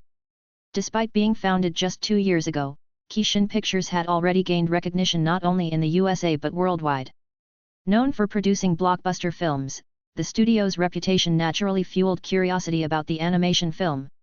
Just with the combined efforts of Keishin Pictures and Walt Disney, it's evident that a considerable number of people have become curious and interested in the animation film.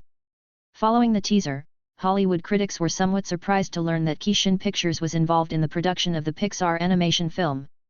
Initially, they believed it was a partnership between Walt Disney and Pixar through Steve Jobs, with Walt Disney handling distribution. However, the revelation that Keishin Pictures was part of the first ever computer 3D animation film with Pixar and even involved as one of the distributors caught them off guard. Keishin Pictures' rapid growth in connections and stature as a film studio within just 2 years proved remarkable. Its successful track record in film production not only facilitated industry connections but also established distribution channels. Supported by Shin's efforts to expand Keishin Pictures, the studio flourished, securing the distribution rights for Toy Story alongside Walt Disney. While Walt Disney may not have been entirely pleased with Keishin sharing the distribution, they refrained from expressing strong negative reactions due to the existing partnership. Walt Disney seemed to be biding their time, possibly contemplating a strategic move against Keishin Pictures or other Keishin-affiliated entertainment companies when the opportunity arose. Thanks for listening.